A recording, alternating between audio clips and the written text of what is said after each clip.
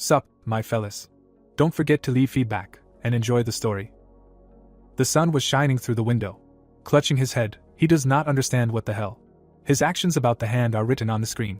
Looking up, he opens his mouth in surprise. His eyes were turquoise. A notification appears that he has opened the first part of the prologue. Opening his mouth, the protagonist understands that this is a state window.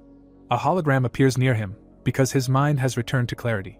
The guy looks into the distance and wonders why everything is collapsing. We see that all the objects are falling down. He is sitting on the bed, leaning on his hand. Clutching his head, Oliver thinks that this place is like a web novel in which his actions and words are embodied in reality. He looks into the distance and remembers a moment ago. Then he walks along the floor, because the destruction began because of inappropriate words. The guy scratches his back, because in this novel, written by some author, the guy for some unknown reason went back in time. He holds a bottle of water, because he moved to another body. Oliver drinks water, and we don't know where he learned all this from. Looking away, he asks himself who he is. Remembering his past life as an office worker, we understand that he had little experience in writing web novels. Oliver goes to the mirror. He smiles at his reflection, because his appearance was the standard of beauty and they should change the genre to romance. Folding his arms, he thinks that any wrong word leads to the destruction of the world. Looking into the distance, he reflects. Straightening his finger, he swears that in this life only his interests will be indulged. A screen appears where his words are written. A notification appears near him, because he has completed the prologue. Then another screen appears, because the author is thinking about the title. After another screen, that the novel will be called, The King of the Fist is fixated only on himself. A man with white hair comes to him, because he has a good feeling about his light. Oliver crosses his arms, because he does not know who this uncle is. Raising his hand, Harry says that people usually call him a god, but he prefers to be called a writer. His arms are crossed and he is told that he is in his child's world. Opening his mouth, Harry says that he writes a web novel differently than other people. Squeezing his hands, he says that he knows a little about writing novels and that the titles should be catchy. The man glows and says that his work will not go unpaid. If he is officially employed or takes first place in the rating, then he will grant a wish. Opening his mouth, he asks to live a life worthy of the main character. Folding his palms, he thinks that he will be glad to please and get rid of the life of a secondary character. When suddenly, Harry evaporates from him. He stands alone in the room and calls the author. Squeezing his hand, he thanks him. He puts on a sweater, because he needs to look around the world. A screen appears near him that the publication has begun. His eye suddenly lit up. A notification comes that the title is now about the strongest in the world, where he loves only himself. He puts on one sleeve and thinks that the author published a novel with only a prologue and an idea for the topic. He looks at the text and wonders what Harry is thinking and whether he is going to write the first chapter without a plan.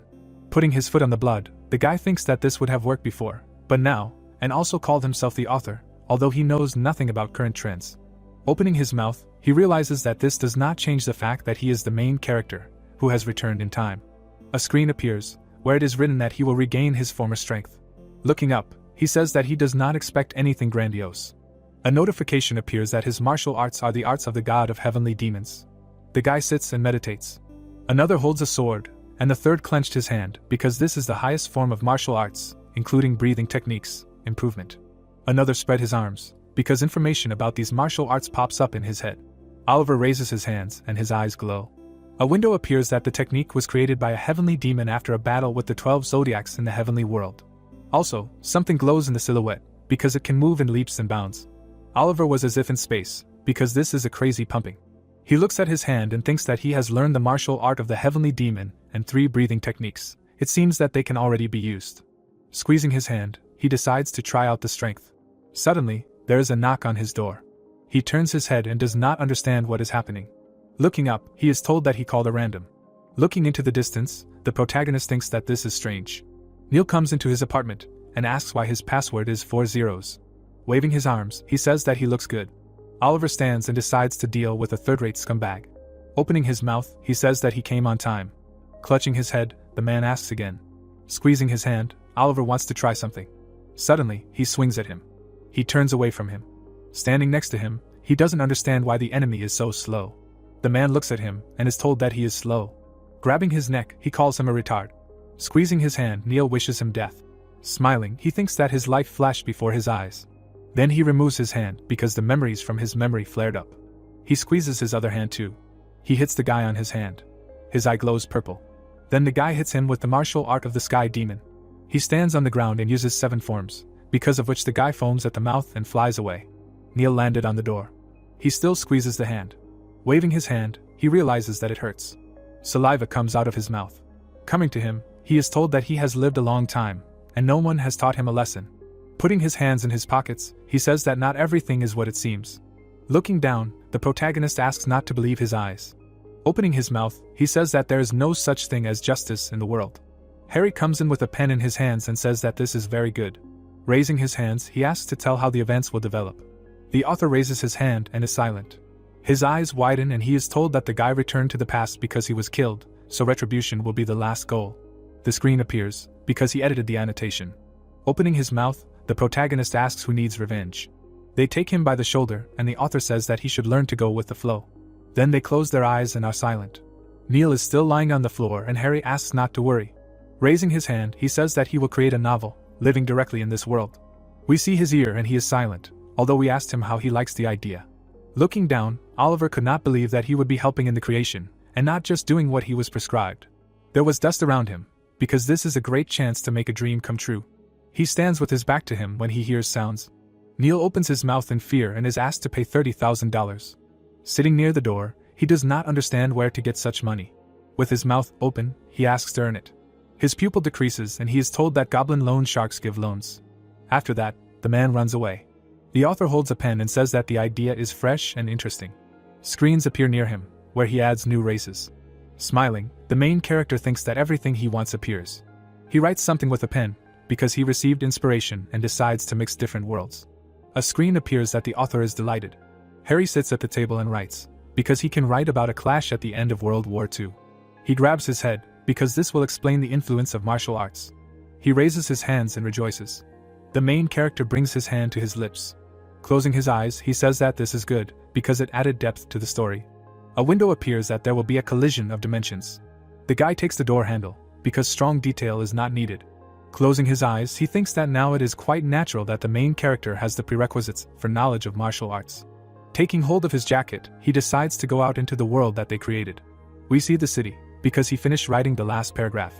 Another window appears because the first chapter is complete. The building had a green roof.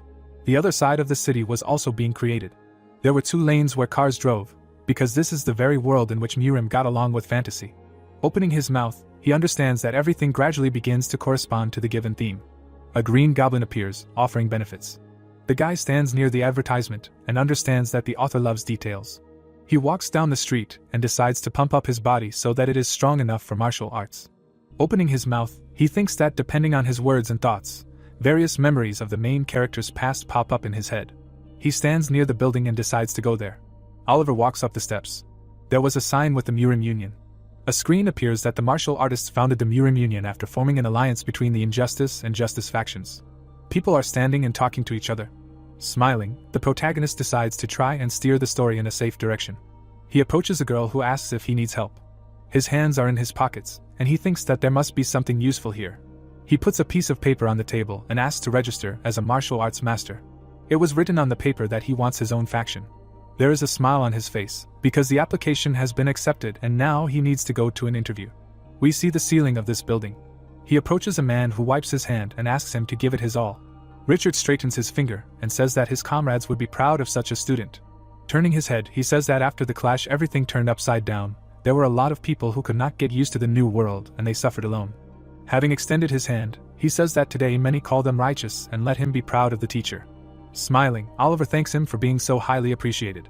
He stands next to him and says that he wants to meet the head of the Dragon Sword clan. With his mouth open, he asks to tell us why he came here. We see the guy's face and he says, the Dragon Sword clan is good at something. He has a smile on his face and he says about the first heavenly decree of the primordial fire. A notification comes that a treasure has been added. His eye widens sharply. A screen appears that the first heavenly decree of the primordial fire contains the soul of a heavenly demon. The man became serious, because his role has been increased. Taking hold of his neck, he says that he is the real owner and has come for it. He looks into the distance and rejoices, because his work here is done. Frowning, Richard asks how he dares to claim. After that, he pulls off his tie, because he does not know why he needs such a treasure. His eyes lit up and asks for an explanation. Opening his mouth, he understands that everything is going according to plan. Raising 2 fingers, he decides to take the treasure. A screen appears that the great technique of 12 pressure points has been added. His pupil dilated because the sensitivity is enhanced. A circle of zodiac signs appears. He creates sparks with his fingers. A screen appears that the great technique of 12 pressure points has been added to the dragon. Opening his mouth, he increases the energy of chi. Smiling a little, Oliver thinks that this technique is completely unbalanced. There are still 10 signs left, and the power is already incredible. Opening his mouth, he asks who sent him. Smiling, the protagonist thinks that his life will not end. After that, they begin to attack him to reveal the dark secret. The guy bends down and is surprised. He looks at him, because it is very fast.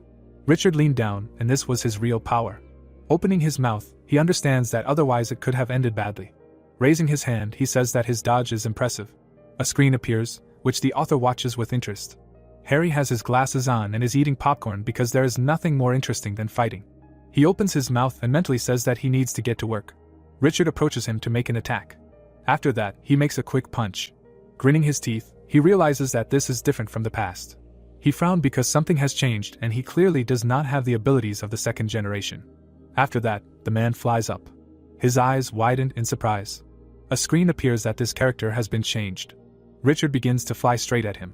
A window appears that he is pretending to be the second generation, because in fact he is a master of the first generation.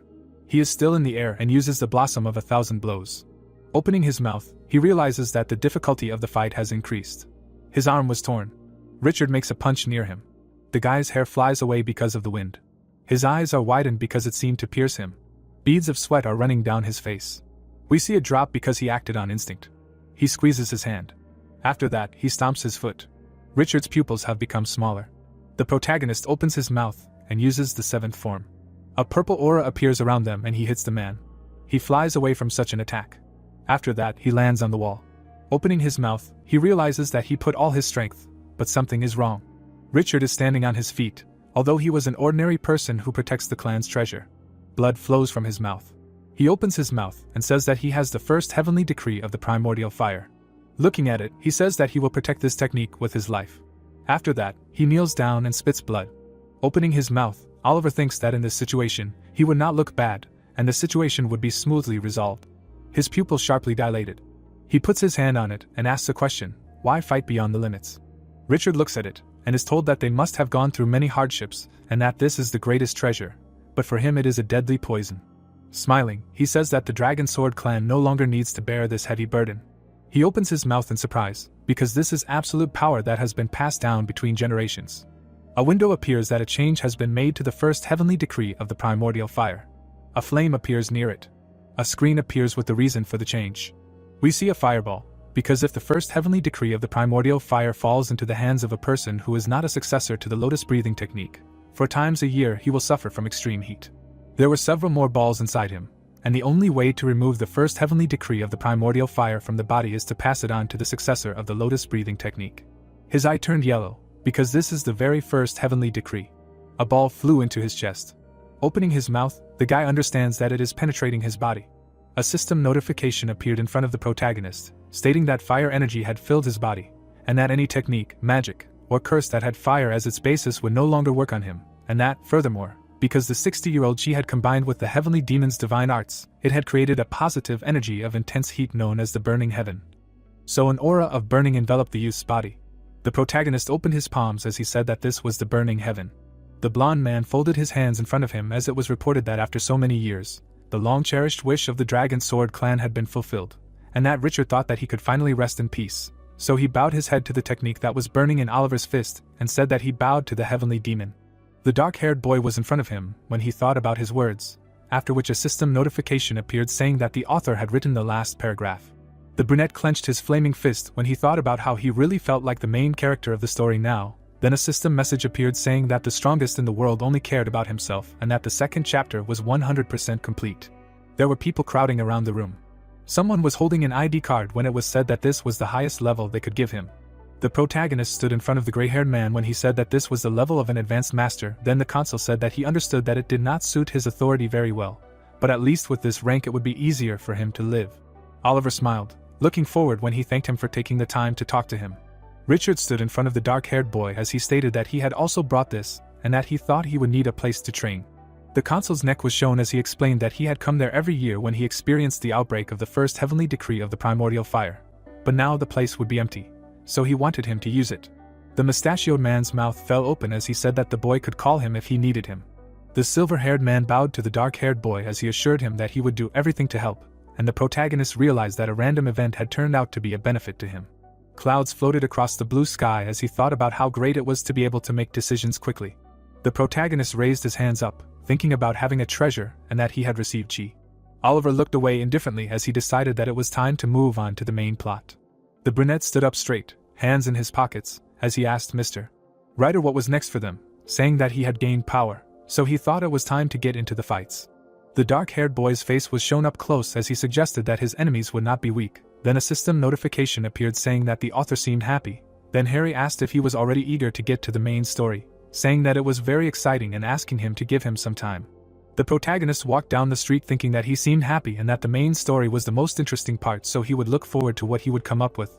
Then a notification appeared saying that the demon race and a parallel world had been added. Sweat appeared on the protagonist's face when he realized that he had added a new race. Then he wondered what kind of parallel world this was. Then the system explained that it was a world that had continued to expand since the day the dimensions collided. A creepy monster was shown when a system notification appeared saying that the demons that appeared in the parallel world were creatures that did not exist in Murim, or in fantasy worlds. An elf and orcs were shown when the system told that, based on this, it can be assumed that the demon dimension also collided with theirs. The dark-haired guy put his hand forward. Oliver stood looking up when he said that the plot was getting too extensive. The brunette touched his hair and exclaimed that he should stop because his head hurt, and that stories with an excess of words are unpopular these days when a notification appeared saying that they can be divided into 3 large groups, namely, mutants, undergrounders and conscripts, and that the first ones are created from real-world creatures, so they can enter it through the door. Harry appeared above the main character when he asked him not to worry, because the writing was going smoothly. Then the boy thought that the problem was not that. The author in the suit stood up straight as the protagonist thought about how he was filling the story with various details that would be difficult to implement in the plot, and how motivation was good, but it was unclear what he was going to do with all of this, and how it was more important when he would move on to the main plot, because if the writer kept creating additions, they would never start it. Harry held the parchment in front of him when Oliver remembered that he was still the author, so he should be able to handle it. The brunette looked worried when he thought about the fact that on the other hand, maybe because of his interference, the novel would fail and the story would be finished. The protagonist curled his lips, looking ahead as he decided that this could not be allowed, and that something had to be done. The author looked at the protagonist, who turned to him and said that his additions were amazing. Then he asked if it was true, answering that he was very good at writing details. Harry looked away carefully when the young man suggested that since he had added so many plot lines, then perhaps Oliver, a rising martial artist, would need to deal with all the problems associated with the parallel world, and that this would be the focus of the story. The brunette stood next to the writer when he asked if all this was true. The blonde in glasses opened his mouth wide when he answered that the young man knew him well, and that he was just about to write it. Then he decided that he was a liar. A screen with a news broadcast was shown, when it was reported that for a week there was no news from the 7 phantoms and green swords that entered the academy. The protagonist stood in a crowd of people when it was told that the Security Bureau held an official press conference and asked for as much help as possible, and that the access restriction was temporarily lifted. Then the guy thought about the Durham Academy. A smile appeared on his face when it was reported that, moreover, there was said to be a fierce demon baron in a parallel world. Then the young man realized that this was what was needed and thought that he hoped that Mr. Ryder would try hard. The smiling protagonist pointed to himself when he said that it was time for him to shine, and that they should first head to Durham. The brunette waved at a passing car when he asked a taxi driver to go to the academy. There was a sign on the building when someone exclaimed that this was a dangerous area and politely asked him to stay away. Oliver stopped in front of the people in uniform when he wondered if a demon had appeared in such a place. The protagonist looked ahead with interest, thinking that he looked more normal than he thought. Then he was asked if he couldn't hear. He had his ID in his hand when the officer repeated what he said about it being dangerous, and that he should stay. The protagonist passed by the man who asked if he was an advanced martial artist, and the guy asked to pass. Oliver closed his eyes, thinking about what he could do to make the story interesting and that it would be very convincing if this case was somehow related to his revenge. The brunette turned around and looked back when he was asked to forgive him, and asked if they could look at his ID card. There was a girl standing next to the dark-haired guy when he asked what the problem was, to which she replied that she wanted to double-check. The blue-eyed boy looked away intently. The brunette was examining the ID when the system reported that her name was Emma and that she had the role of a minor character who worked in a security bureau, and the protagonist thought about how she did not look like the heroine and what this organization needed. The protagonist looked shocked when the author explained that they thought they needed a new character, so he added her, and then asked the guy how he liked her, and he mentally asked him again, and wondered if he did it for no reason. The brunette stood in front of Oliver when she explained that the thing was that there was no order from the higher-ups regarding allowing anyone in, and the brunette replied that he came because he heard that anyone could pass. Emma was shown in profile when she agreed and said that the check was standard procedure, and then thanked him for coming to help. The protagonist crossed his arms when she added that before entering, she would show him the support equipment and explain the situation, and then asked him to follow her. The sunset sky was above the building when it was told that at the beginning, 6 teams entered, but now only 2 remain, among which are the 7 phantoms and the green swords. The brunette was behind the protagonist when she said that if he went in there and realized that it was dangerous, he could go back. Then the boy replied that he understood, thinking about who she was, a character or an NPC, and that there was no emotion in her words. Blue eyes were shown close up. A gun was demonstrated when the guy thought that it was very cool. Oliver looked closely at the weapon, thinking that he would like to try something like that. The guys were in the warehouse when Emma clarified if he said that he was a martial arts master, adding that if he was looking for swords, they were there. A magnum revolver cylinder made of metal was shown, then a system notification appeared that the guy's character was pumped up. The brunette held a gun in his hand, asking Mr. Ryder if he agreed that martial artists were not required to use only swords, when a system notification appeared with additional information that he had tried all types of firearms before returning to the past, so he had a keen eye. A dark corridor was shown. In the corner was a broken piano, when someone said that this was some kind of labyrinth. At the end of the corridor was darkness, when Harry explained that this was a parallel world based on the real one, and that the previously existing zone had greatly increased in size, and then wondered if it wasn't great to have more space to fight. The protagonist stood with his back turned, when he answered that more was not better. The protagonist looked down attentively. There were bodies of people lying in front of him, when he asked what it was. On the sleeve of the uniform was a symbol of the 7 phantoms. The guy remembered Emma, looking forward, who reported that now there were only 2 teams of phantoms and green swords left. Oliver looked down worriedly as he wondered if they were all dead. He touched the dead man's wound as he thought about how he imagined himself suddenly rushing in during their fight, and how the hero would save everyone. The brunette raised his head, looking up as he wondered if it was too dangerous. Then the author asked him what he was talking about and then asked him to remember who his character was before he went back in time. The dark-haired guy crouched down next to the bodies when the writer reminded him that he was the strongest in this world. Then he agreed with him, deciding that he would first collect their weapons. The protagonist walked down the corridor, thinking that no matter how capable he was, he should remain vigilant when he did not know what to expect. His hand touched the grenade when he realized that he should not underestimate the author either, because he could do anything. In front of the protagonist was a dark corridor. Oliver was shown in profile. In front of him was a long passage. A smile appeared on the young man's face. Oliver ran forward when he decided that he should see what was waiting for him in the office. The young man pulled the pin out of the grenade with his teeth. The brunette threw the projectile forward. The grenade fell to the floor. A powerful explosion occurred behind the guy. A sign for the director's office was shown. The protagonist entered the room, wondering if there was really nothing there. There were creepy monsters under the ceiling. The protagonist stood with his back to them. The monsters opened their mouths, then a system notification appeared saying that this demon called the Sharp Man is agile and jumps well, and also bites enemies with its teeth and cuts with its sharp hands. A blade appeared in front of the monster's head. Oliver cut them, smiling. The brunette stood with his eyes closed when he said that he did an excellent job of creating disgusting creatures. The dark-haired youth looked away when he wondered if this was all. A huge monster appeared in front of him, then a system notification appeared, saying that this is the head of the Sharp People, and that he has a great thirst for killing, so even an expert or a mage with a third circle is unlikely to defeat him alone. A purple core was shown when the system reported that this is the heart of the demon, an item from a parallel world that can be recycled and disposed of in many ways. The monster bared its sharp teeth. The demon was in front of the boy and screamed loudly. The protagonist stuck his finger in his ear when he exclaimed that it made his ears clogged. The protagonist stood in a dark corridor. He looked ahead, his mouth slightly open. The crowd of monsters rushed forward. The guy squeezed the hilt of the blade when he said that there was an incredible gathering of them. The monsters were above Oliver's head when he asked if they were all gathered yet. The leader of the demons opened his mouth wide and squealed. The brunette looked ahead with a smile when he said that he would get rid of the noisy one first. The monster was in front of the boy, who exclaimed that otherwise they would be scolded for throwing a loud party. The protagonist approached the gathering of monsters. He rushed through them, destroying them. The protagonist swung his sword, crouching. The demon opened his mouth, bearing sharp teeth.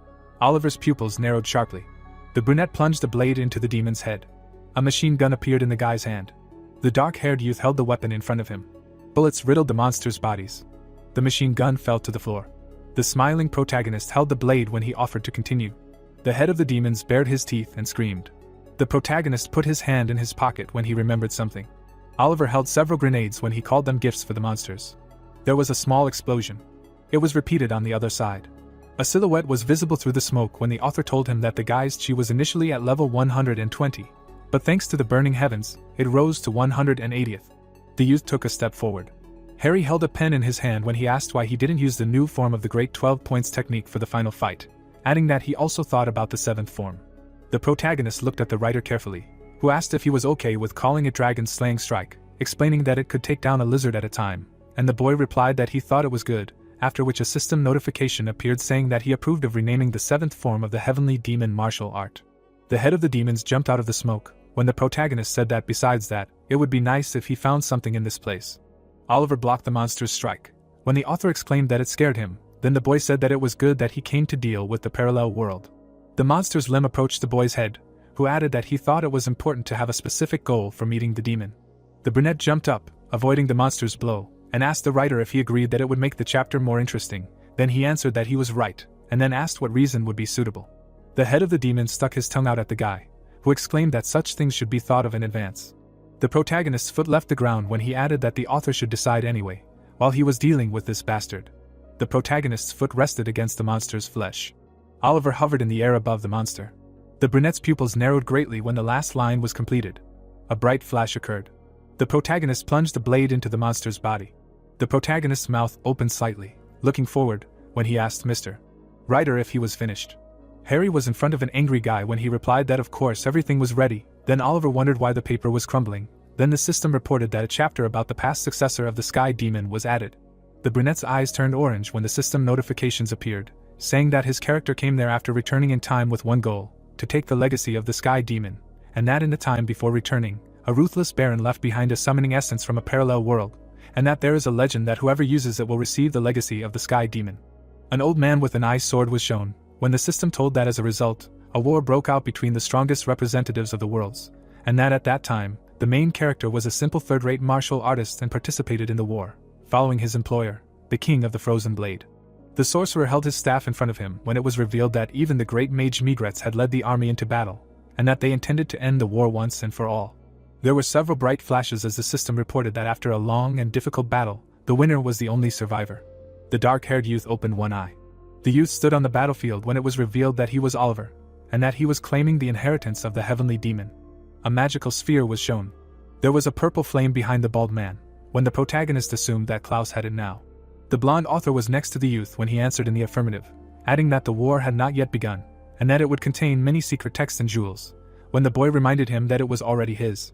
The protagonist looked away carefully when he said that the sooner he got it, the better, and he thought about how he had returned to the past, so now time was on his side.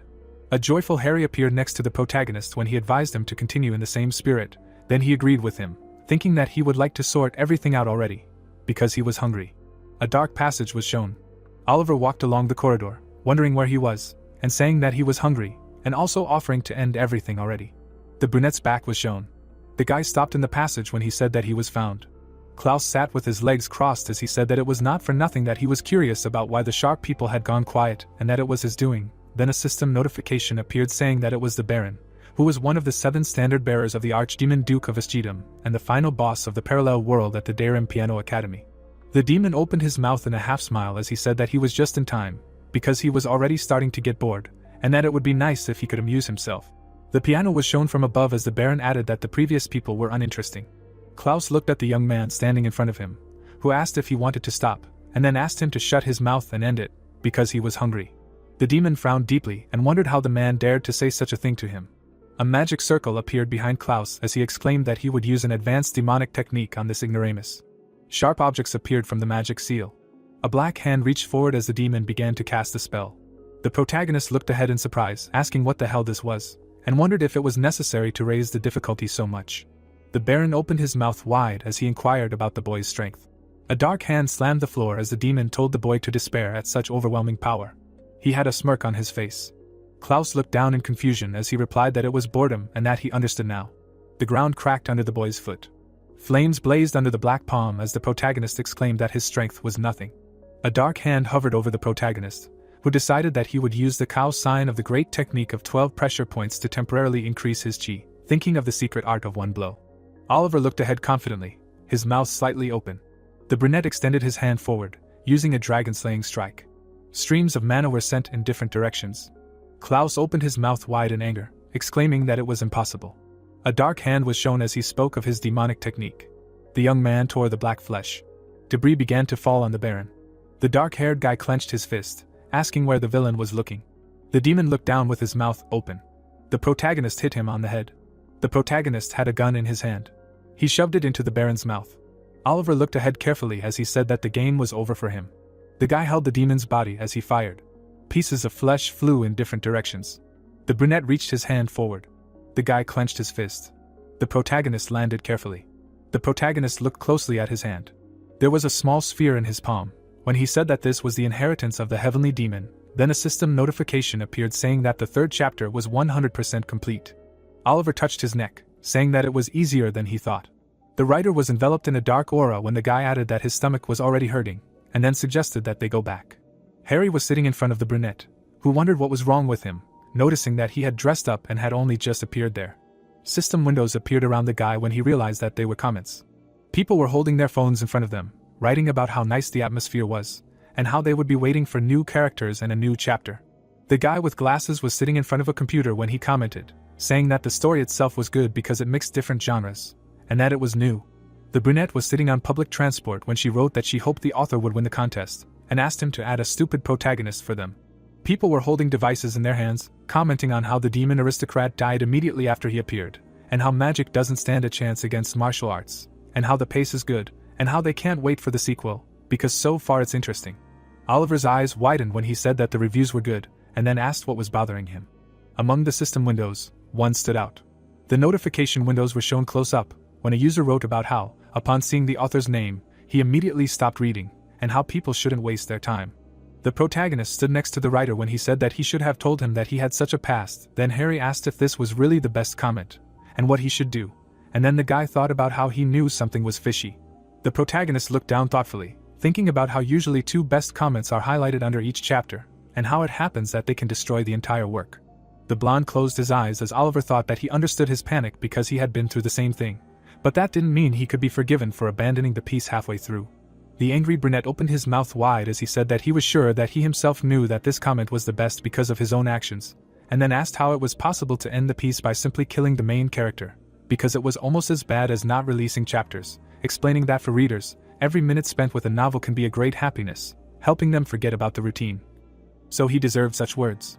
The author sat with his hands on the floor as the system reported that his level among the cadets had dropped. The dark-haired boy watched Harry, who replied that the piece was cursed, and the boy wondered how he could have applied for the competition with such a fragile psyche. The protagonist stood up straight, worried, as comments started to appear about how this was another piece of writing that would be abandoned, and how it was good that they read the reviews first, and how if the author was going to do this again, he should give up writing. The blonde grabbed his head in frustration, screaming about how there was no hope, and how he would have to rewrite everything from scratch. The protagonist opened his mouth wide, shocked, as he asked him to come to his senses. The system window was barely visible in front of his eyes, as Oliver thought about how the world was ending, and how he couldn't do this. He saw the ceiling when he opened his eyes, and wondered what was going on, and how the novel was really being abandoned. The brunette opened his hand in front of his face, and a system notification appeared, saying that a new best comment had appeared. The dark-haired youth looked up in surprise when he saw the comment of the user who wrote that he was looking forward to this title the most, and that his review would contain spoilers, so he would continue the story in the replies, and that the protagonist is a martial artist who returned in time and the heir of the heavenly demon who reached the level of God among the Murim community in the Central Plain.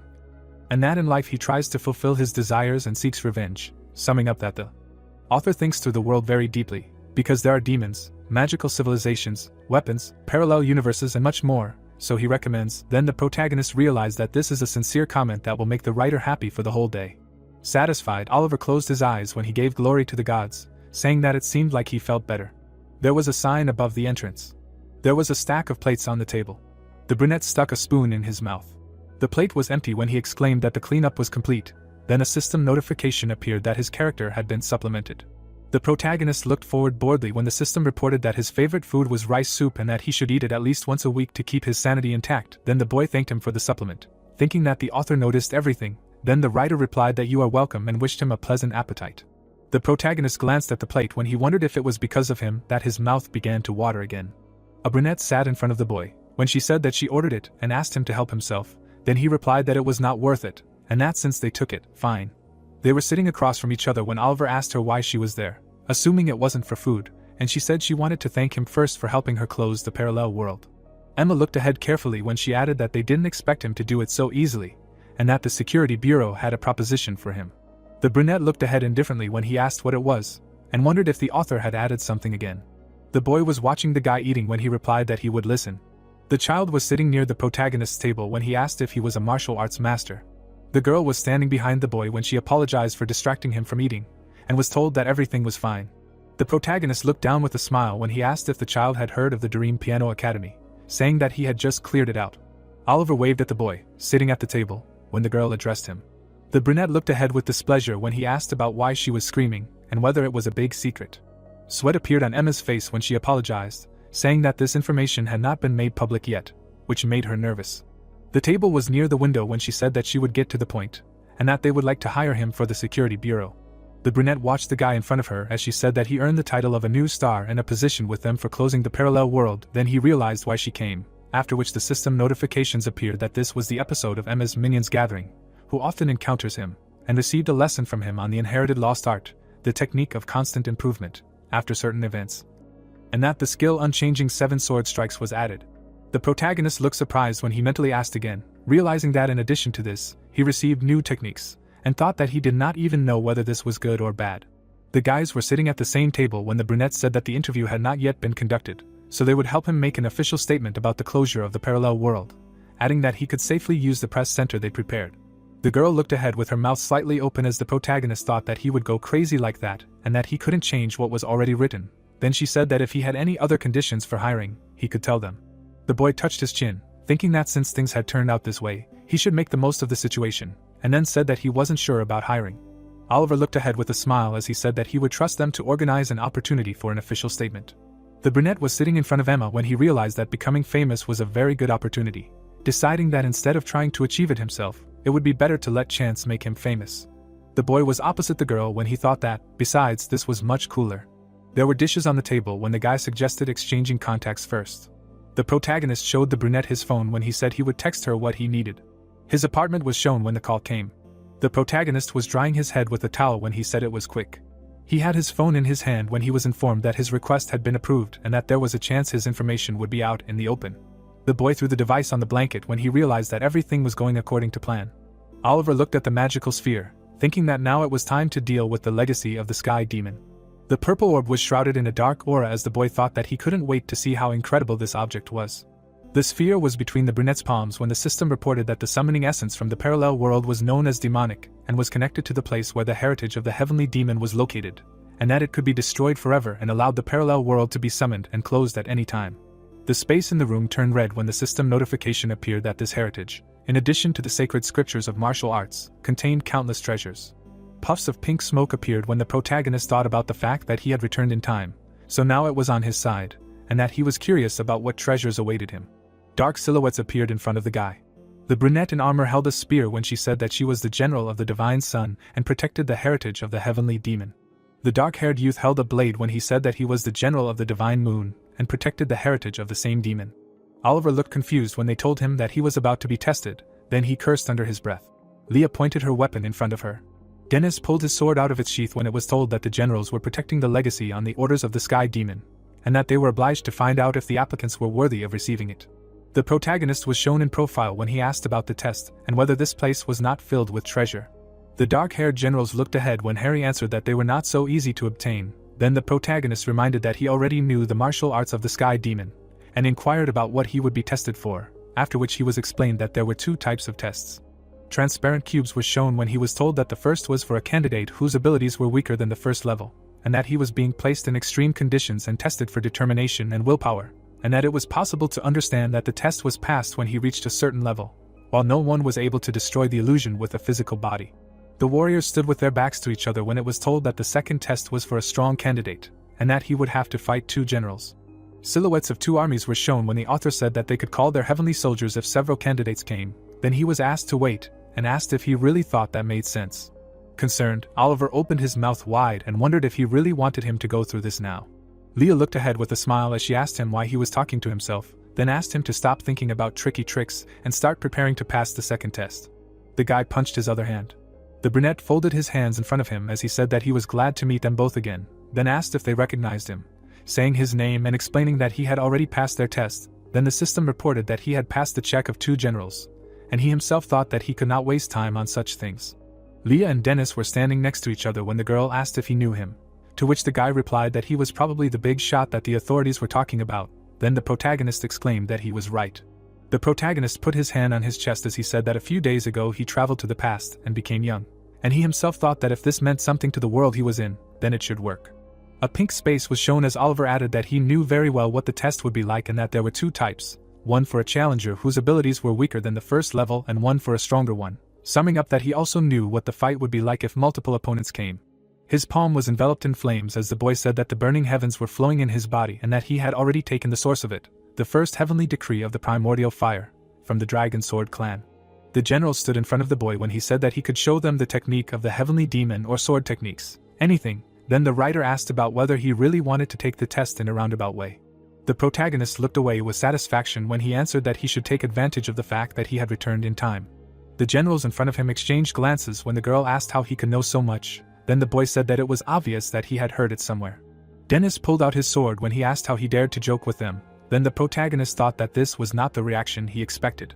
The angry general held the blade in front of him when he told the young man to stop acting stupid and trying to stop them. Leah hit him on the head with a spear when she asked him to calm down, and then asked what he would do if his words were true. Then Dennis asked what she was talking about. The brunette stood near the arguing generals when the girl said that he wears the burning sky as energy armor and knows all the details of their test. Then her comrade replied that he was trying to fool them with his insidious words. Leah plugged her ear with her finger when she called Dennis old-fashioned, adding that this is why he is not getting a promotion. Then he asked how this is connected. The brunette opened her mouth, looking away when she addressed the protagonist. The protagonist looked ahead when she said that if he really took the test, then he would treat them afterwards, and then asked him to guess what they liked the most. A shadow fell on the guy's neck when he thought about how the author never gave up, and that in such moments, he needed to relax. Leah continued to look ahead when Oliver answered that the general of the Divine Sun liked alcohol. Dennis looked serious when the young man added that the general of the Divine Moon loved meat. Then the system reported that these characters had been supplemented. The girl and the guy in armor stood next to each other when the brunette asked about who didn't like them. Then his girlfriend asked to treat them in that case, warning that if they didn't like it, then he would take the test. The protagonist smiled affably when Leah said that she was sure he could handle it. Harry appeared next to the boy when the protagonist said that there was no person who would not like fried chicken and beer. Then the author exclaimed that it was a delicious combination. The general settled down on the bed when the boy asked them to rest while he cooked. Then the girl agreed, saying that they were waiting impatiently. Oliver smiled with his eyes closed when he said that everything needed should magically appear in the refrigerator. The blue-eyed brunette looked down with interest when he realized that there was no alcohol there. On the shelf were 2 tin cans. When the boy wondered what it was, the wine of life and death and the wine of the necromancer, then the writer asked him to let him explain. A human silhouette was shown as the system notifications appeared, stating that the wine of life and death resurrects the dead, and that the condition for using it is that no more than 1 day has passed since death, and that the health elixir was used in a small dose, and that if a healthy person drinks it, their internal energy will increase as if they trained for 60 years.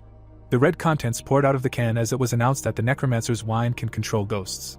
A soul was in front of the bald man as the system notification appeared, saying that the special feature of this drink is that when someone drinks the entire can, they will be able to control ghosts because they will have the body of a necromancer, and that they will be on their side, and they will be able to see them. But if they only drink part of it, the control of ghosts will only be temporary. Harry pointed at the can in the guy's hand, who asked why such things appeared out of nowhere. Then the author answered that they would come in handy, advising him to first take the wine of life and death, and reminding him that it was time for them to move. Then the protagonist asked him again, and Leah asked if everything was okay, and how long they would have to wait. The protagonist slammed the refrigerator door when he answered that it was not at all, thinking about ordering delivery. Oliver held his phone in front of him when he wondered if there was money in his account, and then exclaimed that there should be, because he received a salary on his account. Then the system reported that for this reason, the past was added before he became a martial artist.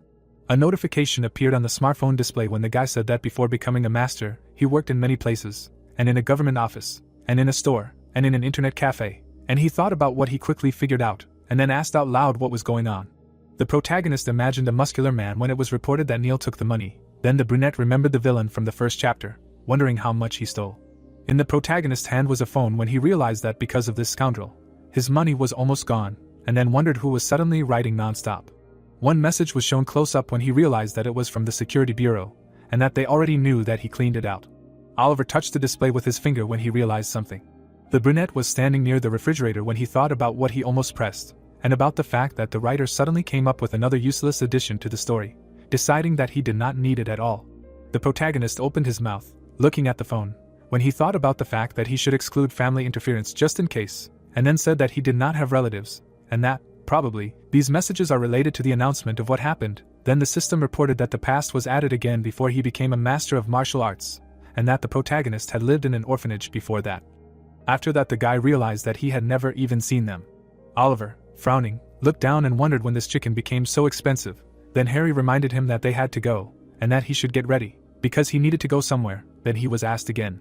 Clouds were floating above the tall building when it was explained that it was the headquarters of the South Korean Security Bureau, after which someone said that the parallel world in Daerim Academy was recently closed. The news showed a photo of the protagonist when it was reported that Baron Klaus reigned over that place, and that the one who resolved the situation was Oliver. The TV screen turned off when they started talking about how the only information about him was his photo and name, and that his desire to cooperate would soon be granted, after which someone said that that was all. People were sitting around a large table when the leader said that it was a bit of a pity, and that it would be great if he was present with them at the meeting, and that they were sure that other organizations would not stand aside, because he was a first-class martial artist about whom nothing was known yet. Emma stared ahead as she was addressed and told that technically they had contacted him first, but that their attempt to lure him over to their side had failed, and then asked if she thought she could bring him to the bureau. A screen with an emblem was shown as she responded that there was little information, so it was probably a plus for them since they could contact him directly at any time. The brunette stared ahead with her mouth slightly open in concentration as she was told to await further instructions, and she responded in agreement. The girl's blue eyes were shown up close as she thought about how their relationship was complicated, but there was no negativity, so it was worth trying. An abandoned building of the Jongmail Hospital was shown, and the system reported that one of the black markets was run by the Golden Spring Kingdom's Minister of War. The protagonist stood with his back turned, holding a bag, as he wondered if there was any money to be made there. Oliver looked forward with determination, clenching his fist as he said that he would go collect for fried chicken. A scene of a futuristic room appeared. The protagonist was looking at a table with a floor plan of the building. Information windows appeared, which said that this was the Jongmail Hospital. Its location was a parallel world, and in addition to the black market, there were many entertainment facilities for knowledgeable people. A demon ball. This is a ball made from the heart of a demon, a common currency used among knowledgeable people. One piece is equal to $1,000. Oliver, looking ahead, said in surprise that from the outside it looked like an abandoned hospital, and noted that this is what he likes about parallel worlds. The green-eyed guy turned his gaze. He was asked if this was his first time here. A man in a special forces uniform was holding a rifle in his hands. The protagonist thought, why did the author send a guard to him, and why there were so many micro-events? There are guards on each floor of the Jongmail Hospital. The armed man, holding out his hand, asked if he could check the hero's ID card, to which he gave it. The guard, raising his hand, said that the ID card was being scanned. Oliver turned his gaze. The armed man said that everything was clear. The doors leading to the stairs opened. The guard informed the protagonist that access was open. The young guy, walking up the stairs, thought that after selling the items from the Dream Academy, he would go to the black market. A scene with purple mold appeared. A black organism or demon clings to all the walls of the hospital. Initially it was a demonic mushroom that spread a strong neurotoxin. A man in torn jeans, climbing the stairs, is surprised that the author goes into too much detail, and then wonders if there will be gaps in the processing of the world later. The protagonist, walking up, asks if this is the right place. Oliver, passing by various masters of arts, magicians and elves, noticed that the street was completely empty, and everyone gathered here.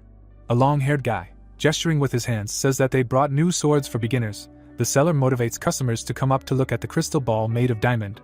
The buyer asks what the price of a demonic ball is now. A voice is heard, which says that today there is a special discount. Only today the equipment is cheap. A passerby is interested in whether there will be interesting games in the arena today. Oliver, happily opening his mouth, says that this is definitely a black market, and who would have thought that he is in the hospital. A huge orc's foot stepped on the floor. The huge orc, throwing his axe over his shoulder, goes forward. The protagonist with burning eyes is surprised that he sees an orc warrior here. The green-eyed guy, looking around, realized that the author had thought through a lot of things, and then he thought that because of this he had to take everything into account.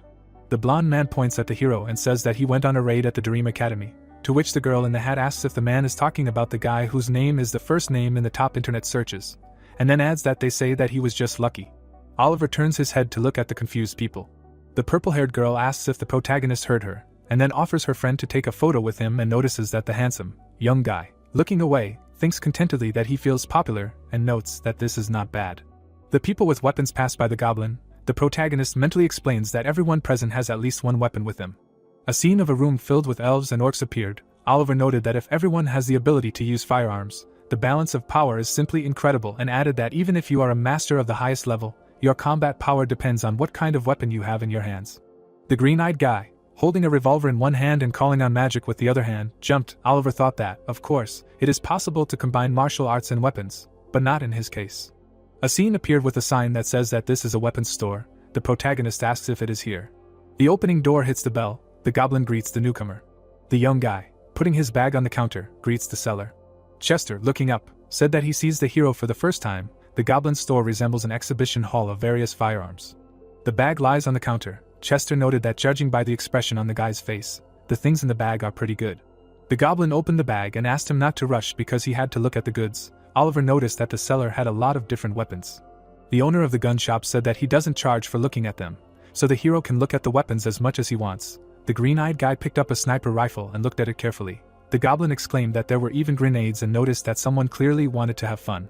In the open bag there are grenades, cartridges and a rifle. Chester said that he would take these two items for full price and the only problem is the rifle. And then he claims that he would take everything together for 35 shots. But in the end the guy will be left with nothing. The goblin looked up and said that since this is his first deal with Oliver, he can pay 47 shots. And then he notices that this is the best offer. The protagonist, putting his hand on his belt, noticed that the store owner was clearly trying to knock him over, to which he complained that the protagonist himself called him a friend, and now he was rude, and added that he did not know where the guy came from, but they have different standards here, and then noted that, in addition, his interlocutor probably did not know, but usually disposal is not included in the price. Oliver, crossing his arms, thought that if the records remained, it would be bad, and he did not want information to surface that could be taken over by people pursuing not entirely good intentions. The black market, setting up the world. Weapons that are difficult to deal with end up on the black market. They are usually difficult to dispose of due to their origin and use. The green-eyed guy, directing his gaze forward, said that then he would sell the equipment for 47. A voice sounded from behind the hero, which shouted that he should stop and ask if he really thought that this was the only place where you can sell weapons. The brown-haired guy, pointing his finger back, thought that they were waiting for them for too long and said that they should hurry, to which Harry noticed that they had come a long way and asked if the hero remembered that he had brought the wine of life and death with him from the shelter. A scene with a can of drink appeared. The white-haired man, raising his hands, said that there were goblins here and they could take advantage of this, and then added that the wine was liquid and difficult to carry around, and advised the hero to ask the goblins to create a device for rebirth using the technology of the Golden Spring Kingdom. Oliver complained that he should have told him earlier, and then he would have done this first thing, to which Harry noticed that Chester showed that he could not handle such a task. The goblin extended his hand expectantly. The owner of the black market looked down. The man in the white suit, clenching his fists, cheerfully said that they needed to contact the owner of this place. Oliver, touching his face with his hand, said that he thought it would be nice to meet an important person. The young guy, turning around, asked the disappeared man how he could meet the owner, to which Chester asked again what he said. The protagonist, looking away, thought that the author had given him a hint and then disappeared, and then mentally shouted that he still had an idea. Oliver, pointing his finger, told the goblin that he would take 10 shots as payment, and the rest would be given to him in another way. Chester, waving his hand, said that the hero could go to another place for orders, on the 5th floor, and the young guy called out to the seller, and asked him to listen to him, and then decide what to do. Oliver explained that it was related to the Minister of War of the Golden Spring Kingdom, and then asked if the goblin really didn't want to listen to him. The owner of the weapons store turned around. The text of the paper pasted on the wall says that a goblin is wanted. The protagonist said that he does not know if Chester knows, but the Minister of the Kingdom is looking for his brother, whom he lost during the collision of worlds, and adds that he knows where to look for the missing one. Oliver, putting his hand on his chest, said that he understands that if he is lying, then the goblin will have big troubles, and then added that if, on the other hand, what he says is true, then the Minister of War will reward Chester. The green-eyed guy, putting his hand on his neck, thought that if he could get a whole treasure, the first heavenly decree of the original fire, then can he not cope with the search?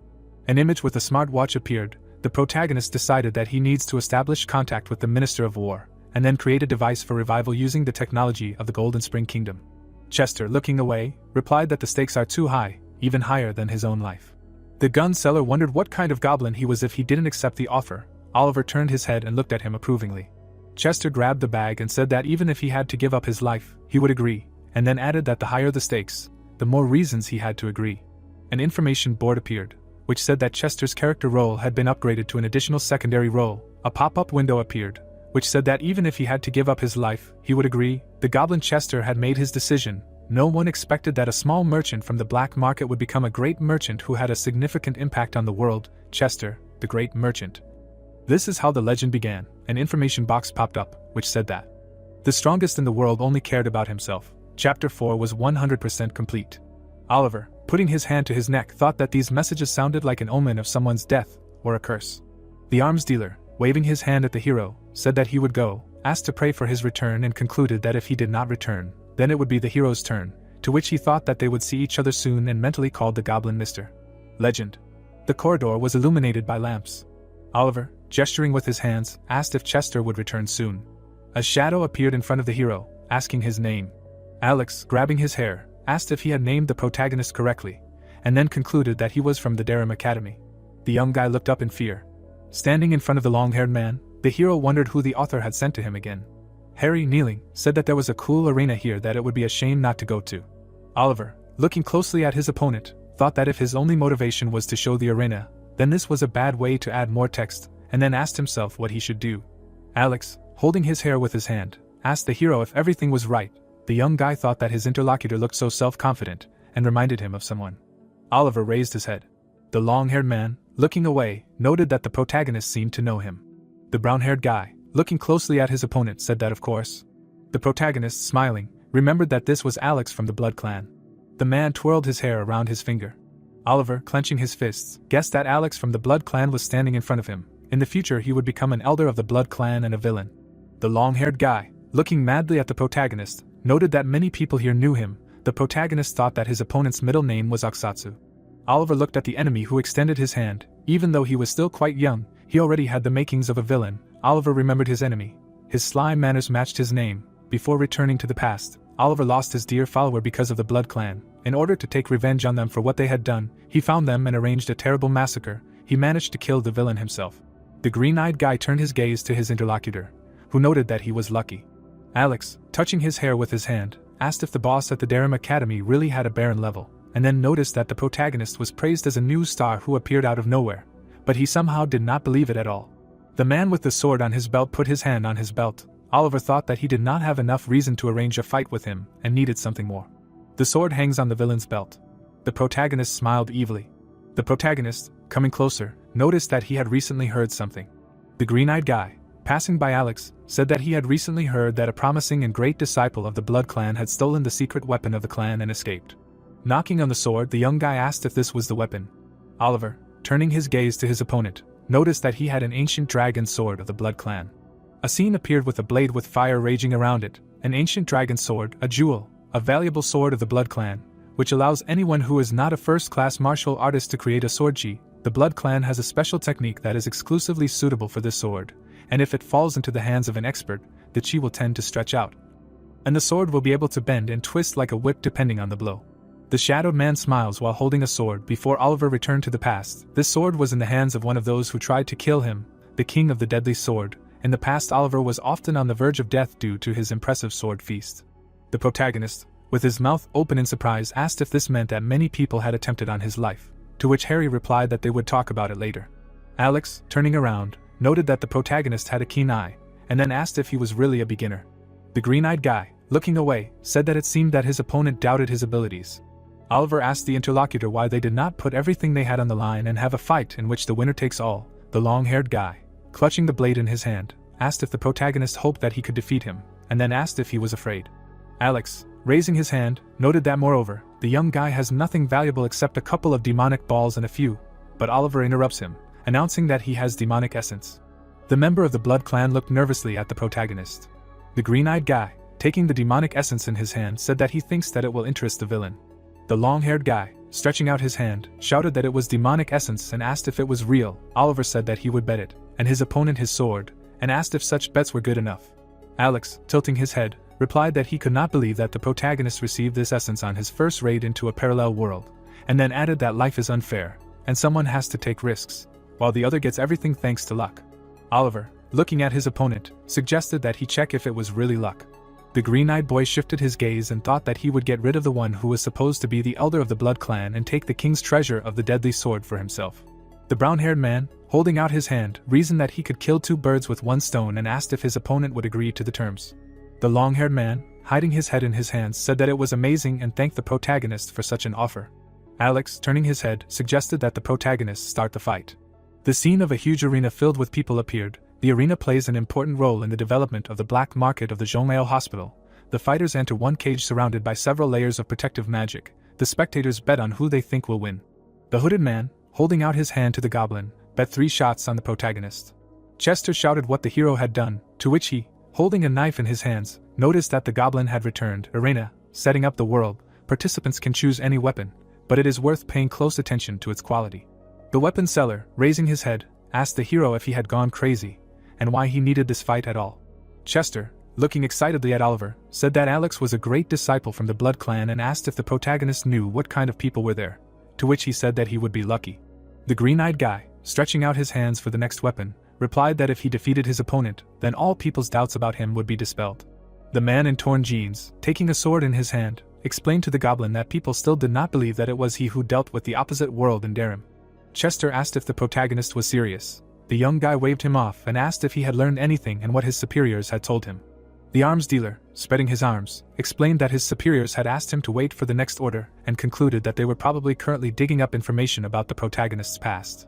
Oliver, looking ahead, considered that he needed to take advantage of the situation and then figured out that, firstly, this was a great chance to become even more famous. The young guy, gesturing with his hands, asked Chester to give him 10 shots, to which he said that he would get nothing, not 10 shots. The green-eyed man noticed that the goblin had never paid him, and he, raising his hand to the bag, asked the hero if he was sure that he was the one who had gone on the raid in Darim, to which he replied that when the arms dealer saw the fight, he would understand everything himself. Oliver, putting the sword on the rack, told the goblin in glasses that he would take it. The brown-haired guy, looking away, said that he wanted to change his level to master. An image of a cage inside the arena appeared. The announcer said that the next fight would begin, and that after the fight began, bets were not allowed. The arena, the setting of the world, people make bets based on information about the participants. Whether it is true or not, it is better to find out in advance. A fight in which the winner takes all, the setting of the world, no matter what happens. The winner takes everything that the loser owns. An information window appeared, in which there is a photo of the hero with his opponent, and their brief characteristics. The announcer said that at the request of the participant, Oliver's level was changed to master. Chester, sitting in a crowded hall, shouted that no one will believe the hero that he is a master, and added that his stupidity will destroy him. The green-eyed guy, putting his sword on his shoulder, thought that the crowd could say whatever they wanted. The level in Nirim, the setting of the world, the master, is the level of strength at which a person can use the materialization of chi and energy armor. Usually the elders of large and prestigious families, heirs or heads of clans have such a level. Oliver, turning around, noticed that the odds were 1 to 9 and asked Chester to put more money on him, to which he replied that it was unreasonable to spend everything on one fight and concluded that he was not going to rely on luck, so that he would then lose miserably. The protagonist, mimicking the arms seller, replied that so that he would not complain later. The protagonist, entering the cage, said that he would be back soon, to which Chester noted that this was a very dramatic exit. In the ring, Oliver and Alex are standing opposite each other, holding their blades in their hands. The announcer announces that the next fight will be the main one today, because today the great disciple of the Blood Clan, Alex, and the new star who won the raid at the Dream Academy, Oliver, will fight. The green-eyed guy smiled, thinking that judging by the expression on his enemy's face, he thinks it will be easy. The long-haired guy confidently looks ahead. The protagonist notices that he is not going to use the ancient dragon sword and notes that many people are watching. Someone shouted that he bet on the hero. The brown-haired guy looked excitedly at his opponent. The audience shouts for the participants to fight and kick each other's ass. Oliver, holding the sword in his hands, nervously shifted his gaze. Those sitting in the hall shout enthusiastically. The protagonist does not understand why his heart is pounding. The spectators, raising their hands with money, rejoice. The young guy mentally asked if the general excitement really had such an effect on him and thought about what a strange feeling it was. A window appeared, which said that a pleasant shiver ran down Oliver's back at the sight of the king's precious weapon of the deadly sword, the ancient dragon's sword. He stood, pointing the sword at Alex, who had not yet become a villain, and was not worried at all. Moreover, the thought that the king of the deadly sword would be left without his weapon was enough to amuse him. The brown-haired guy, raising his hand to his face, noted that everything was correct, and in this situation he could only rejoice. The main character looks at his opponent. The announcer shouted that the fight was beginning. Alex, pointing his sword at Oliver, said that if he really is a master, then he must survive in this ring. But if it works out, then the villain will spare the hero. The green-eyed guy, looking at the member of the Blood Clan, noted that he would soon find out whether he is a master or not. Purple lightning went from the blade of the young guy. The black-haired girl pointed her finger and shouted that there was no doubt that this was the materialization of chi. Someone from the crowd said that only masters were capable of this, and that he was seeing it for the first time. Alex recoiled, surprised that the hero owned the materialization of chi. Oliver looked at his opponent and said that he still had something to surprise him with. The protagonist was covered in a purple aura. An image of a purple circle with symbols of different animals inside appeared. The young guy mentally explained that before entering the cage, he used one of the signs of the great technique of 12 pressure points. Oliver's hand holding the sword was covered in a purple aura. The great technique of 12 pressure points of the heavenly demon, martial art. The rat transforms chi energy into energy of a different nature, which accumulates thanks to the technique of breathing the lotus into the energy of the technique of constant improvement. The hero thought that he could not reveal the martial arts of the heavenly demon, but he could show others what he had learned. Alex, opening his mouth, shouted. The long-haired boy said, shifting his legs, that it was wrong. Oliver, smiling, began to use the technique of the unchanging 7 sword strikes and advised the enemy to watch carefully. The unchanging 7 sword strikes, a martial art, consists of 7 techniques that become stronger as they are reproduced in turn. If a person lacks skills, he will not be able to reproduce the entire sequence to the end. Also, this technique cannot be stopped or used another during its production. The young man, rushing to the member of the Blood Clan, shouted that this is just the beginning. Alex was hit by a purple beam, the first strike of the white sword of power. The light of the spotlights shimmered. The blow hit Alex's body. The armor on his chest cracked. He flew into the net. Alex coughed up blood. He looked at the place of the blow and thought that if not for the artifact, his life would be in danger, and noted that the materialization of chi is not the only problem, and thought about what technique he just used. Oliver jumped towards him. Alex's pupil narrowed. The protagonist pierced his opponent's body with his weapon. He jerked his leg. He managed to jump back from the place of the blow, and was amazed that Oliver was really a master. Alex tried to take the weapon in his hands. He thought that the antagonist was not going to stop and that he needed to do something. Oliver swung his sword. The long-haired guy blocked and said that he had to get out of here alive. A swing of the blade. A stream of pink energy hit Alex's weapon. The weapon in his hands was destroyed. He was upset about this. Oliver looked at him with gold eyes. A stream of pink energy was above Alex's head. He began to think that he would die. The guy clenched his hand into a fist and could not come to terms with it. He clenched his teeth in anger and declared that he would never die in such a miserable place and not such a senseless death. He looked at the sword and remembered that he had an ancient dragon sword. The sword lay shrouded in smoke. Alex thought that if he used it here, he would admit that he was a thief, and added that he had no other choice and he would think about the consequences when he got out alive. Oliver looked at him confidently and said that his opponent would be finished now. His opponent ran at him and told him not to hope. The long-haired guy put his hands behind his back and used the Blood Clan lightness technique. The whirlwind wrapped around the main character. Alex realized that he would not be able to hold it like that for long. The ribbons around the sword fluttered in the wind. The long-haired guy thought that he would have time to use it. He frowned and thought that even if his enemy was a master, he could not compete with the Blood Clan's treasure. The ground cracked under his foot. He turned to the side and was stunned. The long-haired guy opened his mouth, wondering how his opponent had destroyed the whirlwind so quickly. Alex looked at Oliver and declared that it was impossible. Oliver looked at his opponent. Alex was torn into pieces by a stream of pink energy. He fell to his knees. Oliver stood with his back to him when the host declared the fight over. Chester's mouth opened in shock when Oliver was declared the winner. The crowd cheered. The host said that it was an amazing fight and noted that he had been conducting such fights for several decades, but he had not seen anything like this for a long time. The stream of pink energy was gathering. The host was perplexed by what the protagonist was doing. Oliver activated the 5th strike of the splitting sky. He thought that when you start to reproduce the technique of the 7 unchanging sword strikes, you need to go to the end. The blade blazed with pink flames. It flew into pieces. The pink ghosts of the protagonist practiced various strikes, in particular the 6th strike of the blinding sun.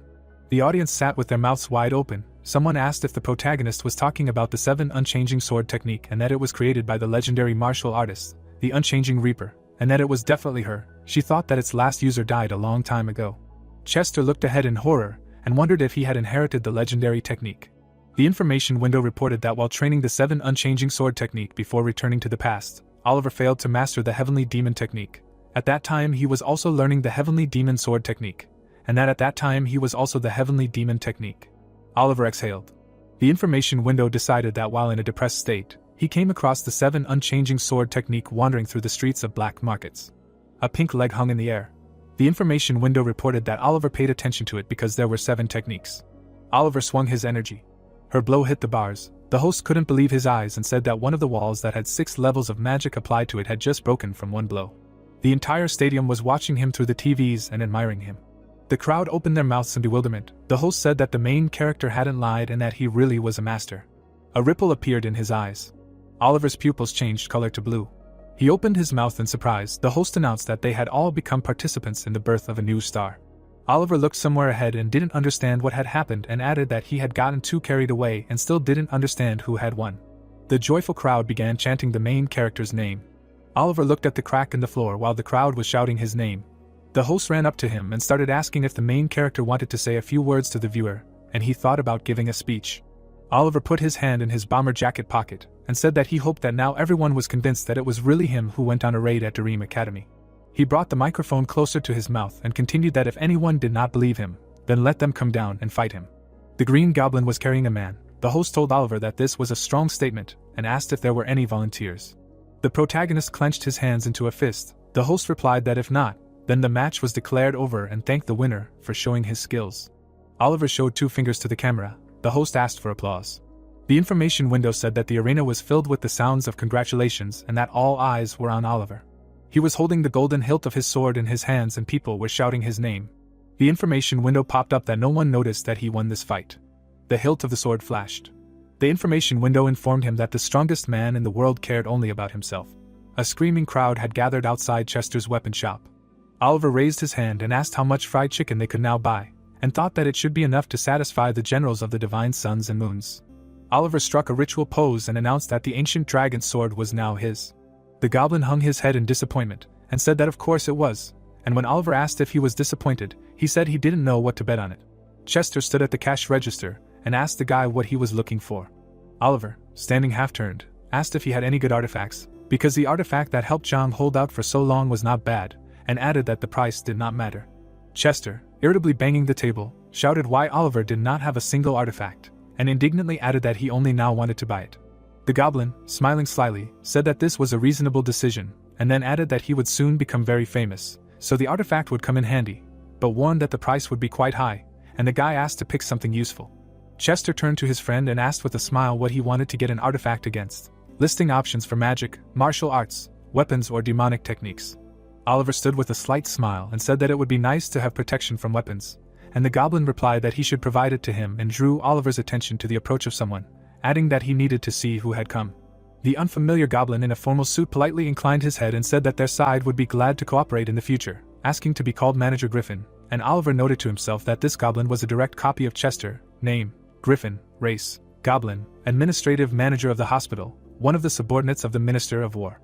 Oliver approached the goblin in a suit, and with a slight bow of his head apologized for not approaching him right away, and the manager assured him that it was okay and Oliver probably had a lot of things to do here. Oliver pointed to Chester and said that he had been very helpful to him just now and even agreed to take a risk, asking that if things went well for him, Griffin would repay Chester. Chester shrugged and asked the manager what he was talking about, and why he needed to pay him again, and stated that he was always indebted to the manager, and the guy thought to himself that his friend wanted everything to go to the manager alone. Oliver turned to Chester, who excitedly said that he would pretend that he had not seen or heard anything, asking him to make himself at home, and Griffin assured him not to worry. Manager Griffin spread his hands in Oliver's direction and said that he knew that the whole world was pointing fingers at them, goblins, but he was sure that there was no race that would repay debts more sincerely than they did. The goblin manager straightened his tie and suggested that they get down to business. Griffin looked up and asked where he was now. Oliver smiled slightly and thought that the manager seemed creepy, noting to himself that this episode would lead him to the Minister of War of Golden Spring, and added that he had already distinguished himself in the arena, so everything was going according to plan. Manager Griffin looked closely at Oliver and said that if he was with him, it would be better to settle the matter without complications. The boy extended his hand and said that it was not so at all, and asked if the manager was going to ask how he knew about him. Griffin stood there with a serious expression on his face and said that the gentleman had only one wish, explaining further that if he could find his brother, nothing else would matter. Oliver looked sideways with restraint and thought that he was amazed at the determination of this goblin. The young man turned a little pale and mentally told himself to pull himself together, reminding himself that this was about the Minister of War, and then said out loud that he apologized. The goblin suddenly looked up at Oliver, who informed him that the minister's brother was already with him, whereupon the manager asked him in surprise what he meant. Griffin frowned and asked what he meant. The manager stepped towards Oliver and explained that they had checked everything carefully, asking if he was really with him. Griffin looked at the boy and said that they wouldn't like it if he decided to joke, thinking to himself that it was time to use his writing skills, and then asked if he knew that dark mages were evil. The hooded dark mage flashed his staff, and Oliver added that the sources of the dark mage's power are sadness, pain and death. They are like demons. Huge golden gears were spinning in the air, and the boy stated that it is unknown which dark mage started it all, but it can be said that it is all part of an evil plot, and it is about organizing a coup in Golden Spring by getting rid of the Minister of War. The goblin frowned slightly, and the young man asked him if the others noticed how he changed when he started looking for his brother, then tensed up and added that it was in him that the source of the power for their curse was. The minister's brother sat in a prison chair. Oliver said that the more time passes, the greater the minister's sadness over the loss of his beloved brother. The minister's brother arched in agony against the bright threads of light, and the young man added how it feels to be a younger brother who has been in prison for decades and watches his older brother gradually lose his mind because of him. Griffin, in a business suit, spread his hands in fear and asked again what place they were talking about when he heard the phrase about imprisonment. Oliver closed his eyes and said that the necessary thing was probably with the minister, who always carried it with him, adding that he did not know exactly what this object was, but was sure that it was always with him. The guy sadly bowed his head and said that they probably strengthened their curse, collecting pain and grief for decades. Black stripes covered the ground, the soul of the younger brother will be torn apart, and the curse will affect the minister. Griffin turned to Oliver, who explained that the curse would completely bind not only the body, but also the soul, ultimately making him a puppet of dark wizards. The goblin, looking up in fear, asked why they needed this, adding that even if they captured the minister, they would hardly get what they wanted. The guy turning in profile said that with the power that had accumulated in Golden Spring over a long time, even a coup d'état was possible, and asked if the interlocutor agreed with him. Griffin dramatically threw up his hands and said that the opponents would definitely try to seize the kingdom. Harry jumped with delight and exclaimed that the story he had heard was amazing and crazy, and that bringing Oliver here was a great idea. Oliver, crossing his arms over his chest, calmly stated that it was nothing. Shadows from the roof slowly crawled against the golden sky. Dennis, in a black and blue outfit with a characteristic shoulder pad. Leah, lying on the floor with a sleepy voice, and Dennis abruptly declared that things would not go this way, then asked in surprise if anyone had come. Dennis stood up and abruptly shouted that Oliver had run away simply because he did not want to take the test, and called for him to be caught, and the girl explained that he would definitely come later, offering to sleep for now. Dennis waved his hand and declared that if she did not go, then he would cope himself. Oliver approached his friends and happily announced that he had already returned. He stood with bags in his hands and asked Leah and Dennis in surprise where they were going. The guy opened a bag with fried chicken and a can of beer and offered his friends to eat, happily declaring that he represented fried chicken and beer. Leah opened her mouth wide, holding a chicken drumstick and a glass in her hands, and enthusiastically said that this was the pinnacle of taste perfection. Dennis, with a surprised expression on his face, carefully held the chicken leg with both hands. The girl smiled and held up a chicken drumstick and asked what it was called, and Oliver replied that it was fried chicken and beer, at which point Oliver approvingly remarked that it sounded good. Oliver looked at his friend and invited him to join him, adding that he had come so far to buy the dish, and he should definitely try it. Griffin informed Oliver that he had passed on his message to the minister, adding that he would be contacted soon, and Oliver looked down warily and thought that he had an uneasy feeling about unfinished business and that he should ask when exactly he would be contacted. Oliver turned to Dennis and Leah and said that they would both be returning to heaven soon, so they could eat their fill while he just sat there. The girl turned to Oliver and asked if he planned to close the doors and if he wanted them to return early, and Dennis added that they had a lot of work to do there. Oliver put his hand on his neck and quietly said that he was afraid that the secret texts about the heavenly demons' martial arts might leak to the outside world if they were not around, so they should be careful, and the boy said that no one would dare to approach them while they were on duty. He raised his drink and said that they wanted to ask something. Leah raised her hand in a gesture of attention and asked if they could stay here for a while. Oliver's eyes widened in shock. The young man pressed his lips together with a worried expression and carefully asked if there was any more tests left, and he thought to himself that they might have come up with something new. Leah was sitting at the table with food on it and calmly replied that there were no more tests left, adding that there was no point in it if the person in front of them was the heir of the heavenly demon. Oliver smiled slightly and said that he would feel better closing the place. The girl, crossing her arms, said that they had both done their job, and Dennis agreed that this was true. Oliver looked at his friends in confusion. He, sitting at the table opposite Leah and Dennis, said that it would be a sin to turn a blind eye to the suffering of the two generals, adding that it was even scary to think that they were both just waiting for a new heir to appear. Leah put her hand on her friend's shoulder and smiled that he was so understanding, and the guy added that he had a big heart. Oliver turned to his friends and said that in order to make their stay here comfortable, he would give them chickens, beer, other food and something to watch for entertainment, but in return he would ask for a favor and tell him something about himself. Dennis looked ahead in surprise and asked what kind of favor it would be, and the girl added whether he would tell him about himself. Oliver sat at the table with his friends and mysteriously stated that he had actually been killed before returning to time. Hearing this, the two generals were extremely dumbfounded and asked who dared to kill the heir of the heavenly demon. Stopping them, Oliver explained that sooner or later he would learn more details and thought that he would show there was not much to tell. Various objects were flying around in the space, and the boy asked to look at something. Seeing the blade in his hands, the generals wondered if this was an ancient dragon sword, and where he got it from, and whether he knew at least who it belonged to. Pulling the ancient sword straight out in front of him, the protagonist explained that it was the treasure of the Blood Clan, and that he had won it in battle. Dennis, looking straight ahead, asked if he really wanted to say that the Blood Clan agreed to this, to which he received a negative answer and an explanation that they had no choice. Hearing this, the boy general, holding his hand straight in front of him, concluded that it turned out that he was now in control, and the girl general thoughtfully noted that if the Blood Clan found out, they would not stand aside, when suddenly Oliver asked that it would be difficult for even the two of them to cope with him. Hearing this, the two guardians suddenly became excited, explaining that this was nonsense, and they would certainly win. Looking straight at his subordinates, the boy explained that then he was calm, and he would not have to be afraid of them, because the Blood Clan was connected with his death, so he could not miss the chance to get the enemy's weapon. Seriously looking straight ahead, the protagonist declared that he planned to take revenge on those responsible for his death, including the Blood Clan.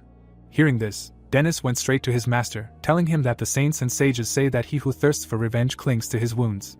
After which the general guy asked if that was why he had received a new life, and simply wanted to say that he didn't need to be obsessed with revenge, because it was a new life, so he needed to live it differently, while Oliver listened to him attentively.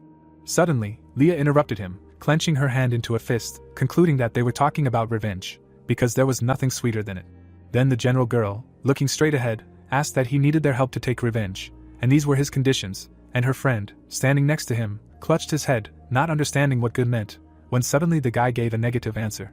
At that moment, the generals suddenly froze in place in surprise. A moment later, Oliver clenched his hand into a fist and said that revenge was something he would deal with thinking that the main character must overcome difficulties himself. He then looked straight at his subordinates, explaining that he wanted to use this place as his personal training hall and hideout because the heavenly demon arts were hard to obtain, and it was worth keeping them away from others.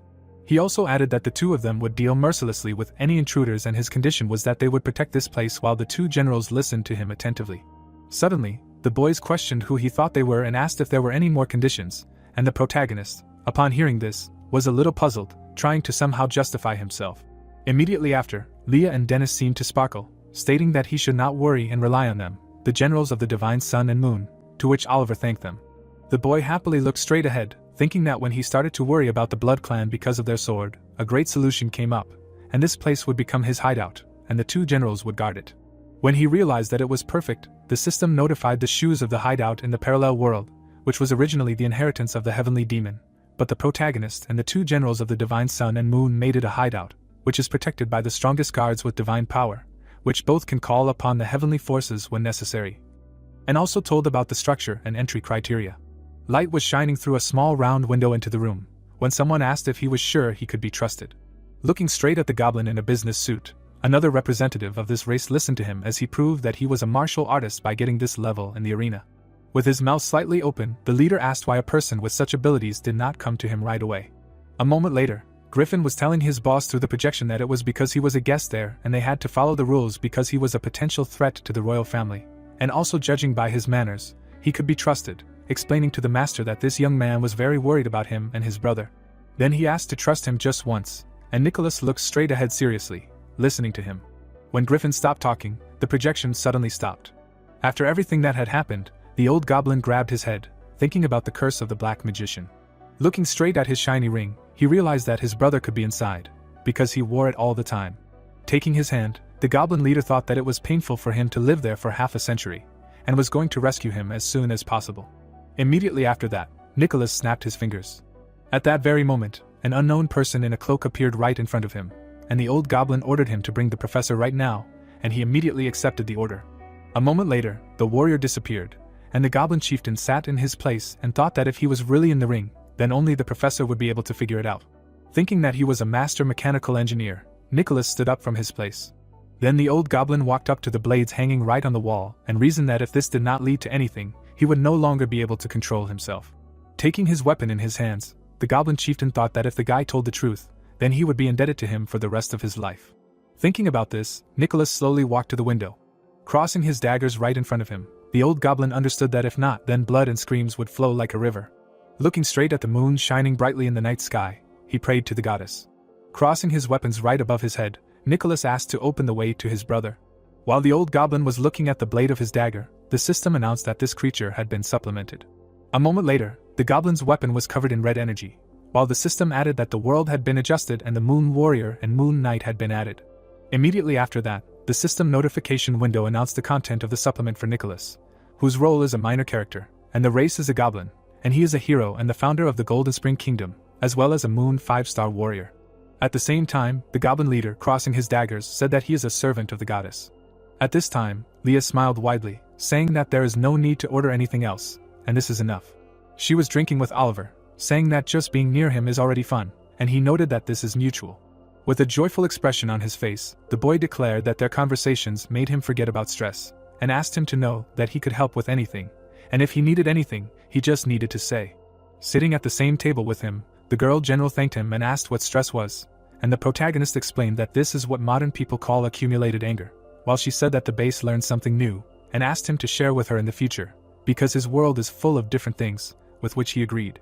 Hearing that she was called a general, Leah asked to call her a foreman without this, and Oliver, hearing this, agreed, calling her a foreman of the Divine Sun, while Dennis just slept next to them on the floor. Smiling widely, the girl general noted that it sounded great, and he was straightforward.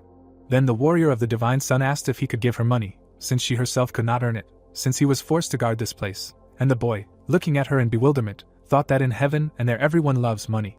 A moment later, the protagonist clenched his fist and answered her positively. With a smile on his face, looking straight at his subordinate, Oliver declared that he was the heir of the heavenly demon, and if before he was indifferent, now he was serious, so a couple of coins would not be a problem, while he himself was thinking whether he had overdone it. Immediately after this, Leah, putting her hand on his shoulder, concluded that they were destined to meet, and from now on asked to call her older sister. Hearing this, the boy with a joyful expression asked if she was sure, and immediately agreed. Looking at the empty food packages, the girl general asked about the unknown word, and the protagonist said that this was also a newfangled expression, and it is used when agreeing with someone's proposal. At that moment, Dennis stood up from the ground and declared that he also agreed to everything. Pointing his finger straight at himself, the boy general asked to call him older brother. After saying this, the Divine Moon Warrior fell to the ground again, and the boys began to worry when they saw this. The Divine Sun Warrior looked straight ahead in shock, asking if he had lost consciousness, and the protagonist next to her replied that it looked like it. Then the two looked at each other and began to laugh. The boys continued to have a good time and have fun, while the author told us that it was a good day, and the protagonist did not have to be something incredibly special, and his life was as we had just seen it. While Oliver smiled widely, the plot narrated that he was killed and returned to the past, but this did not oblige him to dwell on revenge, and as the title of the novel says, he can strive for together and take care of himself at the same time. Realizing that this was the story he had created while being in the protagonist's place, the boy looked at the trash lying on the floor. The protagonist was lying in the middle of this very trash, wondering if this life would be fun. Suddenly a shadow loomed over him while Oliver was arguing that he would be counting on Mr. Ryder from now on. The shadow's owner was wearing white shoes. It was Harry, who was looking thoughtfully straight ahead. While objects were flying around in space, someone was asking the boys to wake up. Getting up from the ground, Leah yawned and asked what was going on and if there was any food left, and Dennis declared that he hadn't slept at all, while they were told that they would sleep later. Looking straight ahead, Oliver declared that he wanted to show them something, surprising the generals. A moment later, the boy began to twirl a revolver on his finger. Suddenly, he stopped doing this, stopping the gun with a smug grin, and said that this was exactly it. Pointing his finger straight ahead, the general guy asked what he wanted to know about this thing and what kind of piece of iron it was, to which he received the answer that it was a revolver. At that very moment, the protagonist pushed the cylinder into place, while his friend was surprised by such a name. Oliver said that it was easier to show than to explain in words, and fired a shot straight from the pistol. Then a bullet flew out of the barrel of the revolver, leaving only sparks behind. The guy continued to shoot straight from the pistol, while everything around was covered in sparks. When he finished shooting, bullet holes were visible right on the wall. Smugly adjusting his hair, the protagonist asked that they had never seen anything like this before, and explained that this weapon shoots bullets flying at great speed, and can consider it the essence of the modern world. Seeing this, the generals were extremely delighted. Scratching his cheek thoughtfully, the Divine Moon Warrior asked if he had used chi to release them, and the Divine Sun Warrior standing next to him couldn't believe that this meant that people who didn't know martial arts could use it, saying that it was a monstrous invention.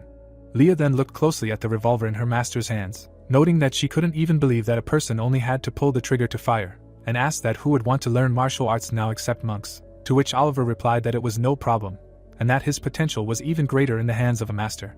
Looking straight ahead, the boy asked if they wanted to try, and the generals couldn't believe that they could. Immediately after that, Dennis picked up the pistol and hesitantly asked if this was the right way to do it, to which he was told that he had to imagine that there was a target in front of him and shoot. A moment later, the boy general fired straight from the revolver. Having done this, the warrior of the divine moon was delighted, and the protagonist standing right next to him noted that it was not for nothing that he was a general and was shooting for the first time, and did not even fall. At that very moment, Harry appeared out of nowhere, putting his hand right on Oliver's shoulder, and asked if he really decided to teach them shooting. Smiling broadly, the author of the novel explained that he was curious what would happen if martial artists learned to use weapons, and thanks to him he would find out. At this time, Dennis fired another shot from a pistol, which Leah dodged. The girl general jumped off the ground with great speed so that the bullet would not hit her. At the last moment, the warrior of the divine sun caught the cartridge with her hand. Then she landed right on the ground, holding something in her fist. The guys, seeing this, were extremely dumbfounded and thought that this is what martial arts are for them, and she is probably at the level of a grand master. Looking straight ahead with displeasure after what happened, the general guy said that she had caught it after all. Looking straight at the bullet in her hand, Leah noted that it was hot. Spreading his arms out to the sides, Oliver said that now they knew that such a thing existed in the human world, and asked to take into account that uninvited guests could have many of them, while the divine moon warrior standing right in front of him said that this was why she had shown them the weapon. The general girl, looking at her ally, noted that coming with just a gun was ineffective, and he said that they understood how it worked, so they could handle it. Immediately after that, Dennis began shooting from a revolver, and the divine sun warrior caught all the bullets with her hand. Suddenly, the phone in the protagonist's pocket rang. Immediately after that, Oliver looked at the screen of his smartphone, thinking that someone had finally written to him. The story then moves to Chester's weapon shop, where he asks to let his dear friend in. The purple-haired goblin spread his arms, explaining that he had not yet found the artifact he asked for, and the boy standing right in front of him explained that he was not there for that and had come to meet someone.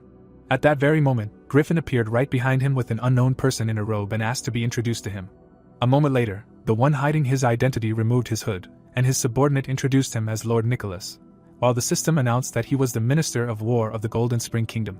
Upon seeing him, the protagonist bowed, saying his name, and declared that it was a great honor for him to meet him. Seeing this, the goblin armorer followed suit and stated his name, saying that he was happy to meet his lordship, while Nicholas, standing right in front of them, remarked that he knew how they greeted each other according to etiquette, and asked if he knew what this pose signified. Oliver, looking straight ahead, answered the question, saying that the covered shoulders symbolized the earth, the bent body water, and the legs and knees together the soil, while the bent back with the pelvis pulled back was fire, and he knew that this position united a person with nature, which was the usual ritual for saying a prayer to the goddess of the moon. Hearing this, the goblin lord looked straight ahead with a menacing look, while the lad mused that he had so much knowledge in his head that he really felt like the main storyteller. At the same time, the old goblin exchanged glances with his subordinate, who nodded approvingly. After a moment, Griffin announced that he would leave them alone and wait outside until needed, while Chester said that he would go too, and the protagonist looked straight at the display case where the weapons were. Looking straight at Nicholas, standing in front, Oliver thought that they had finally met, and he was curious how he would react to his story. Thinking that the author could take a wrong turn, the boy swallowed in fear. Suddenly, the goblin lord said that thanks to him, he was able to fulfill his wish, and the protagonist looked straight ahead in surprise. Lowering his head, the old goblin explained that it took a long time. Looking straight at Oliver, standing in front, Nicholas explained that, as he said, his brother was in the ring that was always with him, and he himself would never have guessed that the one he had been looking for all his life was so close. After listening to him, the boy said with a serious voice that it would be better if he was wrong, considering how much they both had been through. Looking straight at the goblin lord standing in front, the protagonist asked for his deepest condolences, because they had to endure unimaginable horror. The length of the straight ahead, Oliver reasoned that this was just a story he made up for the plot, but his sympathy for this goblin was real. When the boy thought that the sadness and pain he was feeling now was real, he suddenly noticed something in front. The old goblin clutched his head and cried, saying that he managed to make him cry, and Oliver, looking at him, thought that because of such a reader, he would definitely be hated. A moment later, the system notification window notified that the level of the contest participant had increased due to the huge number of positive reviews from the readers of this web novel, which greatly surprised the boy. Harry, seeing all this, cried with joy, saying that he was sad, but at the same time he was happy. Awkwardly scratching the back of his head, the protagonist thought that it was funny that this misfortune happened because of him. But everyone was having fun, and the divine writer at this time thought that everything was going smoothly and a touching scene was something that was sometimes worth adding. Looking straight at the real old goblin in front, Oliver reasoned that it would be good and in the future he would think about an entertainment program for readers, asking for forgiveness for not being able to tell earlier. Looking gratefully straight at him, Nicholas explained that he saved not only him, but the entire kingdom, and thanks to him he would be able to deal with the dark wizards who were targeting them. Stretching his hand straight out in front of him, the Goblin Lord asked if he had any wishes. At that moment, the system notification window announced that the kingdom's minister had become Oliver's bountiful tree after helping him find his missing brother. The old goblin then asked him to tell him if there was one, and the boy smiled widely upon hearing this. Realizing that he really did need something, the protagonist glared straight ahead and said that he wanted to ask for a favor. A moment later, the system notification window announced that the strongest in the world only cared about himself. Chapter 6 was 100% complete. The entire street was shrouded in fog. Oliver walked along it and yawned, thinking that it took longer than he expected. Suddenly, the system notification window appeared in front of him, notifying about the places of free fantasy release, showing the first 3. Harry bit his finger, looking at the screen of his smartphone, which said that his novel was ranked 23, wondering if the name was the problem. Looking straight at the author, the boy reasoned that they only had 6 chapters published, and there was no need to rush, because if I compare my work with other popular works, then I would get hung up on them, and that would be the end of them. Looking at the huge mountain, the top of which was not visible behind the clouds, the protagonist thought that it was enough to get distracted for a moment, and the plot would go in the wrong direction. Watching the divine writer, who was rushing from side to side, sometimes happy, sometimes sad, Oliver thought that instead of thinking about trifles and hesitating, it was better to quickly come up with something worthy. At that moment, memories of the Murim headquarters appeared in his head. Then he remembered the piano school, which he cleared of demons. When the boy thought about a new event, the image of the demon he recently defeated immediately popped into his head. Then the protagonist also thought about the moment of victory over the heir of the Blood Clan. While thinking about the reward, Oliver imagined a demonic magic ball in his head. He also didn't forget about the blade he took from Alex after defeating him, and he understood that he would have to repeat everything from the beginning. Immediately after that, the boy thought that, for example, this time he was connected to the network of the Goblin Kingdom, and visualized Nicholas, who stretched out his hand right in front of him, asking if he had any wish, and if so, asked him to tell him. Looking at the watch on his hand, the protagonist thought that this is how he got a device for regulating the cycle of life and death. Then the system notified that the clock of the cycle of life and death is activated automatically when his pulse is at 0, and Oliver imagined himself with a minimum and maximum amount of health, reasoning that this is one of the items created by the best goblin scientist and professor. Slowly walking down the street, the boy turned to the author, asking if it is normal to be reborn after death. Looking straight ahead, he said that there should be gods in this world too, and was worried that he now had the opportunity to come back to life. At the same time, lines appeared right on the new page of the web novel that Oliver knew many who had crossed the boundaries of the gods, and the world where countless gods existed united with the worlds of martial arts, magic, and demonic, so being deeply involved in one of them made life exhausting, while unknown silhouettes appeared in the fog right in front of him.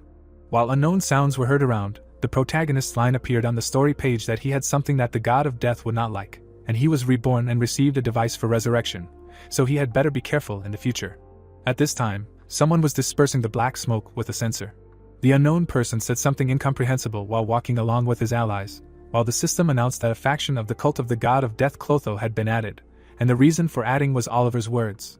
Seeing this, the boy was extremely dumbfounded, saying that he had suddenly added something again, and Harry replied that if he was worried, he should pray to death. Looking away with displeasure, the protagonist reasoned that the fact that the written words had become reality was a novelty, but the decision was still too impulsive. At that very moment, those very people appeared right in front of him, and the system announced that they were pilgrims of the dawn, servants of the god of death Clotho, who wear badges symbolizing the cult, in the form of an eye, and their main desires are to live long and eat well. Thinking that at least they were not boring, Oliver moved the cylinder of his revolver. Holding a live cartridge in his hand, the boy declared that he would sacrifice this to death. The girl, with a smile on her face, holding out a box in his direction, asked if he wanted her to pray for someone in particular, and asked him to name the name, and his death would be remembered. Oliver placed his hand on his chest, hoping that after the alms they would leave him alone, and said his name, asking them to say a prayer for him. Immediately after that, everyone bowed to each other. Suddenly, a shadow appeared right behind the boy. Looking back sharply, the protagonist stated that they were doing a good job, but they shouldn't overdo it, and mused that because of the death, the pilgrims of Clot were given a valuable piece of land. At that moment, he saw Emma right in front of him, surprised that it was her again, while she said that she didn't know that he wanted to look good in the eyes of death. With his hands in his pockets, Oliver explained that the younger he was, the better he should take care of himself, and reasoned that the author seemed to like her, but he personally did not feel any connection between them. The girl from the security bureau looked at the boy with a smile on her face, and he reciprocated her. He thought that it was immediately obvious that they were not on the same wavelength. Looking straight ahead, the blue-haired girl asked what he would do with the black sword of despair, since it was too long to handle alone. Glancing menacingly to the side after hearing this, the protagonist asked how she knew about the sword and whether she had been watching him. After a short pause, Oliver turned away from her, saying that he would figure it out himself, so there was no need to worry, and Emma suddenly asked him to stop. Then the security bureau worker said that the Blood Clan had started acting, and asked that he didn't think he could handle it alone, and the boy, hearing this, turned around abruptly. Looking straight at the trash can standing next to him, the blue-haired girl added that the black sword of despair was their treasure. Pointing her finger directly at the protagonist, she concluded that he would definitely die if this continued. Looking straight at her after hearing all this, Oliver guessed that it seemed like she had some kind of suggestion. Emma was explaining with her hand to her chest that, whether he had it or not, he should join the government, because if he joined their security bureau, he would be safe. Looking straight ahead, the security bureau worker was thinking that the Blood Clan was just an excuse, and now that he knew he couldn't do it alone, he had no choice but to join them. Suddenly, a system notification window appeared right above the boy's head, notifying him that the main story, the secret weapon of the security bureau, had begun. A moment later, the blue-haired girl was very surprised to hear laughter. Oliver was standing right in front of her, holding his stomach, still laughing loudly and saying that so that's why she was there.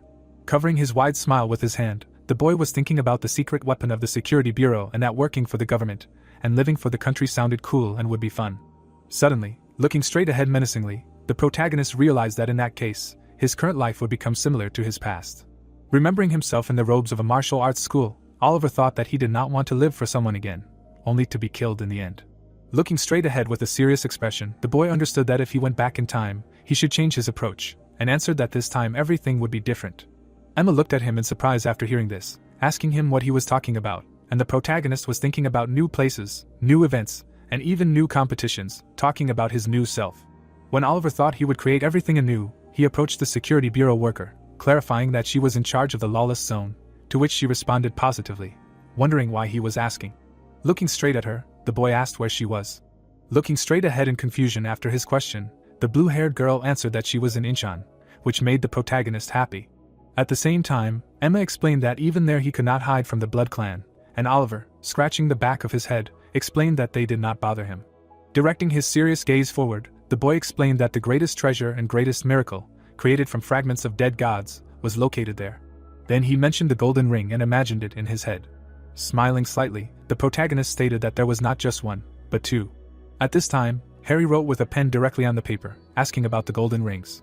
The divine writer continued to create his story, when he suddenly thought about it.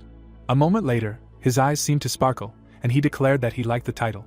Immediately after that, the system announced that the main story, Secret Weapon of the Security Bureau, was paused. Then the system window announced that the main story, Treasure Collection, Golden Rings, had begun. At this time, Emma, who was standing right in front of Oliver, asked if this was true, and he replied that he knew that not everyone could get into a lawless zone. Pointing his finger directly at the Real Security Bureau employee in front, the boy declared that he had an offer, and she would take him to Incheon, and in exchange, he would give her the golden ring, thinking that the sudden appearance of new details was part of the author's planned settings of the world. Looking straight ahead with a puzzled expression, the blue-haired girl asked him how he knew about this. Holding his hand straight ahead, the protagonist explained that he was from Yilyang Chilgok, the sect of the moon of Jessa, and although the tradition of having one heir made everyone else weaker, it also meant that all the power would be passed on to him. Looking straight ahead, Oliver added that he would also have information that no one else would know, and whether she believed him or not was up to her, but it would be strange not to take the opportunity to get a precious gold ring.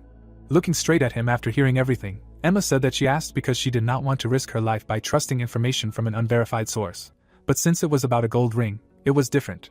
The security bureau worker then concluded with a wide smile on her face that it would be crazy to refuse.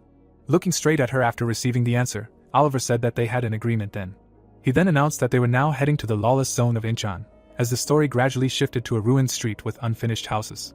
Leaning out of the car window, Oliver mused that the author had gotten the hint and was asking him to create a suitable demon. Sitting right behind the wheel of the car, Emma hoped that it would not be too strong, which the boy agreed with. Suddenly, the system notification window appeared, notifying about the vice demon that was confirmed, and showed the explanation that when the other world exploded, demons descended on the outside world, and among them, there is a noble class consisting of powerful beings with the extermination level, and demons of this level have appeared 12 times, 9 of which they were destroyed, and also the gold ring was refined. Looking away, the protagonist reasoned that this was great, and for his idea, he will be rewarded with a gold ring in the next chapter. At this time, the security bureau worker was a little scared, thinking that escorting unverified people into a lawless area was a crime, and if they were caught, she would definitely be fired. With her hand gripping the steering wheel, she knew that if she succeeded, she would get both the gold ring and Oliver. Continuing to drive her car at high speed, the blue-haired girl thought that government officials got rid of criminals for the sake of the country, to ensure social stability, and this was very important in the past, but not anymore. Looking straight ahead, Emma reasoned that the world is now driven by force, and she was given the perfect opportunity to cast aside all prejudices. Glancing sharply to the side, the security bureau worker thought that in any case, she had agreed not only for the ring. Looking directly at the smiling boy, she realized that she was also curious or even envious, because this young martial artist appeared suddenly, bringing new colors to the boring everyday life. Oliver noticed this immediately and, looking back at her, asked if he was really that attractive. At that moment, the car's wheels stopped spinning. Emma looked straight at him in shock and asked what he was even saying, thinking that she was helping him not only because of the gold ring, and that she was only attracted to him because of his strength. Hearing this, the boy thought that she was still a girl and said that she was looking at him very closely, to which she replied that they had arrived, so they needed to get out of the car. Right in front of them, the guys saw a dilapidated building, until the system promised that these were the outskirts of Incheon, and Incheon itself was a lawless zone that was located on the territory of their country. While the guys were examining the destroyed streets of this place, the system also told them that, however, it practically waved its hand at her, demonstrating its disdain in every possible way. Oliver looked around, thinking that there was enough space to hold the event without affecting the city center, while Emma was searching for something in the trunk of her car, saying that it was safer to leave the car and continue on foot. Taking her ID, the security bureau worker asked him if he had heard of Incheon and if he knew what kind of place it was. Then the blue-haired girl put on a bulletproof vest, telling him that he would be killed there alone, so he should stay close. Seeing how Emma had transformed, the protagonist noted that she was immediately obvious that she was an agent. At that moment, a system notification window appeared out of nowhere, notifying that the security bureau had been augmented, and explained that the bureau had high morale, and if an agent was harmed by a person or another institution, the investigation would be carried out at the level of the entire organization.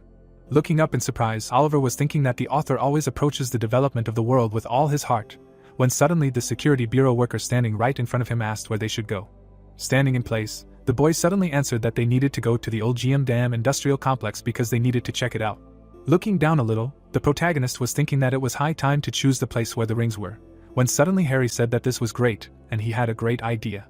A moment later, the notification window of the system announced that the GM Dam industrial complex in Incheon had been added, and Oliver, seeing this, thought that he felt somehow uneasy. At this time, the divine writer with a look full of enthusiasm declared that this place would be the most dangerous in the country because a doomed knight with 2 golden rings was hiding there.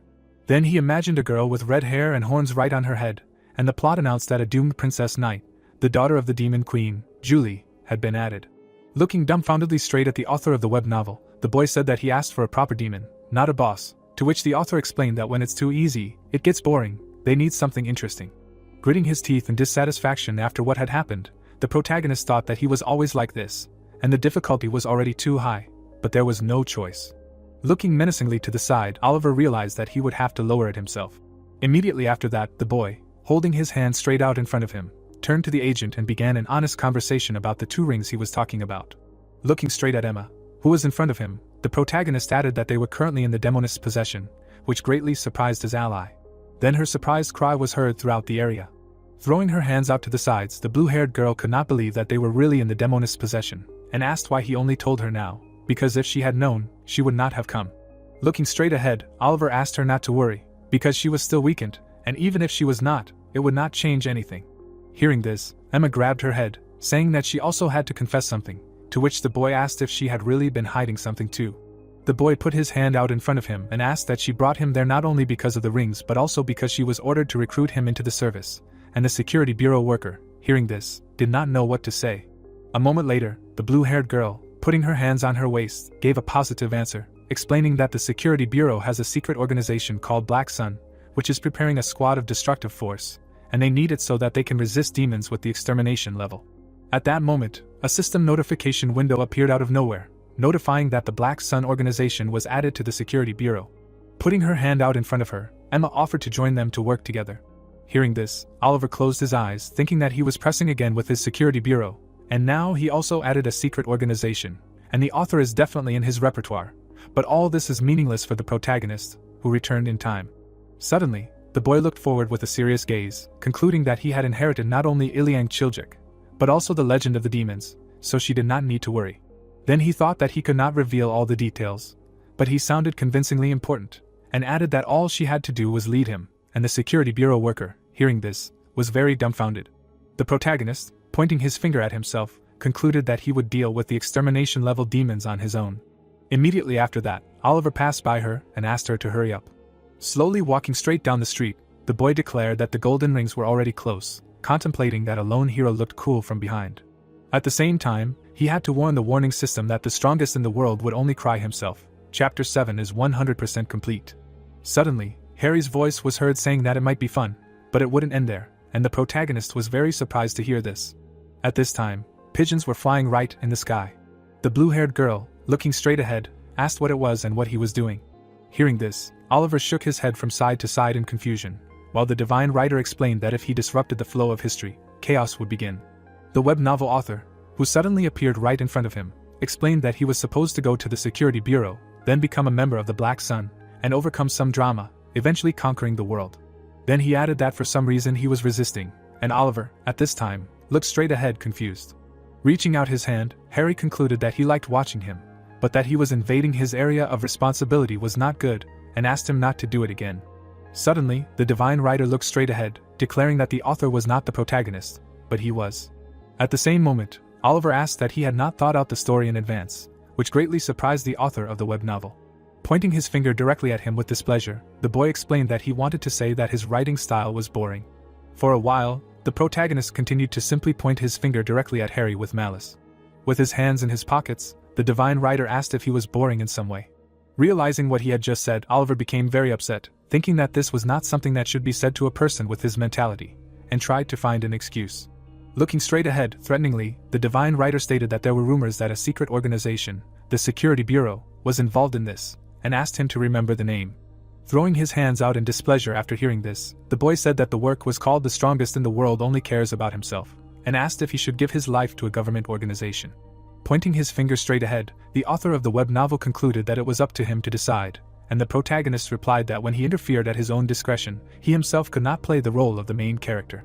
At that moment, Harry said that he did not need to do this, turning Oliver directly into Emma, which greatly shocked him.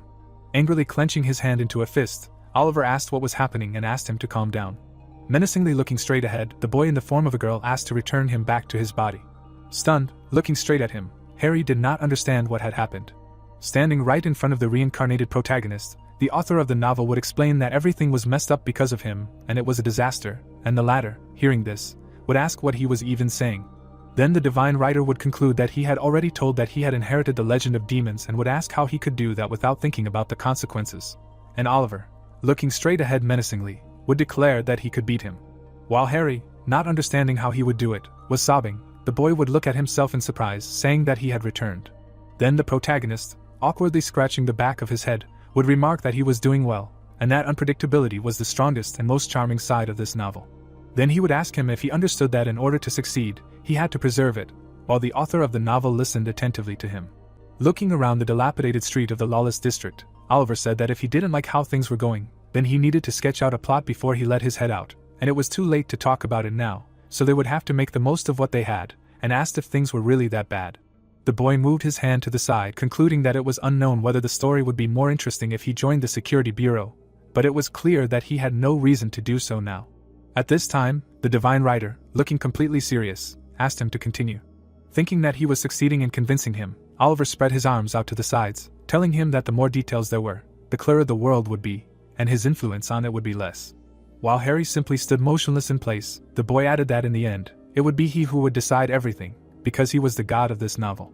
Lowering his head a little, the boy thought that he had explained himself as best he could.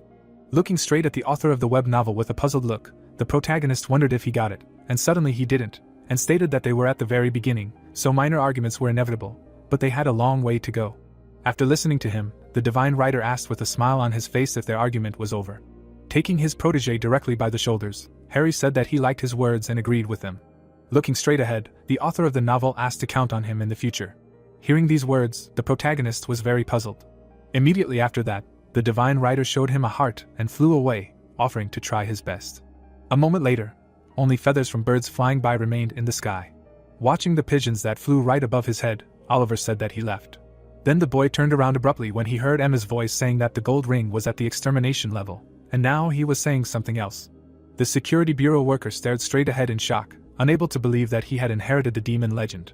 Looking straight at him, the blue-haired girl wondered why he had to tell her all this, and was he really implying that he could deal with her cruelly at any time? Looking away after hearing this, the protagonist asked if it was true that the security bureau was responsible for protecting people and ensuring a free and stable democratic society. Hearing this, Emma asked with a surprised expression what the question was about, and Oliver asked in response what she thought would happen if the whole world found out about him. Looking at his reflection right in the half-broken glass, the boy explained that then the structure of the country would be disrupted, a bloodbath would begin, and this happened every time the legend of demons appeared. Looking at Emma standing in front of him, the protagonist asked if she understood him now and asked her to keep her mouth shut, because it would protect both him and the country, and she asked why he told her everything then, to which he replied that she had tried to recruit him into her bureau, so he justified his refusal. The security bureau worker looked straight ahead, listening to Oliver add that although being an agent was profitable in the long run, if he did not divulge his information. Then the girl with blue hair asked if he really wanted to say that if she kept his secret, he would help them, and it seemed that he was not at all authoritative, and the boy, awkwardly scratching the back of his head, wondered what kind of authority he was talking about, if his home was a tiny room, and did he look like someone who had subordinates. Then the protagonist asked her if she wanted to join him now that she knew about it, and Emma was very surprised when she heard this. Oliver walked right past her, thinking that he asked too soon, and explained that it was just a joke, but if she was interested in his offer, she should let him know, and it would be nice to have the security bureau on her side. The security bureau worker, catching up with him, asked if he would change his mind later, to which she received a negative answer. Looking to the side, the blue-haired girl asked if he knew who was responsible for the destruction of GM Dam. Oliver looked at her in response, about to say something. At that moment, a notification window appeared, a system notifying that the view of the world in the past was updated, and the content of the update said that in May, the Princess of Destruction appeared, and the Osaka Alliance was destroyed. Thinking that it was about time, the boy imagined a holographic map of the Earth in his head with a red area marked on it, and explained that a parallel world opened in Osaka last year, and numerous Alliance teams gathered to take it over. Visualizing a huge number of demons, the protagonist explained that they failed to kill the main monster within the allotted time, so the parallel world exploded and all the teams were destroyed. Looking straight at his ally Oliver, the boy thought he said that the demon responsible for their deaths was Julie, and she was there now. Hearing this, Emma was greatly taken aback, asking if the high-level demoness who used Hell Olga in Osaka was there now. At the same time, the system announced that the demon magic Hell Olga, which was one of the great demon spells available to the extermination level, had been added, and that the flames were a direct manifestation of the demon god Rohamaran's power, and the material used to fuel and maintain Hell Olga were the souls offered through sacrifices and sales. The security bureau worker wondered if he really believed that he could defeat her, and the boy looked away, thinking that they were saying that she was much weaker now, and hoping that it was true, asking if they really thought he could defeat her, and explaining that she was overestimating him. Imagining a magical barrier in his mind, wrapped in a huge number of chains, the protagonist declared that they would seal her. Looking straight at his ally, Oliver explained that defeating and sealing were not the same thing, and in any case, there was nothing to worry about, and thought that it was even more beneficial for him. Noticing the approach of unknown people, the boy noted that right now they should be more afraid of street thugs. A moment later, these same warriors rushed straight towards him. A combat knife flew forward at great speed. Noticing this, the girl with blue hair became wary. Suddenly, a deft blow landed right on the guy's face. After receiving damage, the bandit flew back. Standing on one leg after the attack, Oliver greeted his uninvited guests. Suddenly looking to the side, the boy asked if the security bureau agent should not be safe. In response to this, Emma replied that she did not say that there would be no idiots who would want to attack them, when suddenly the enemy appeared right behind her. Noticing this, the protagonist suddenly rushed forward. A moment later, he neutralized the attacker of the girl with blue hair. Immediately after that, Oliver slammed him into the ground with great force, saying that these guys are too slow. Having completed what he had planned, the boy turned around, asking if she couldn't handle the hooligans herself, and if she was really a real agent.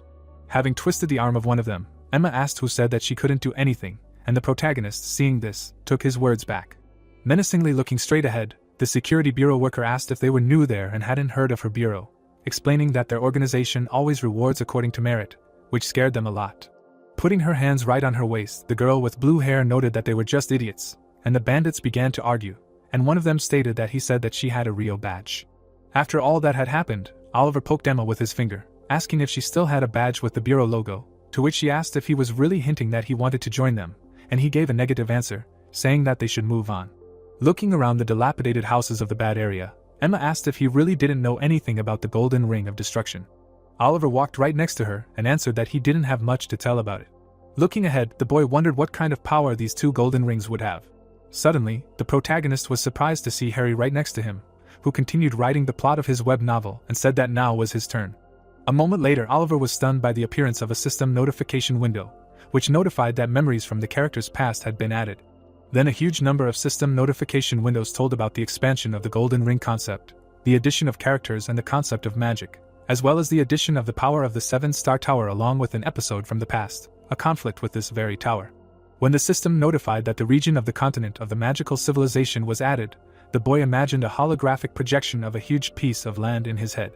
Then another system notification window appeared, which told that the continent of the magical civilization is a region that appeared on the day of the collision of dimensions in the Pacific Ocean, and Dub, Serac, Fekta, Midrez, Aliot, Mizar, Alcade are regions and towers that symbolize the royal power of the continent. Having learned all this, the protagonist grabbed his head, thinking that he asked for additions regarding the golden ring, and did not understand what it was. At the same time, the divine writer who appeared next to him explained that in Oliver's memories before returning, a character from the Black Star and another person from the Control Guild banished Julie and took possession of 2 golden rings. Smiling widely, Harry said that the former received the Thunder Ring and was summoned by a magical civilization, gaining power in the Alcade Kingdom, and the boy, listening to all this, continued to hold his head and asked to stop. Pointing his finger straight ahead, the author of the web novel stated that a lot of power would pass to him from the ring, and moreover, this time it was not only about him, and thanks to sealing a demon with the extermination level, they would get a real treasure. After hearing all this, the protagonist looked menacingly straight ahead, thinking about the real treasure, when suddenly Emma called out to him and asked him to take a look. Surprised, Oliver looked ahead, wondering what was there. At that moment, he noticed a huge accumulation of unknown red-orange magical energy, and assumed that it was a parallel world that had opened, thinking that they had planned for the demon to be of the extermination level. Standing right next to the boy, the security bureau worker asked if Julie was really there, and noted that there would be other high-level demons in the parallel world.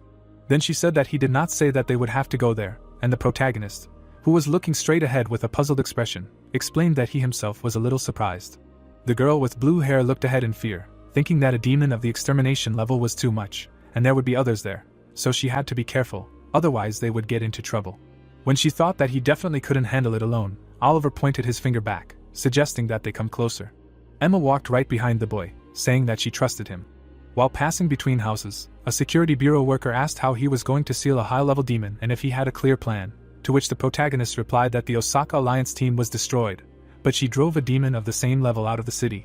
Continuing to move forward, Oliver explained that they had something to withstand the flame attack like him, and it would be enough to seal the weakened demon with the consumption level, and the blue-haired girl, looking at him with a puzzled look, noted that he was very confident in himself. Looking straight ahead, the boy thought that he did not know how weak the demon was, but he should be able to handle the ceiling at least.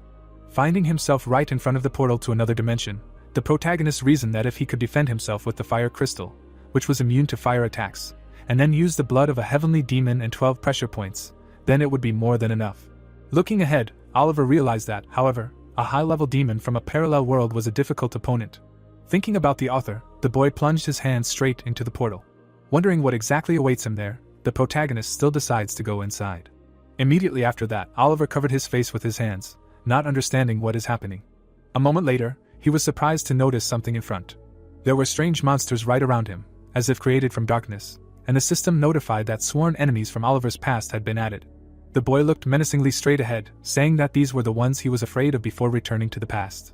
The protagonist saw several people right in front of him and remembered that they were the king of the path, the king of life, the king of laws, and the king of swords. Looking at the demonic ghosts right in front of him, Oliver realized that all of these were his sworn enemies. As if dissolving in his consciousness, the boy stated that they scared him. Suddenly he grinned, adding that this time they would switch places. Confidently looking straight ahead, the protagonist stated that this is what it meant that sealing the demon would lead to treasure. At the same time, Oliver looked at his ally, who was covering her nose from an incomprehensible smell. Looking at the charred bodies of people right in front of her, Emma assumed that sharp people lived there and, apparently, this place was very dangerous. With a thoughtful expression on her face, the security bureau worker said that there was a demon with an extermination level and others characteristic of a parallel world, and the boy, looking straight at her, said that if she was scared, she could go back, to which she immediately agreed. Hearing this, the protagonist was dumbfounded, asking if this was really true and what about the gold ring. Looking straight at him, the blue-haired girl stated that she believed that he could seal the demon alone, but the situation had changed. Moving her hand to the side, she added that the parallel world was now open and that there might be a high-level demon inside, which posed a great danger not only to Seoul, but to the entire country. Walking back to the portal to their world, Emma noted that she was sorry to miss the opportunity to get the ring, but for now it was better to prepare for the worst-case scenario. Before completely passing into her dimension, the security bureau worker wished him luck, and Oliver, looking straight at the portal, could not believe that she had just left, while Harry, who was next to him, was also surprised. Looking displeasedly straight at the author of the web novel, the boy said that he was the one who created her like this, and he said that they already had to go. Immediately after that, the divine writer threw something in his direction, telling him to take it with him.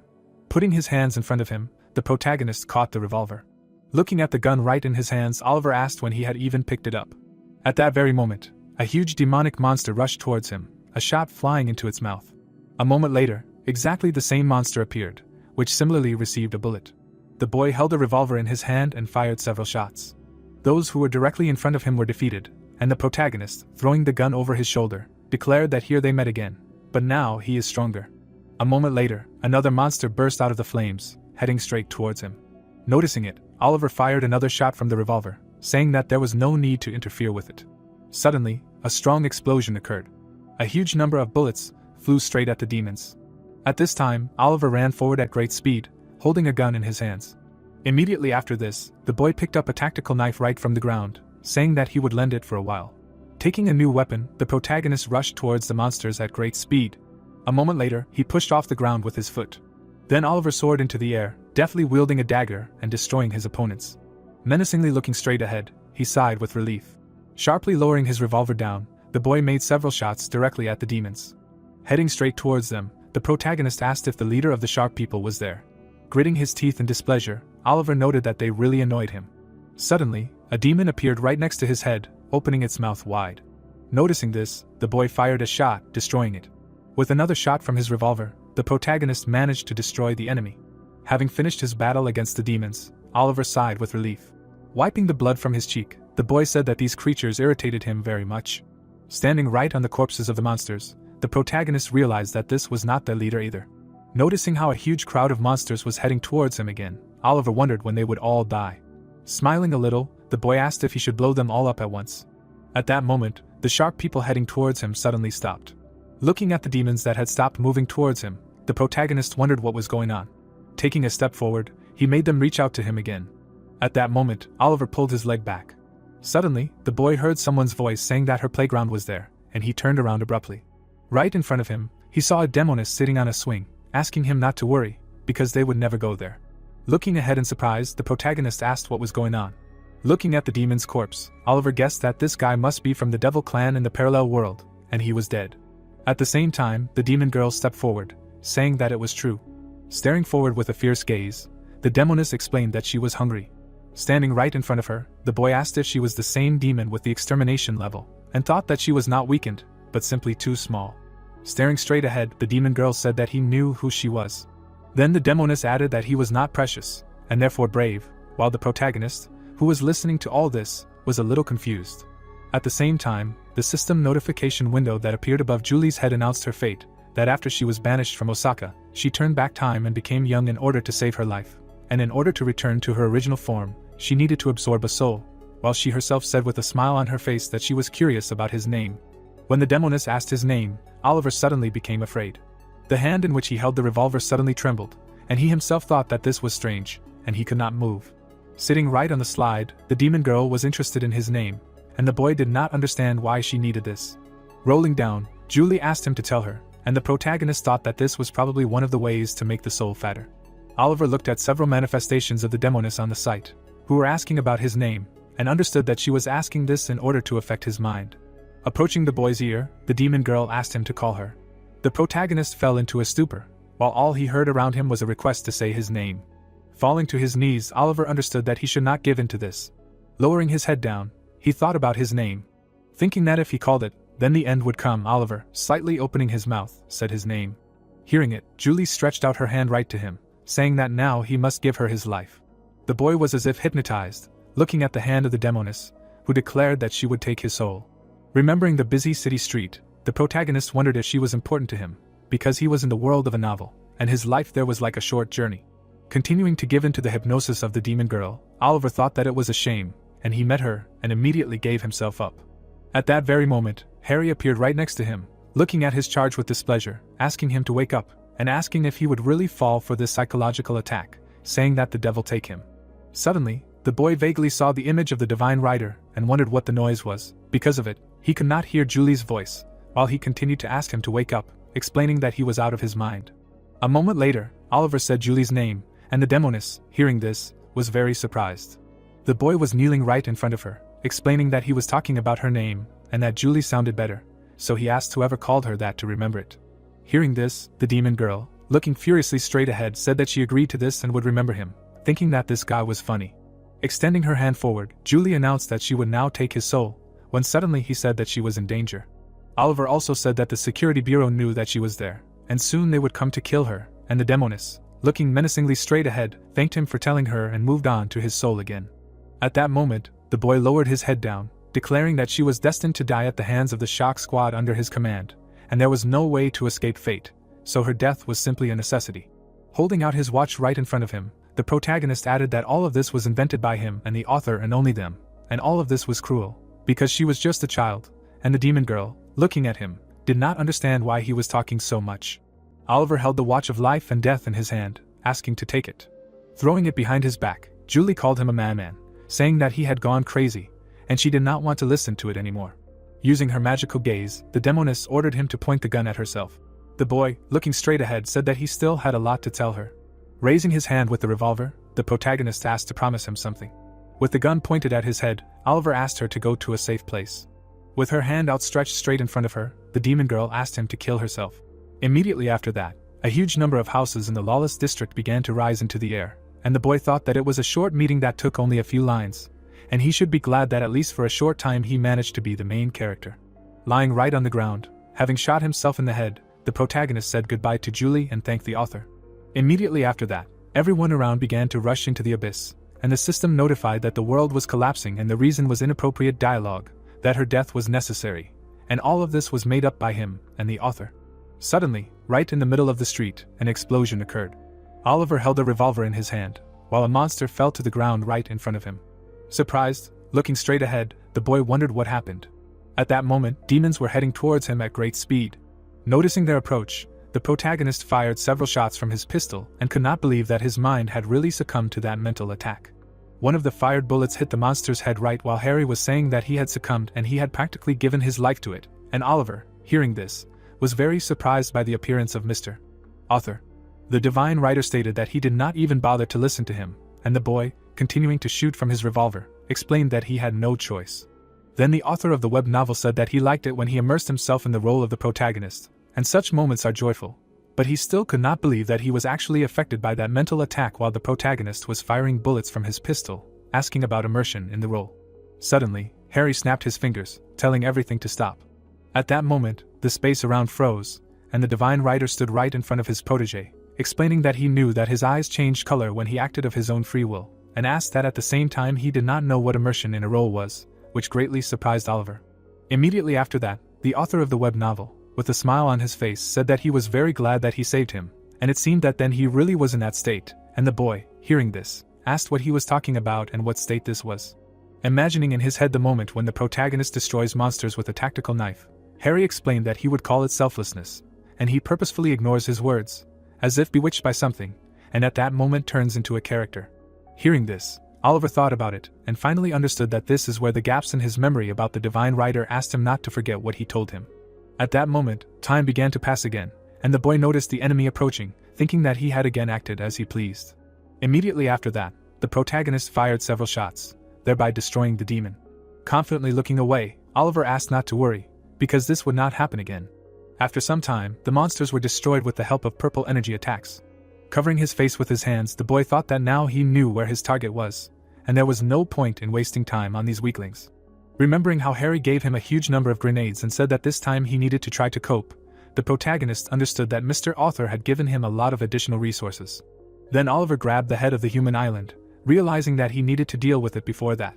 Realizing that this needed to be done before she hypnotized him, the boy noticed how Julie came right to the battlefield. Looking straight ahead, the protagonist asked if she was hungry. He then threw the demon corpse towards her. Noticing this, the demoness stood up from the swing, concluding that he knew who she was and was not afraid, so she acknowledged his bravery and really wanted to know his name. Hearing this, Oliver became wary, thinking that she really didn't look like an extermination-level monster, and wondered why the author wanted him to fight her. At that moment, a quality writer told him to concentrate, which was a strong blow to the head of the boy, who did not even notice that he was distracted. Holding his hand to his head, the protagonist stated that his opponent was an extermination level 1, and she was not in her peak form because she was weak, so he needed to pull himself together. A moment later, he noticed the demon girl walking right up to him, pointing her finger and asking who he was talking to, and she actually asked his name. Using her magical gaze, Julie asked to speak. Suddenly, Oliver succumbed to hypnosis again and was about to answer her question. At that moment, the boy grinned sharply. Stretching his hand forward, the protagonist concluded that he could not be fooled twice. Immediately after that, Oliver rushed towards the demoness with great speed. Seeing this, the demon girl was very stunned and asked what it was and what he even called her.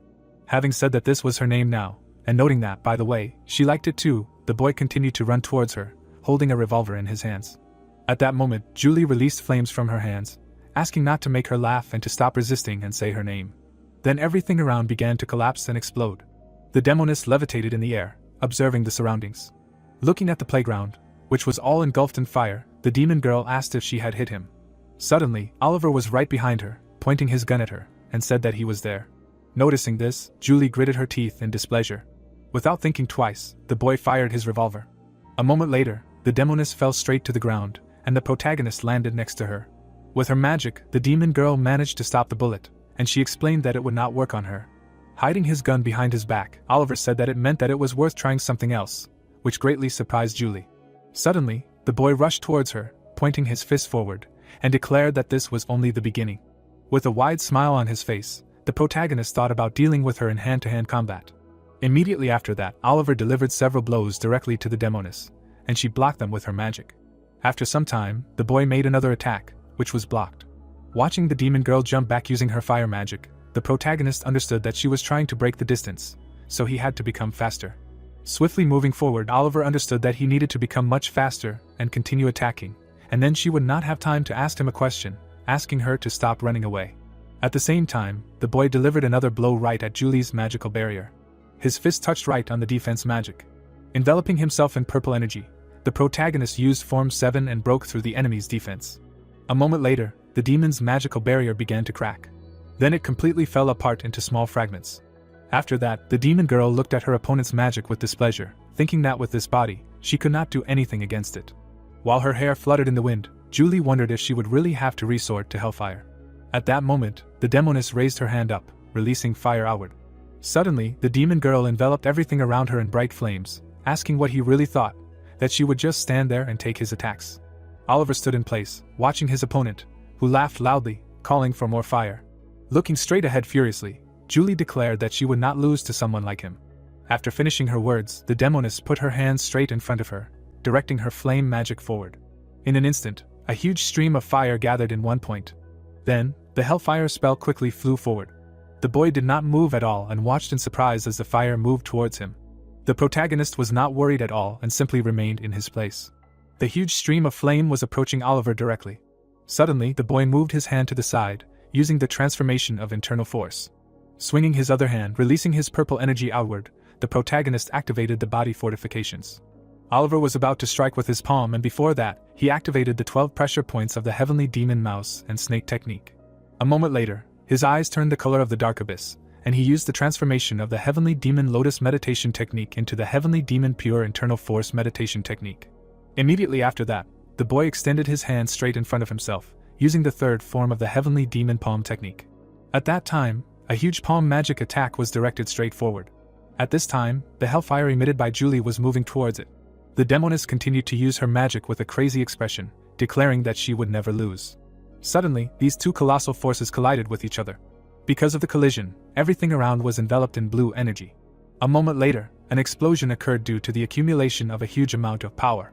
The demon girl stood right in the middle of the playground, looking at the traces left by the explosions on the ground.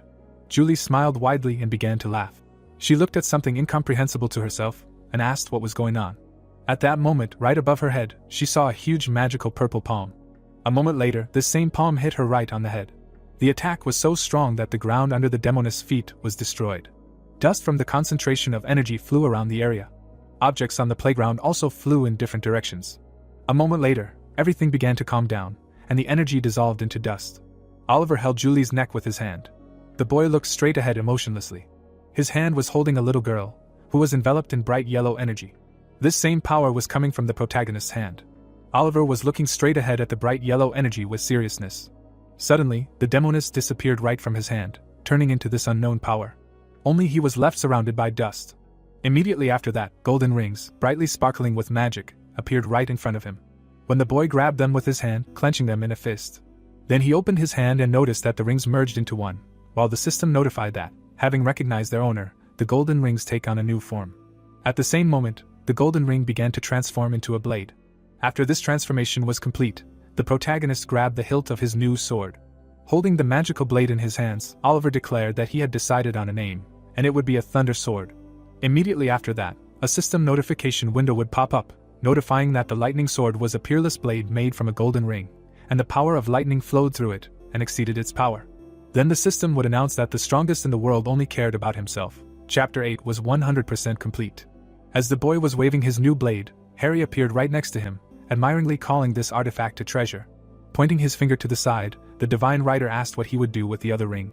Looking straight at this magical artifact, the agonist did not know what to answer, while the author of the web novel standing behind him continued writing the story, saying that it would be unbalanced to make both rings strong, and let the second one be just trash. A moment later, Gagarin wrote down the abilities that this very ring gives on his piece of paper, and Oliver, seeing them, was very dumbfounded that these skills are simply useless. While the divine writer was asking with a thoughtful look what else he could come up with, the boy distracted him, saying that he would rather choose from these before he came up with something else. Looking straight ahead, the protagonist declared that he would choose the third one, and the author of the web novel could not believe the seriousness of his words. Then Oliver, imagining a person being attacked by a ninja, declared that what is trash for one can be treasure for another, and such skills can be useful for assassins who need to hide their presence, because even they do not have full control over the body. Hearing this, Harry looked to the side, wondering what to call it then, because if it is a thunder sword then the other one should be called accordingly. After this question, the boy plunged into thought and still could not come up with anything. Looking straight at the magical gold ring, the divine writer asked what could call it deodorant. Hearing this, the protagonist put the ring away, saying that he liked everything, and the author of the web novel spread his hands, noting that it sounded good, and that he was good at coming up with names. Immediately after that, Oliver put the ring on his finger, arguing that he actually even felt proud and now understood why collectors collect things. Looking straight at the mountain in front of him, the boy addressed him in the hope that he was having fun coming up with names and functions for the treasures, and he replied that he seemed to like the last one very much. Pointing his finger at his head, the protagonist replied that especially the treasure that was there. At this time, Julie was right in the middle of the darkness, asking where she was, trying to call at least someone. Biting her nail in fear, the demoness realized that this was all that Rat's planned for her to use hellfire and run out of strength. Gritting her teeth in displeasure, the demon girl said that she had unknowingly fallen into his trap. A moment later, she grabbed her head and declared that she would definitely kill this bastard. Folding her arms across her chest, Harry asked just don't tell him that she was going to come looking like this. Scratching his head deftly, Oliver asked what was wrong with him, and the divine writer, pointing his finger at him, asked him to look at what he was wearing, and that he was covered in dirt. Hearing this, the boy found some scrap of clothing on the ground, said that he would now pick something up from the street, and the author of the web novel, dissatisfied with his behavior, declared that he was the main character. At this point, the protagonist smiled widely, explaining that this was the point, and the best part of his wardrobe was himself. A moment later, Harry snapped his fingers, declaring that he would not allow him to walk around looking like this. Then a business suit appeared right on Oliver, which surprised him very much. Beaming with joy, the boy said that now he can do anything, and the divine writer, looking at him, wondered if the look was too extravagant, considering what awaited them ahead. Then he changed the outfit on his ward to a tracksuit. Having done this, the author of the web novel spread his arms to the sides, explaining that casual style is the best and suits him perfectly, while Oliver asked him to shut up already. Hearing this, Harry was very angry, and the boy, looking menacingly to the side, explained that he was not talking to him, but to her. Immediately after this, the narrative of the story is transferred to an unknown dark abyss, where someone shouts that it is very crowded there. Then a voice rushed through this space, saying that it is still cold there. Julie hit the ground with her fists, asking where she is at all, and declared that she wants to eat. Suddenly she noticed a blanket falling down right above her head, and Oliver was explaining to her that she was in his mind palace in a sealed room. Immediately after that, a system notification window appeared, notifying about the sealed room, which was created in the likeness of the sacred snake god of the zodiac, and showed an additional description. Looking up with displeasure, the demoness asked where he was at all. With a furious look in her eyes, the demon girl asked if this was really his plan all along. Standing in the middle of the pitch darkness, Julie asked him to show himself. When the boy said that he was right in front of her, and she needed to press a button on the side, the demoness tried to feel for it. After pressing the button, the demon girl was transported to a small room right next to the protagonist, while the system announced that this was a sealed location measuring 10 square meters. Noticing her offender, Julie stretched her hand forward in displeasure. Blocking her blow with his palm, Oliver asked her to calm down, because she might never leave this place, and the demoness asked him to shut up and let her out of here, and also not to talk nonsense. A moment later, the boy told her to give up, because he did not intend to let her out of there, and the demon girl, hearing this, clenched her teeth in displeasure. Suddenly, a system notification appeared, telling about the peculiarity that the extermination in the sealed room protects Oliver from all mental attacks. Seriously looking straight ahead, the boy declared that he needed her. Having imagined in his head the image of the King of Laws sitting right on the floor, the protagonist thought that this person, with whom he will have to fight in the future, is a master of mental attacks, and he is strong in summoning and transformation. Hearing this, Julie asked the impudent little man to let her out of there, and he only laughed, bringing his hand to her head, and thought that now before facing him, the King of Laws will first have to fight the extermination. At this time, the demoness with a clearly displeased expression on her face asked if he was even listening to her, and did he really think that she would live in this tiny room. Suddenly, Oliver left the place and asked to wait, and the demon girl, noticing this, was very unhappy, asking where he was going. Julie asked what was going on and what he was trying to do, as well as where he had gone, while the boy took out his thunder blade. Immediately after that, lightning began to appear from behind the clouds, destroying the monsters. Eventually, this thunderstorm turned into a huge dragon. The protagonist held the blade right in front of him, saying that, perhaps, because this is the greatest treasure, this sword is very good. Putting his weapon in its sheath, Oliver was glad that he tried it on sharp people until the portal closed. Pulling the soul directly from the defeated demon, the boy noted that he also needed these monsters. Asking that she seemed to say that she was hungry, the protagonist threw the corpses of monsters directly into the created closed room. Halfway into Julie's space, he asked her to hold on for a bit, since they were still fresh. Looking straight at the demon corpses with disgust, the girl explained that she did not eat such things. Julie looked angrily straight at Oliver, about to tell him something, when suddenly he stopped her. Immediately after that, the demoness began to eat the monster meat. She turned her back to the boy, not showing the whole process, but the sounds of chomping could be heard around the area. Puzzled, watching this, the protagonist thought that it seemed like she liked it, although a little strange, although she was a demon. Looking at the ruins left of the house in the lawless area, Oliver realized that he had successfully captured the extermination, which would be his sword and shield. Looking at the ring sparkling on his finger, the boy thought that now he could use deodorant to defeat the Dark Lord. Holding the thunder blade in his other hand, the protagonist reasoned that, judging by the recent battle, his sword was indeed a powerful weapon. Oliver slowly walked down the street, thinking that everything was as it should be, because only the protagonist, who returned from the past, could wield these artifacts. At that moment, images of mushroom soup appeared in the boy's head, and he declared that now he could eat as many bowls of it as he wanted. Suddenly, Oliver heard Harry's voice saying that he was too obsessed with this soup and shouldn't he be grateful for all the things he had given him, like clothes or something, and he replied that it was he who made him such a fan of this soup, but of course he was grateful. Showing his thumb up, the boy added that he was also very grateful. Then the protagonist noticed the absence of his artifact on his hand. Oliver waved his hand in fear, stating that the clock of life and death was gone, as well as his dark core, and the revolver was gone, while the divine writer asked if he had just noticed it. Immediately after that, the boy grabbed his head, asking if the hellfire had destroyed them, and then why did he do all this if he had lost them. Then the protagonist began to look around at all the ruins around him, saying that he had literally walked through hell and this could not be, and asking where they were. Suddenly, Oliver froze in place, hearing someone's voice addressing the little man and asking if he wanted help. It was Julie, who was wiping the blood from her face, saying that she did not know what he was looking for there. Staring menacingly ahead, the demoness noted that one head was good, but two were better. The girl bit her horn. She looked away. Julie was sitting on the floor. She raised her head. The girl silently looked forward. Stretching her hand to the side, she thought about the sensation of touching the floor. The fabric was lying on the floor. The thought arose that a blanket could be touched. Julie grinned and thought that even the air she breathed. Sitting in the middle of the room, she added that all this was created by someone's will, and meant that someone deliberately wanted to imprison her here. Frowning, the girl thought about the fact that on an instinctive level, she felt that there was no way out of here. The demons looked straight ahead. The thought arose that the supreme demon Duke, the king of songs, the Demon Duke, King of Fishing and the King of Cooking. A flame appeared in front of the monster, and the girl thought that even the great demon would not be able to leave this place. The hero raised his eyebrows. The thought arose that if he did not want it. Frowning, Julie thought how she wanted to tear this bastard to shreds, but there was only one way out of here. The girl smirked and said she didn't know what he was looking for. Looking straight ahead, she said that 2 heads were better than 1. The protagonist stepped forward and asked where they had disappeared to. Sitting on the floor, he said it was like looking for a needle in a haystack. Oliver lowered his head and thought about what was most annoying, that he was wasting precious time on this. Raising her head up, Julie shouted that he didn't hear her. She said she could help. Having passed through the barrier, the hero asked why he was shouting. Okay, he was listening to her. How could she help him? Smiling, the girl replied that if she freed her, she would definitely find what he had lost.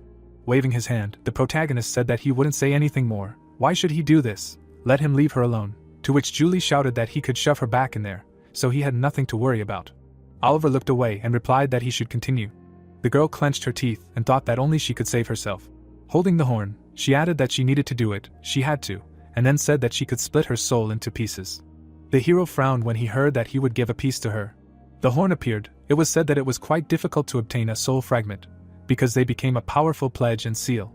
The monster stretched out his hand forward. A thought appeared that only a high-ranking demon who inherited the blood of the Empress was able to split the soul into pieces. Therefore, if the demon did this, then he swore to share his fate with him, and became bound by bonds that were stronger than marriage. The girl's hands trembled and she thought that right now she had no idea how to return the soul fragment back in the future, or how to escape from this prison. The hero looked away, and she thought that but this man seemed to be worthy of a great future. Julie frowned and thought that she was sure that he would be able to dramatically affect the whole world. Holding the horn, she added that and find out the whole truth about him, and then she might be able to find out how to get out of this damn cage. The girl opened her eyes wide. She held the horn in her hands. Her horn was broken. Julie frowned and thought that she could not believe that this kid became her Estella. The protagonist looked surprised. Hearing that he should take it, a notification appeared that the worldview was added, the reason for adding that he could not believe that this kid became her Estella. Oliver smirked and said that it worked. Looking straight ahead, he asked that he was now her Estella. Yes. Clenching her fists, the girl turned. Standing behind him, the guy asked that she was now his heroine, did not want to see her in this role. Frowning, the hero said that he should just try writing something like that, to which Harry replied that she was already a full-fledged adult demon, if anything. A view of the city opened up. Sitting on the rubble, the protagonist thought. The girl ran around. The thought appeared that he was of course right, but would everything be okay? Julie leaned over, and Oliver thought that now she looked like a child. The girl put her hand to her face, and he added that he was sure that her original form was completely different. The hero looked in surprise hearing that she had found it. Pointing to the sphere, Julie asked what he was looking for. The ball was emitting a glow. Raising his hand, the protagonist said that he had indeed found it. Great, it really was destruction, to which the girl asked, what of course, and what did he expect, what would they look for next? Raising his finger up, the protagonist said that it was a drink of life and death. The watch was probably broken, but they needed to find not the watch, but what was inside, to which Julie asked what was inside. The girl looked in surprise hearing that the treasure was from the world of martial arts. It had the same effect as the elixir, to which she replied that for a moron it was very impressive. Oliver smirked and said that he didn't think that was the right way to address his Estella, to which she asked again. The guy closed his eyes hearing that he should come here, to which he replied that it was charming. The hero was sorting through the debris. Messages about Manhwa appeared. The girl stretched her arms forward. They stood next to each other. A view of the city opened up. Sitting on the ground, the protagonist heard that they could definitely find it. Even if it was an elixir, it was still too difficult. Looking at the girl, he thought that she was probably tired. When he caught her, she was already exhausted, so she also had to go through a fight with him, sealing, making a contract and finding a drink. Julie evaporated, hearing that she should rest, let her return to the room. If he needed her, he would definitely call, to which she responded approvingly. The girl was sleeping on the floor. It was heard that he thought that she would not return without a fight. The protagonist lowered his head and said okay, then thought he should find a drink before chapter 10 began. Oliver looked at him in amazement and asked what already. The gun was pointed at him. The hero turned around sharply and thought it was from behind. A shot rang out in the middle of the city. A bright flame appeared. It was heard that he would not be able to dodge the bullet. Throwing his hand forward, the protagonist said that he could melt them in midair with the protective energy of heavenly fire. Smiling, Harry said that was great, and he was wondering how he would resist modern weapons, to which Oliver thought that seriously, he still hadn't written the rules of this world. Clenching his fist, the hero asked who the hell he was. Frowning, he added that he was really one of the members of the Dark Star group. The soldier held the gun in his hands. The thought occurred that before returning to the past he met one of these. This soldier looks exactly like a member of the group. Suddenly, he pointed the gun. Shots rang out in the city. An abandoned construction site opened up. The hero quickly ran after the soldier. The soldier shot back at him. Frowning, the protagonist shouted that he told him that this would not work on him, and then thought that he was keeping the optimal distance so that he could not reach him with his martial arts skills. It seems that he really is from the Dark Star group. The soldier looked at him. He reloaded the magazine. Oliver's eyes widened and said that it was the same. The hero quickly ran forward. The thought occurred that demonic bullets. He was using such expensive ammunition. Gritting his teeth, the protagonist exclaimed. He slid along the ground.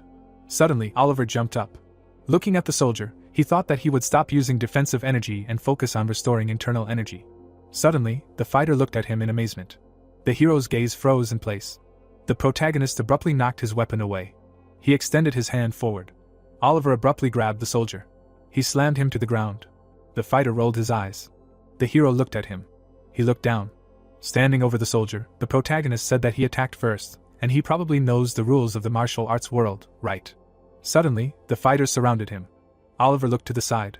The people were holding weapons in their hands. The thought arose that there were 2 squads of stormtroopers here. I am sure that snipers were also sitting nearby. It will be difficult. Frowning, the hero thought that he was adding these explanations on purpose to irritate him. The protagonist looked to the side, hearing that why not just give up. He took a step forward. The captain was walking towards the protagonist. Frowning, he said that he should explain his relationship with the extermination. Oliver looked away in confusion. A view of the building opened up. The hero was holding the ball in his hands. He was wearing a watch on his hand. The protagonist picked up the phone. He touched the phone screen. Oliver was sitting on the bed. Looking straight ahead, he was thinking that seriously it was difficult, because they just screwed up, because they lost the potion of life and death. Standing up, the hero added that he hoped he really fixed everything in this chapter, even the action scenes, so everything should be fine. The protagonist lowered his head and asked what he was supposed to fight with him. The guy clenched his teeth tightly. He frowned and thought about this annoying brat. The fighter whispered something in the commander's ear. Stretching his hand out to the side, he said that it seemed like there was a misunderstanding, admitting that they had been a bit hasty. They didn't think he had captured extermination, they thought he was under her spell, to which the hero replied that it didn't really matter, he forgave them, and now let them help him find something. Frowning, the commander said that he didn't like the tone he was speaking with. The protagonist turned around abruptly. The fighters were sitting on the ground. Oliver smiled and said that, as they say, the more hands, the easier.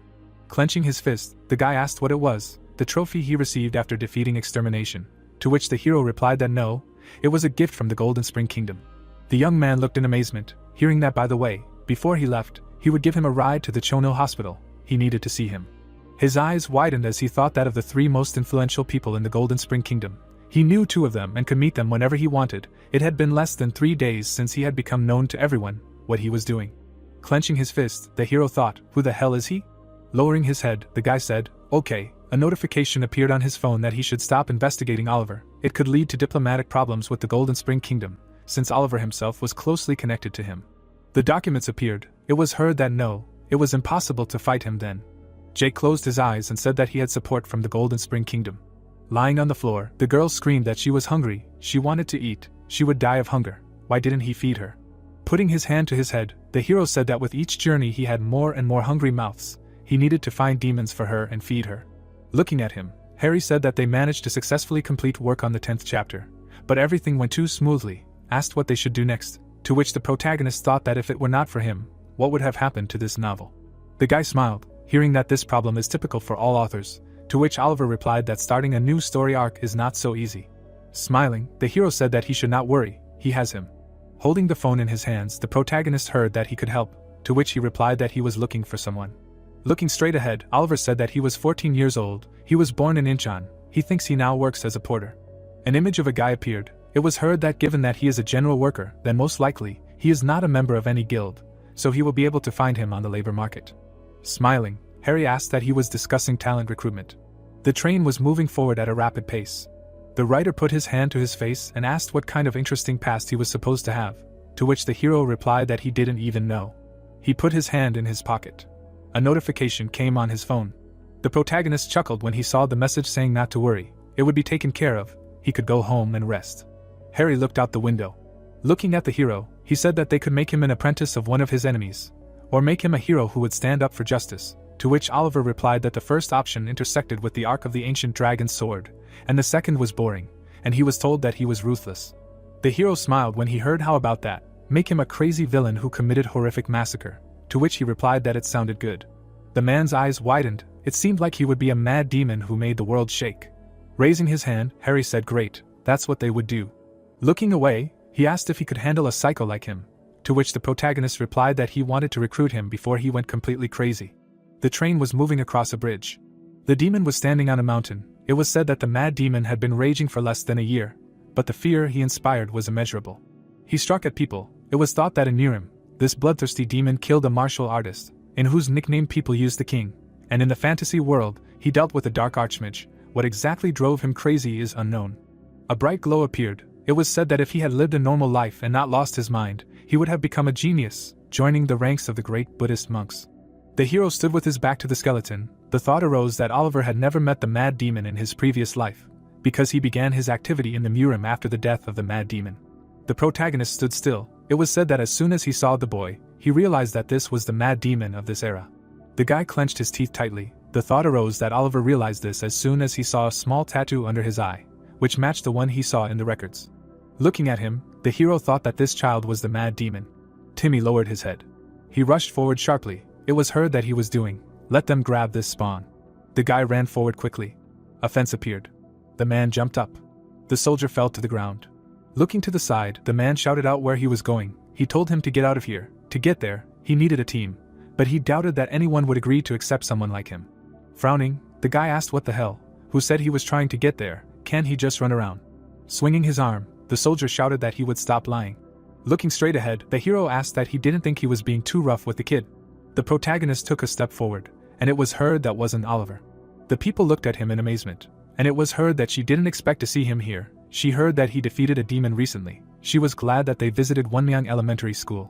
Closing his eyes, the hero thought that he needed to act cool. Looking at him, the soldier asked that he was a rising star Oliver, right? He looks even better in person. What brought him to Jeonju? He's going to get into the school. Standing in front of him, the protagonist asked him why else would he come here, but what was going on here. Looking away, the man said that he understood that he thought they were being too strict with him. The boy gritted his teeth when he heard that he was from Incheon, and he was not someone he should worry about. He was disobedient and ill-mannered. He was definitely from Incheon. A leopard cannot hide its spots. Standing in front of him, the protagonist heard that this boy was notorious in Jeonju. His intelligence can be judged by the fact that he has not been arrested yet. The man looked surprised when he heard that he could deal with him, to which he asked again that he was sure. The protagonist nodded his head, to which he replied that it was okay. Oliver took a step forward and thought that he must have been treated like this all his life. Looking at the boy, he added that because of this, he went crazy and committed a massacre. Timmy frowned and asked that he had never seen anyone get hit, to mind his own business. The hero lowered his head and thought that he was being rude and being on guard. The boy looked surprised to hear that he wanted to go there. The thought occurred that but in the end, he was still a child. Timmy's eyes widened. The thought occurred that he was just a little kid trying to protect himself. Smiling, the protagonist asked that he wanted to go with him, and then thought that because he had too many scars. Timmy looked at him in amazement. Oliver raised his eyebrows and thought that why did he make him so pathetic? It broke his heart. The boy gritted his teeth and thought that his heart.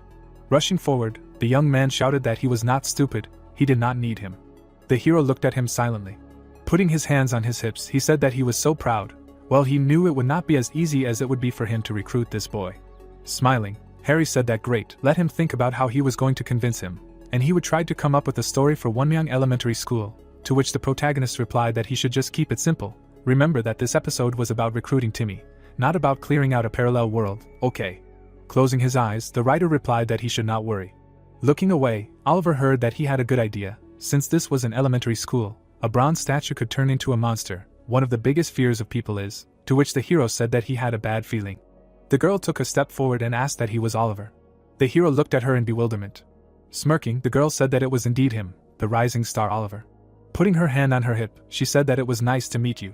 Clara smirked slightly. Looking at her, the protagonist thought that she was 49, and then asked who she was. With wide eyes, the girl asked that he did not know her. Oliver raised his eyebrows and thought that this was a pretty useful skill. It was high time that mages appeared in this world, and then asked that he should. They stood in front of each other in silence. Closing her eyes, Clara said that he was quite hilarious. It was okay, he would find out soon. Raising her hand, she added that she would find him later. They would definitely see each other again. The protagonist looked away, hearing what it was. They were close. Clara approached him first. He noticed how Oliver showed disrespect to her, to which he replied that he believed she was quite famous. Looking at the building, the protagonist listened to how the Wonmyang Elementary School raid could be more dangerous than he thought. Peeking around the corner, the boy thought, damn, maybe he shouldn't have been so overconfident. The fact that Clara was here meant that the reward for this raid must be big. A mage's intuition is rarely wrong. Timmy clenched his fist and added that he was running out of money. He definitely had to get into the raid this time. Maybe he should just accept his offer. Closing his eyes, the young man thought that, however, he was too suspicious. He found out about his past and wanted to use him as a porter. All the idiots who hired him ended up stabbing him in the back. The boy walked forward and thought that they made him do the dirtiest work because they thought they could pay him off cheaply. But those bastards didn't even pay him.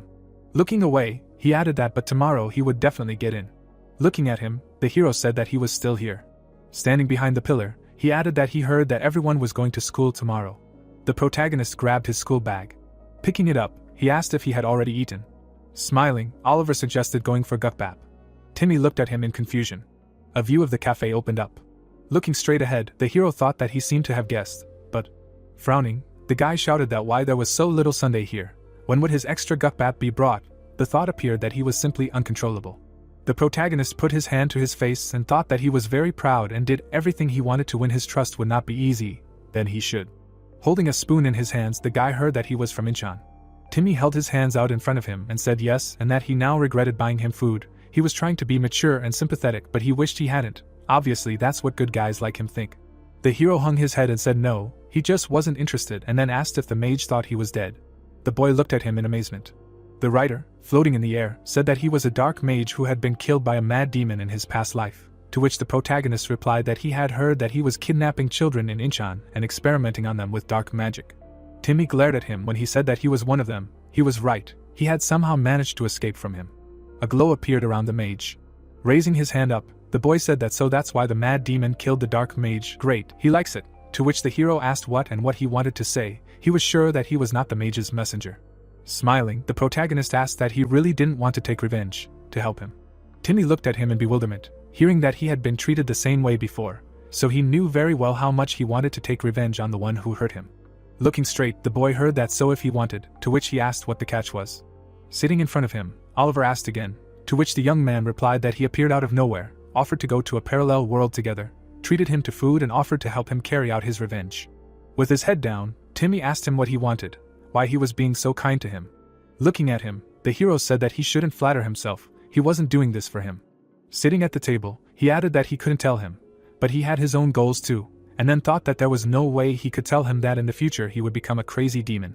Throwing his hands behind his head, the young man said that well, he didn't expect much, he knew that people like him had ulterior motives, and frankly, he didn't care what his motives were, as long as he could get revenge, he would be happy. Frowning, he asked that but wasn't he too confident in himself, and then said that even if he was a rising star or something, how was he going to resist him? He was a famous dark mage, he couldn't help him with lousy skills. Smiling, Oliver said that he would show him. He crossed his arms and added that he would see for himself whether he could handle the mage or not. Sitting in front of the guy, the hero said that there would be a raid tomorrow, so he would take him there as a porter. What would he say? The guy put his hands behind his head, listening to him say that he had nothing to lose. He silently lowered his head. A view of the city opened up. The protagonist, standing in front of a crowd of people, said how many people were there. Probably about 500. Holding a weapon in his hands, Oliver said that this was already going beyond the limits. The warriors looked at each other. It was heard that Mr. Arthur really gave it his all. The soldiers held weapons in their hands. Crossing her arms, Julie said that he hardly saw, but this place was full of distortions, let him be careful. A view of the school opened up. It was heard that he should be careful of the statues on the sports field, in the science room, in the music room, or even in the toilet. Julie put her hands out in front of her, and said that there were a lot of things that kids were afraid of in schools. They could be anywhere that human fear originated. The protagonist closed his eyes and said that he was deeply touched that she was so worried about her Estella. Looking straight ahead, he added that she shouldn't worry, he was sure it wasn't that dangerous, and then thought that this chapter was about recruiting a crazy demon. Suddenly, someone pulled out a sheet of paper in front of him. Standing next to him, the guy said that he had applied to participate. This is the team they were assigned to, and why was he talking to himself? It was really creepy. The protagonist touched his head and said that he was very impressed, good job, to which Timmy yelled at him not to touch his hair. Suddenly, he looked up in amazement. A building appeared, and it was heard that they were now starting the briefing for the raid of the parallel world of Wonmyang Elementary School. Putting her hand on her hip, Clara said that he would allow her to make a small announcement before they went on a raid. Looking straight ahead, Oliver heard that this parallel world had many others, to which he thought that this was what she meant when she said they would meet soon. The school appeared. It was heard that the school grounds were a large parallel world, and each classroom in the main building had its own parallel world. They would be divided into 2 teams. The Alpha team would start from the 2nd floor, and the Beta team from the 5th. Looking straight ahead, the girl said that she would be the captain of the Alpha team. The man raised his eyebrows when he heard that the Beta team would be led by Peter from the 3 Heavens sect. Standing in front of the people, Clara said that when they entered the school, they should follow their captain's instructions. She would give further instructions when they determined the difficulty level of the raid. Smiling, she added that someone unexpectedly joined their raid yesterday. The hero looked at him in surprise when he heard that it was none other than the rising star Oliver. They all know who he is, don't they? He is the one who defeated destruction. The people looked at him in admiration, saying that she was referring to the destruction in Incheon. She never imagined that he would join them. Peter looked away, hearing that he was so good that Clara had to single him out. And who was that guy next to him? The girl winked and said that they usually don't accept people from nowhere, but she made an exception for him. Isn't he glad? He was assigned to the Beta team, so he hopes they will all take care of him. The protagonist looked at her and thought that it was a nice gesture, but she was putting him in a difficult position. Putting her hands on her hips, Clara said that it was okay. It was time to go inside. The view opened up to an elementary school. People were walking up the stairs of the main building. Oliver looked at the person in surprise. The man extended his hand forward and said that he apologized for the late introduction. He was Peter, a member of the 3 Heavens sect and the leader of the Beta team. The hero shook his hand and introduced himself. The people looked at them silently, and a notification appeared. Frowning, the man thought that this guy really defeated destruction. It was hard to believe. The protagonist looked at him silently. Looking at the guy, Peter thought that and why he was with the Dark Mage's test subject. In any case, it seemed that he came to Jeonju to find a pot of gold. Smiling, the man thought that but he would not get anything here, and then said that he had heard a lot about him. He was looking forward to working together, and the thought arose that the 3 Heavens sect would take all the achievements and rewards of the Beta team. Standing in front of him, Oliver said that he mutually. Closing his eyes, the hero thought that he didn't care, so let them do what they want, and then thanked him. Turning around, the man said that they would go up to the 5th floor.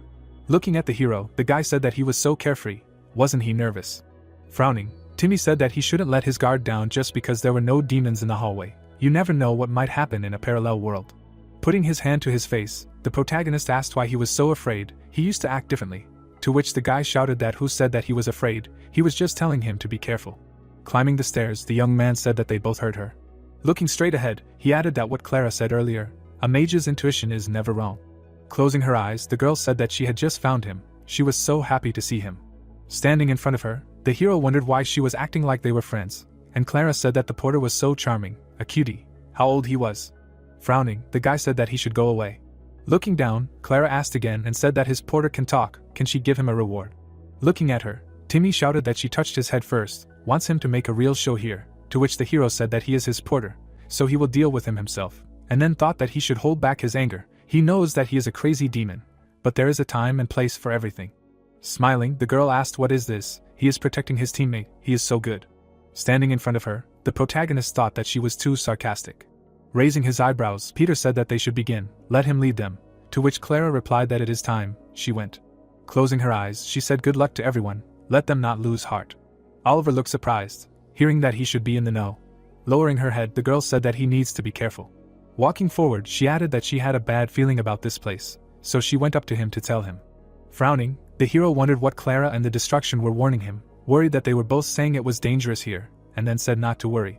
The sign for the classroom appeared, and it was heard that everything would be fine if he stayed close to it. Raising his hand up, Peter said that attention.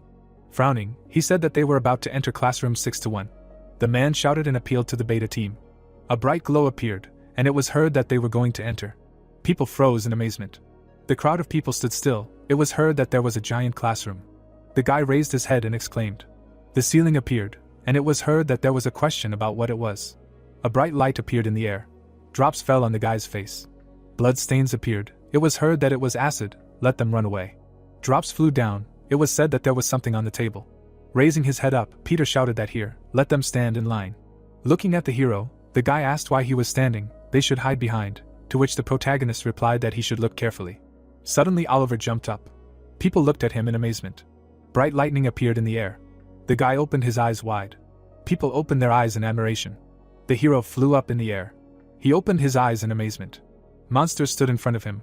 It was heard that why there were so many of them, he chose the milk concept, since this is an elementary school. Monsters looked at him furiously. Looking at the demons, the hero said that he had made some pretty strong milk. Smiling, Julie said that they looked very appetizing. Let him kill them and give them to her, to which the protagonist replied that he understood, let her wait, he would let her try these milky wits.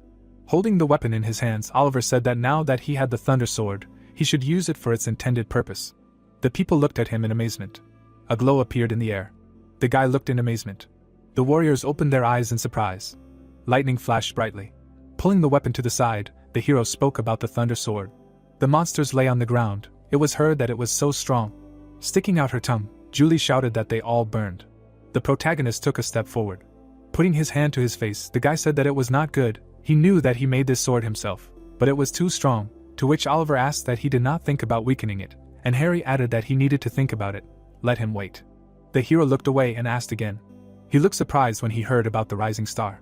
Standing in front of the crowd, the protagonist heard that he was really amazing. He could not stop admiring his skill, which he only heard about.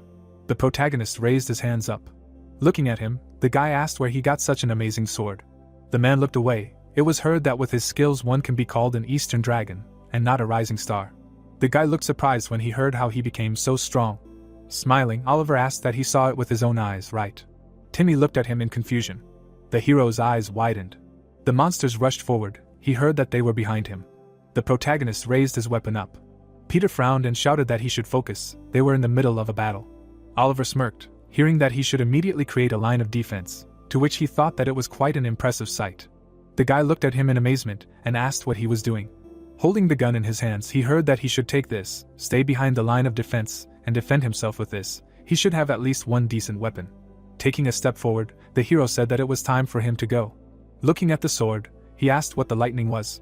Grinning, Harry said that he turned it off. It was too strong, so he changed the settings of the sword a little. It was still a good sword, so he shouldn't worry. The protagonist froze in confusion. An explosion thundered in the building. The floor shook sharply. The soldiers began to fire their weapons. Shots flew at the monsters. The fighters fought with the demons. The weapons collided with each other. The man slid along the ground. Gritting his teeth, Peter exclaimed. He frowned. Suddenly, the monster jumped up. Looking at it, the man shouted that damn it. Many shots flew at the monster. The protagonist suddenly rushed forward. He stretched out his weapon in front of him. Oliver stopped abruptly. The monster behind him exploded. The man's eyes widened in amazement. Smiling, the hero said that he took care of the leader of the wits. Looking at him, the girl said that this is why they say that the martial arts world is like an iceberg in the ocean, and the man added that he himself cannot believe it. The protagonist quickly ran forward. It was heard that he understands that miracles happen, but they only learned about it 10 days ago. However, his technique of the unchanging 7 sword strikes is much more powerful than he heard. The girl turned her head and objected. The boy looked up after hearing who the kid was that came with him. Oh, this is Inchan. They called him that because he was from there. Looking to the side, the mage asked why the rising star was dragging him along. He was just getting in the way, to which the man replied that who knows, although considering his age, he looks quite decent. The girl took a step forward and said that no matter how much she thought about it, there was no reason to take him along to the battlefield. Looking at Timmy, the girl said that maybe there was something special about him. She suddenly opened her eyes in amazement. Timmy froze in bewilderment. The girl gritted her teeth and thought that this was not good. She swung her hand, thinking that she would get rid of him right then and there. Timmy kicked her. The girl slid along the ground. Sitting on the floor, she exclaimed. Frowning, the hero shouted to get ready. Doesn't she know where they are? He can't be so distracted. Raising his eyebrows, the boy said that he was completely focused. He told him to watch him. The protagonist turned his head and thought why she suddenly attacked him. Oliver's eyes widened in amazement. The thought appeared that she understood the boy's state. He was taking the first step to get to the Moon Palace. The view of the Moon Palace opened up. The mage crossed her arms and asked what he was staring at. The boy's eyes widened. It was said that this boy achieved this just by watching Oliver's movements. The girl frowned and thought how could he be so talented. It was incredible. He had to spend more than 5 years of sweat and blood to reach the moon. The mage lowered her head. It was said that she thought about showing it to her master, but shook her head, and then thought that maybe she was being praised now. Timmy stood next to the girl. The thought occurred to him that with such talent, he would surpass her in less than a year, thus she would simply create a promising rival for herself who would threaten her status. The girl frowned and thought that on top of everything, he gave her a bad feeling and it was ominous to hide it from the master's eyes. She clenched her teeth tightly. Swinging, the mage thought that she had no choice but to kill him right now. The hero silently looked straight ahead. With wide eyes, he asked that she was going to kill his porter, wasn't she?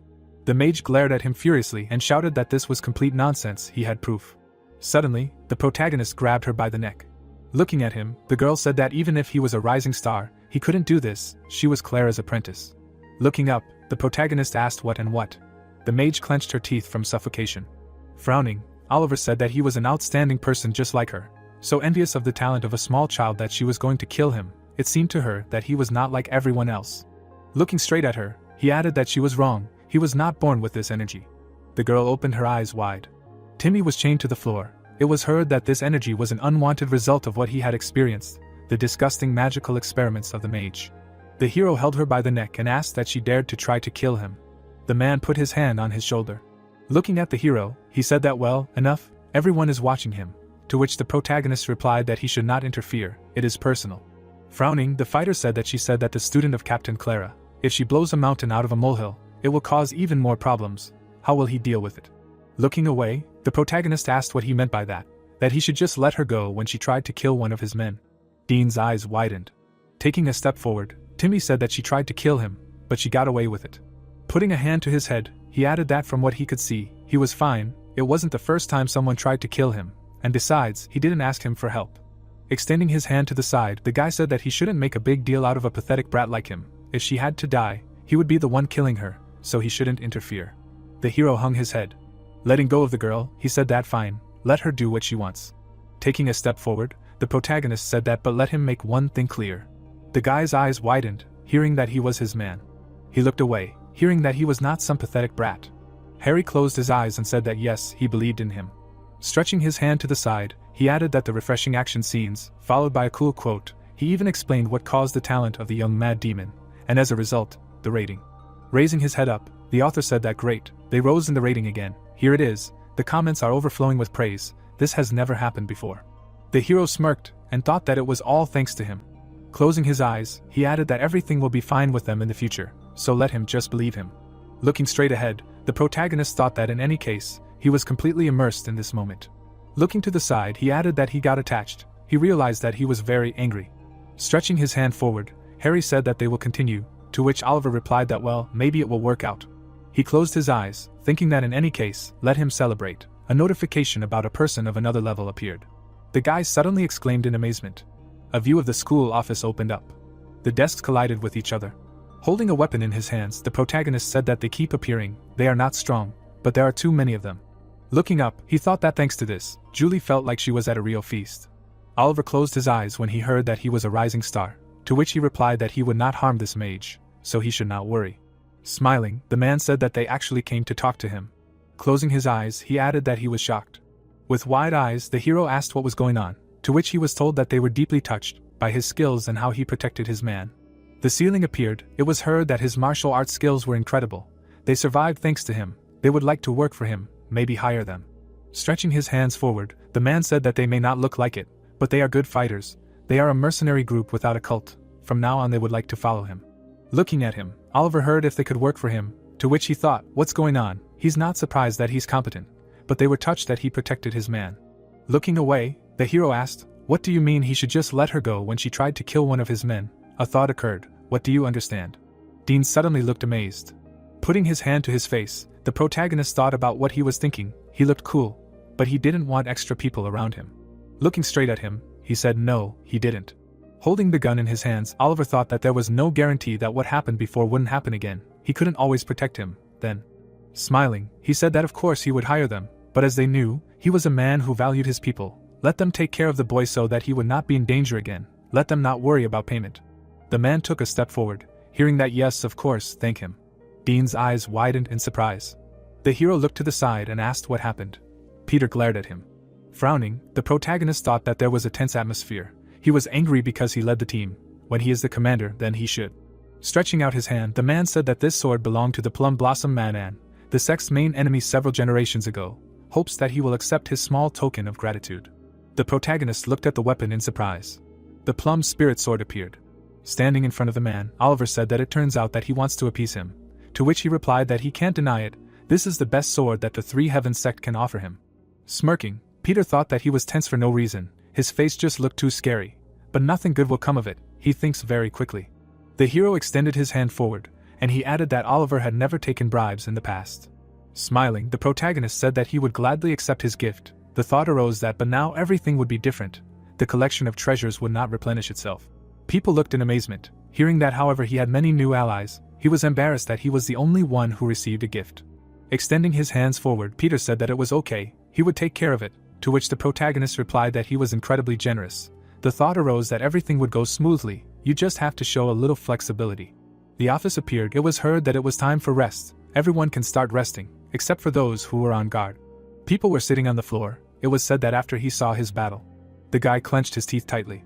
Sitting on the floor, Peter said that he immediately understood why Clara paid special attention to him, to which the hero replied that he was flattered, and Dean said that he completely agreed with him. It was good that he was on their side.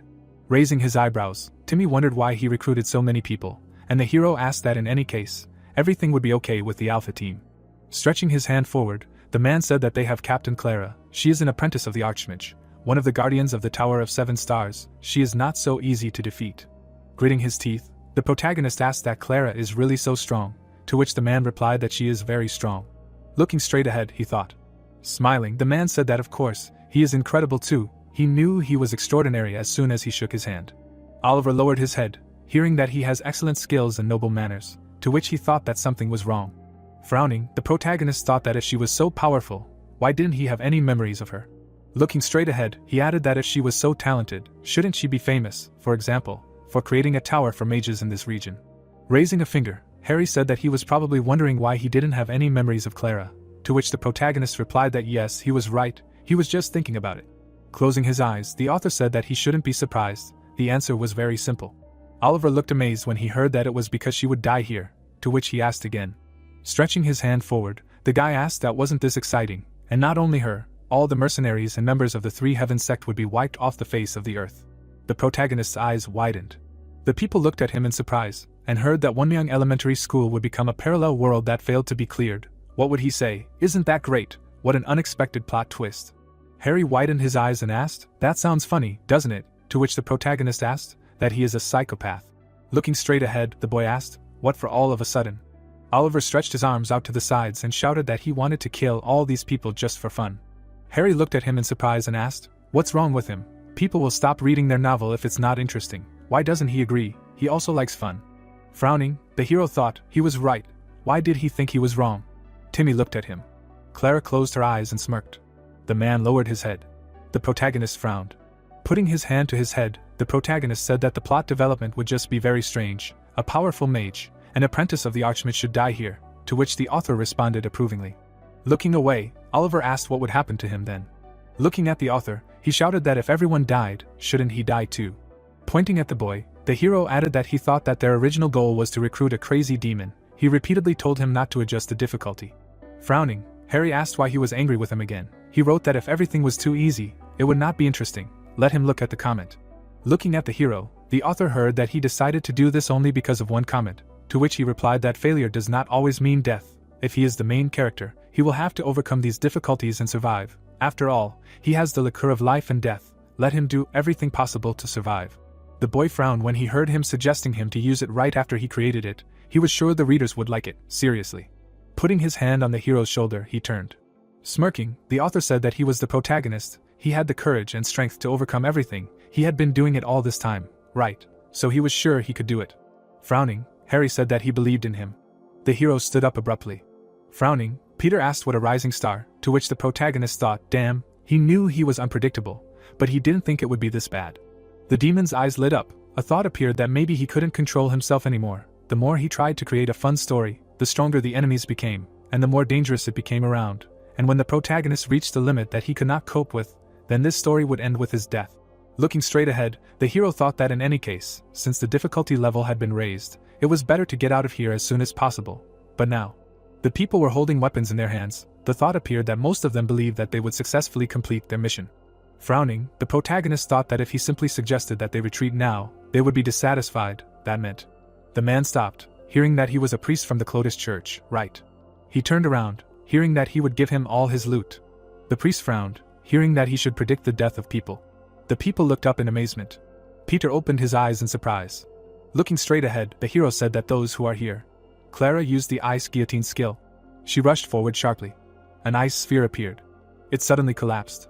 The girl extended her hand to the side and said that she thought it would be more difficult. Maybe she was being paranoid. Clara suddenly froze in place. Her eyes widened. Holding the staff in her hands, the girl said that the tables and chairs on this side of the room were already set up.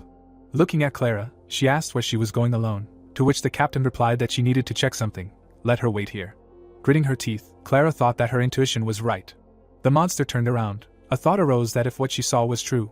The girl flew up and added that the raid on Wonmyang Elementary School would fail. Sitting on the floor, the hero said that he should predict the deaths of people. The priest looked at him silently. The people looked at him in surprise. It was heard that he had always been here. Why worry? They were doing well, a waste of demon hearts. Raising his head, the protagonist said that he should start with Captain Clara. The man lowered his head, hearing what but why. He frowned. The priest slightly opened his mouth. Looking straight ahead, he said that Clara would die. The people looked at him in surprise and asked again. The spheres began to collapse. It was heard that Clara would die. Raising his head, the man began to say names, to which he was asked why there were so many deaths.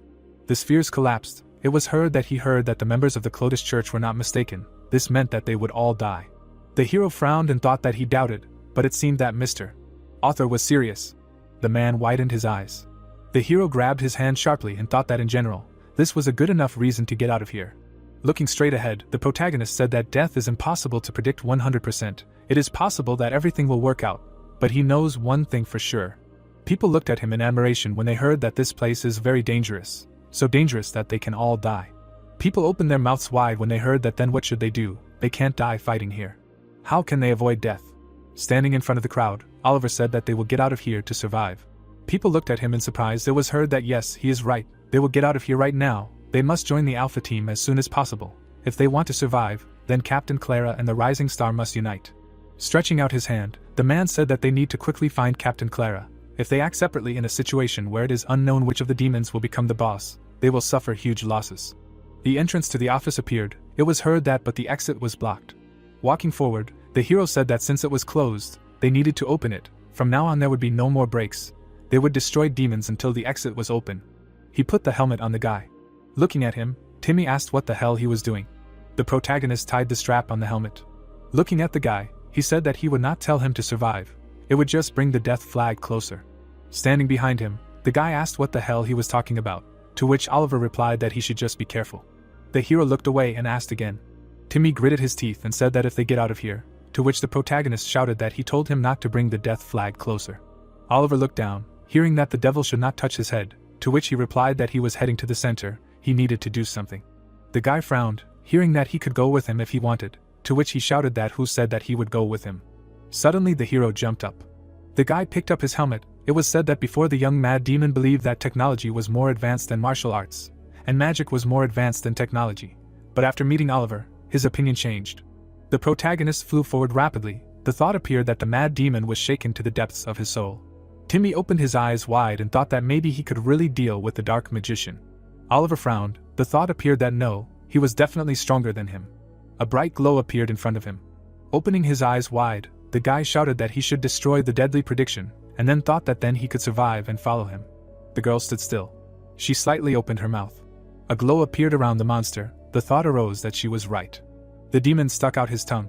Frowning, Clara thought that this was complicating things. She would not be able to confront him alone. The people looked at her with fear. The thought arose that, however, this was a demon that grew stronger from the fear of people. If its existence was known, it would become even stronger. The girl stood in front of the monster. The thought arose that although it might be difficult, should she take care of it now? Clenching her fist, Clara thought that it was certainly possible to defeat it now. She took a step forward. Frowning, the girl thought that until it absorbed even more fear. The doors opened. It was heard that it opened. The door opened. Looking to the side, Peter said that finally, "Great, they are retreating." The people raised their weapons up. It was heard that they were leaving.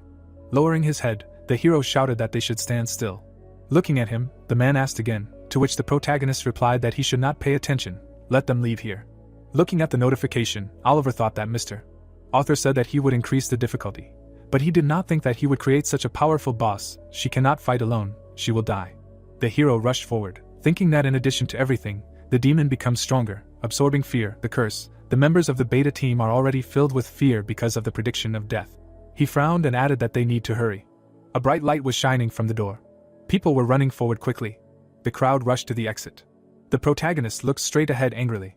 Frowning, he thought that he had a bad feeling. Just do not tell him that Clara is already dead. Suddenly, Clara hit him. Oliver's eyes widened. The girl exclaimed, opening her eyes in surprise. A view of the room opened up. Frowning, Clara said that she saw the demon on the first floor, so she came up here, and why did it come down? Stretching out his hand, the hero said that they were predicted to die and hers too, so they began to retreat, to which the girl asked again. Gritting her teeth, she said that she had a bad feeling from the beginning. She could not believe that they would have to deal with a demon. The people looked in amazement. It was heard that it was the boss of this parallel world. The monster opened its mouth wide. It was said that since her name was in the prediction, it was good that she did not do something stupid. She was thinking of fighting him alone, but she had a bad feeling. The girl frowned and said that he seemed so strong to her that he needed to be attacked at the national level. That's why she headed here. Looking straight ahead, the hero heard that he had already defeated destruction. They needed a plan, to which he thought that since Clara was safe, he thought it was worth a try. A view of the school opened up. People were standing in a crowd. It was heard that it was all over, they would all die. The man looked scared. It was said that they needed to stick together, even if a battle began, let them not run away. Clara crossed her arms. It was heard that they had too little time, but this was the only way out they had now. Dean was sitting on the floor. It was said what to do. He did not think that everything could turn out like this. The guy looked at the hero. Harry looked amazed and asked that he was doomed. Did he really get too carried away? At this rate, even Oliver could die. He lowered his head and added that maybe he shouldn't have increased the difficulty. But if he hadn't, the readers would have written that they were bored. Maybe he shouldn't have overdone it. What should he do? To which the hero thought that this had happened too many times. He was furious. But he had to do something. Frowning, the protagonist thought that he regretted his actions, so now he could convince him otherwise, and then said that he shouldn't think too much. Looking straight ahead, the guy heard that if you can't weaken the demon, then you can make it stronger, to which he asked that he wanted him to make it even stronger. But how? Even if he wanted to, there was too little time left. Besides, if he made it even stronger, then what's the point? Oliver turned his head, hearing what was wrong with her. Putting his hand on his side, he said that he would take care of it. Let her just watch him. The hero took a step forward and addressed the girl. Walking towards the girl, he asked her if she had a plan, to which she responded. Clara raised her eyebrows and said that they had a few ideas, but to be honest, they weren't very good. None of them would be able to deal with the demon if they teamed up against him. She looked surprised to hear that he had a plan, to which she asked what was true, and what was it. Standing in front of the girl, the protagonist asked that she came here to create a magic tower, right? To which the girl asked how he knew. Looking at Clara, Oliver said that it meant that she had a magic item strong enough to create it. A bloodstone appeared. Looking away, the girl said that he should wait, but not tell her that his plan included the bloodstone, to which the hero responded approvingly. Smiling, he added that he should give him the bloodstone. He would absorb the mana contained in it and become stronger. Frowning, the girl shouted that this was ridiculous, and the other added that the bloodstone was the result of decades of hard work by the Tower of the Seven Stars, and he wanted them to give it to him. He was crossing the line. Stretching his hand out to the side, the protagonist said that then they would just die. If they wanted to survive, how could they stand and do nothing? The girls looked at him in surprise, hearing that he only knew half of it. Taking out the potion, Clara said that she was impressed that he guessed that she had a bloodstone, but he seemed to have no idea what it was. If it was that simple, then why didn't she absorb it herself? Frowning, she added that the bloodstone wasn't like a stone, it wasn't something that could be absorbed. Putting his hand to his chest, Oliver replied that no, it was possible with his absorption method. A notification appeared that the past had been supplemented. Looking straight ahead, the girl thought that great, Mr. Author supports his plan. If Clara agrees, then everything will be fine. Smirking, the hero thought that if she refuses, he will have to use force. The girl quickly poured out the potion. A glow appeared around the stone. Clara looked at the glow in amazement. The protagonist opened his eyes in surprise. People were watching the bloodstone. Looking straight ahead, Oliver heard that it was good. Let him do it. Raising her eyebrows, the girl said that if he absorbed all the mana from the bloodstone, they could defeat the demon. If they died here, it would still be useless. The hero smirked, hearing that if there was a way to survive, then maybe it was worth trying, to which he replied that it was a good idea. Frowning, Clara asked that he understood that they had little time. The statue was at the entrance. It was heard that it was a demon that became stronger when people were afraid. They were in a school where there were always many ghost stories. The statue appeared. It was said that at midnight something would definitely happen. Putting his hands on his hips, the hero said that he should not worry. It would not take long. Looking at him, the author asked if he was sure about it. The bloodstone contains a huge amount of mana, so even he might not be able to handle it so quickly, to which the protagonist thought that, to be honest, he doesn't know what will happen. Putting his hand on the stone, Oliver thought that since this is an unexpected plot twist, it won't be easy. However, as Mr. Author said. Frowning, he added that the protagonist's role is to overcome difficulties, and then shouted about absorption. The hero clenched his teeth tightly. He opened his eyes wide. A bright glow appeared in front of him. The protagonist raised his head up. A bright light fell into his eyes. The guy pointed his hand towards the stone emitting light. The flame engulfed his hand. Oliver approached the red stone, stretching out his palm. The ladies watched with their mouths open. They told Clara that this was too much for him. Maybe they should stop him. They also said that if they lost the rising star and the bloodstone, then they would have no hope. The girl calmly said that they would wait a little longer. She looked closely at the hero and thought that from the very beginning she knew that this was impossible. But she tried to believe in him. The hero, clenching his teeth, reached for the light, and the girl reasoned that her intuition told her that there was something special about him. Harry opened his mouth wide and said that he knew this would happen, warning the guy to stop or he would die. The author hovered in the air above Oliver and told him that the human body could not withstand so much. The guy, clenching his teeth, continued to hold his hand in front of him, but thought that he was right. Two silhouettes were shown, where one absorbs the power of the other. Oliver thought that the absorption technique has one important condition: in terms of internal strength, it must have an overwhelming advantage over the target. The hero watched as the stone became larger and thought that now everything is exactly the opposite. A large energy ball glowed when the guy reasoned that there is so much mana there that it surpasses even the first heavenly decree of the original fire, and in this situation, it is certainly hopeless. The young man opened his mouth. He thought that there is a way out. Oliver turned around and saw a boy with a backpack. The hero waved his hand, calling him to himself. The boy ran closer to him, and the guy thought that his intuition tells him that everything will work out. Oliver tapped his fingers on his stomach and chest. A notification about the great technique of 12 pressure points pig appeared when the affinity for mana reaches its peak. The hero put his palm on his chest and asked him not to be surprised. The boy grabbed the boy and pulled him closer to the red stone, holding his hand out. The boy's mouth fell open in fear. The people looked at him in surprise and the man asked if this was normal. They told him they weren't sure. The boy screamed, wondering what was going on. Oliver held him by the chest and asked him to hold on, and he would help him.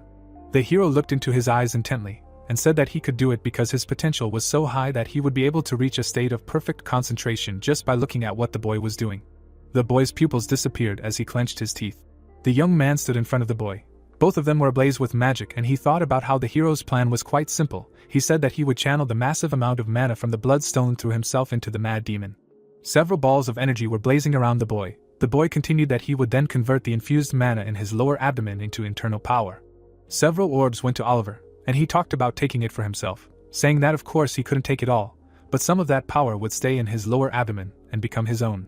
The hero pushed the tense boy in the chest and knew that it would be enough, but the only problem was whether he could withstand it or not. The little boy clenched his teeth, growling, hearing that he had to cope. A huge magical vortex rose above the characters. A column of fire and smoke hung over the stone. Oliver looked away and said that it was working. The mana was starting to stabilize and they were almost there. The guy squeezed the boy's chest with force and noted that he was doing great, suggesting that he just focus a little harder, and if he could hold out, he would get the power. The girls watched in amazement, discussing how incredible it was, and that the mana was stabilizing. Clara's mouth dropped open in amazement, wondering how that was possible. She looked at him with enthusiasm and chased away in her head the thought that she really could. The hero looked tensely at the flash of light. The girl turned around, asking what time it was. The lady answered that it was 21:49. Clara closed her eyes, smiling, said that this was great, because they still had plenty of time, but they couldn't relax. At least they knew that it worked. The girl opened her eyes wide, noticing something. The sky above the building was blazing red. People were panicking, hearing something, assuming that it was the sound of an old clock, but it was not midnight yet. The man looked in that direction attentively and fearfully. A demon was touching the clock and they noticed that it was Tromos. The monster, with his tongue out, was moving the hands of the clock. People were shouting that he was standing in front of the clock. The demon's finger was pointing at the dial. A commotion began. The man looked at him and said that he did not believe, wondering about what he had just moved the hands on the clock and made it midnight. People shouted that they were doomed. A statue of a girl with a book was shown. A statue of a thinker was depicted. People noticed that the statues began to move and became larger. Clara stood behind the people, her mouth open, telling everyone not to be afraid, because they were still inside the magic circle. The statue opened its mouth. The plot spoke of silence. Energy traces of magic circled above the people's heads. A notification appeared about a large-scale silence, which forbids the use of mana and magic for a certain time. People watched in horror. The statue turned its gaze on them and said that they were preventing her from reading. It was a demon girl who reads books, appeared to the commanders of the Tromos Legion, and used the book for magical attacks. The stone statue jumped to the ground. The monument walked forward, speaking of agony over and over again. It was a brooding demon man who appeared to the commanders of the Tromos Legion, calling demons and the gates of hell. Clara turned around and shouted that they could not use magic and mana. The barrels were put out around, after a request to prepare demonic cartridges. A huge demon towered over the crowd of people. The demon with the book approached the people. The girl clenched her teeth, looking away. She wondered how much more time they needed. Oliver put his hands on the back of the sitting child. Clara threw her hand to the side and thought about the fact that one thing was good: Tromos had not yet begun to attack. She shouted to the people that they must buy time until the rising star finished absorbing the power. The guy with the child were in the same place. It was said that the people should take defensive positions. The red-eyed thinker approached them step by step. Blue flames erupted from the demon's book. The people aimed their weapons, ready to shoot. The girl looked menacingly at the monsters and shouted for them to listen to the command. Clara commanded to open fire. Shots rang out from the weapons. Grenades flew, exploding near the target. A huge statue approached the people. The girl with the magic book looked at them. She fired an energy discharge from the book, which fell to the ground, causing an explosion. People flew apart from such blows. The thinker watched them and noted that the gates for the martyrs were open. Various creatures jumped out of the portal, blazing with fire. The people looked at this and were stunned by what was happening. The man held a weapon in his hands and looked up. He looked at what was burning around, exploding, wondered if this was hell. Oliver continued to take power from the boy and thought, turning to Harry, how much he raised the difficulty. He kept his hands on the child's back, thinking that it was taking longer than he expected. The magic balls merged together, and the hero drove through his head that he was using 240 years of internal power, and therefore he cannot lose vigilance. Because if he was distracted even a little, then they would both be in danger. The guy closed his eyes and thought that, after all, he was almost there. The hero kept his hands on his back and reasoned that a little more. At this time the monster flew to attack from the side. An energy blow flew into the attacker's head. The man aimed his weapon at him. The blade of the sword soared up. The monster was cut into pieces by a blow from Peter's sword. He looked menacingly at what was happening, saying that there were more and more of them. People surrounded Oliver and the boy, shooting, trying to protect. The man turned around and said that this was the hardest moment of his life. The hero continued to feed off the child. The demon with the scythe swung, trying to strike the man from behind. Peter reacted, hitting his opponent, cutting him in half. He ran forward. There were corpses of monsters at the man's feet. He reasoned that he was already at the limit. People fought, shooting with machine guns, when the man thought about how he had been raiding for 23 years. Shots hit the demon's book. Peter reasoned that this might be his last raid. His eyes were black when he said that he was very happy to finally become the leader of the team. The demon thinker stood in front of them. The men looked up at him, and one of them said that he never thought he would die so soon. Well, the thinker attacked with a sharp punch. The swordsman braced himself for the blow, and said that maybe he should be happy that he at least became the leader of the team before he died. The statue was striking with a huge fist when the hero was approaching from behind. Oliver's eyes glowed red as he approached the fist. Peter turned around when he heard the guy. It was about the sixth form of the sky demon's sword. Beams of energy flew out. The story was about a flourishing cry opening the heavens. From the guy's blow, the thinker was scattered into stone pieces. The man looked at what was happening in surprise. Clara raised her weapon, smiling. The amazed people looked up at this attack. The demon lost his arm, which was scattered into pieces. The hero, blazing with magic, walked away from the crumbling thinker statue. The people opened their mouths in joy and shouted at the rising star. Oliver approached the people and, looking at them, apologized for making him wait. The guy watched as monsters ran towards him. Cold energy rushed forward. Oliver used an ice guillotine and froze all the attackers. A magical light lit up. A blow was delivered to the frozen opponents. The ice flew apart. The girl, raising her palm to the side, congratulated the guy, noting that she felt how he had become stronger. Fate really can be strange and unpredictable. People shot the demon with the book from all sides. Clara said that fortunately the silence had already ended, and that it would be nice if he intervened a little earlier, because it was not worth making the lady wait for a long time. The hero looked to the side and clarified which lady. The girl raised her fist and replied that if Oliver was able to joke at such a moment, then he was in good shape. The guy smiled, looking at her, and said that in any case, she coped and now he was joining them. The fence was closed, and she said that there was no way out yet. The hero turned to the people with gratitude for guarding him. The men answered that he should not worry. Timmy was lying on the ground, and Oliver asked to take care of him. The people said that he should leave him to them. Peter was shocked by what he saw. He looked at the hero, who was heading into the flames of fire, and reasoned that his inner strength had increased significantly. He felt like an idiot because he thought about his imminent death, and now they really had a chance. The statue rose from its knees. The girl with the book looked down resolutely. Oliver raised his sword and said that he had no time to relax. Clara looked away and told the hero that this was not his goal. She looked up and asked him to turn around. There was a demon on the roof. The guy was stunned by the sight, and said that he was finally here. Tromos was waiting for him on the roof of the house, and the girl said that his opponent was that demon. There is a shootout in the city. Someone runs to the crime scene. Oliver stands there discontentedly. He frowns ahead. He looks at the monster and notices that the way it vigorously stretches reminds him of the behavior of a small child. The monster stuck out his tongue saying that this can't be, and his opponent is just old, to which the guy thinks that he feels. The monster tilted his head, while Oliver notes that he is strong. Against the background of the red diamond, the guy understands that he is no slouch here either and that he overdid it too much to absorb 120 years of internal strength and therefore he cannot use the 12 pressure points technique. But now he has 240 years of internal strength.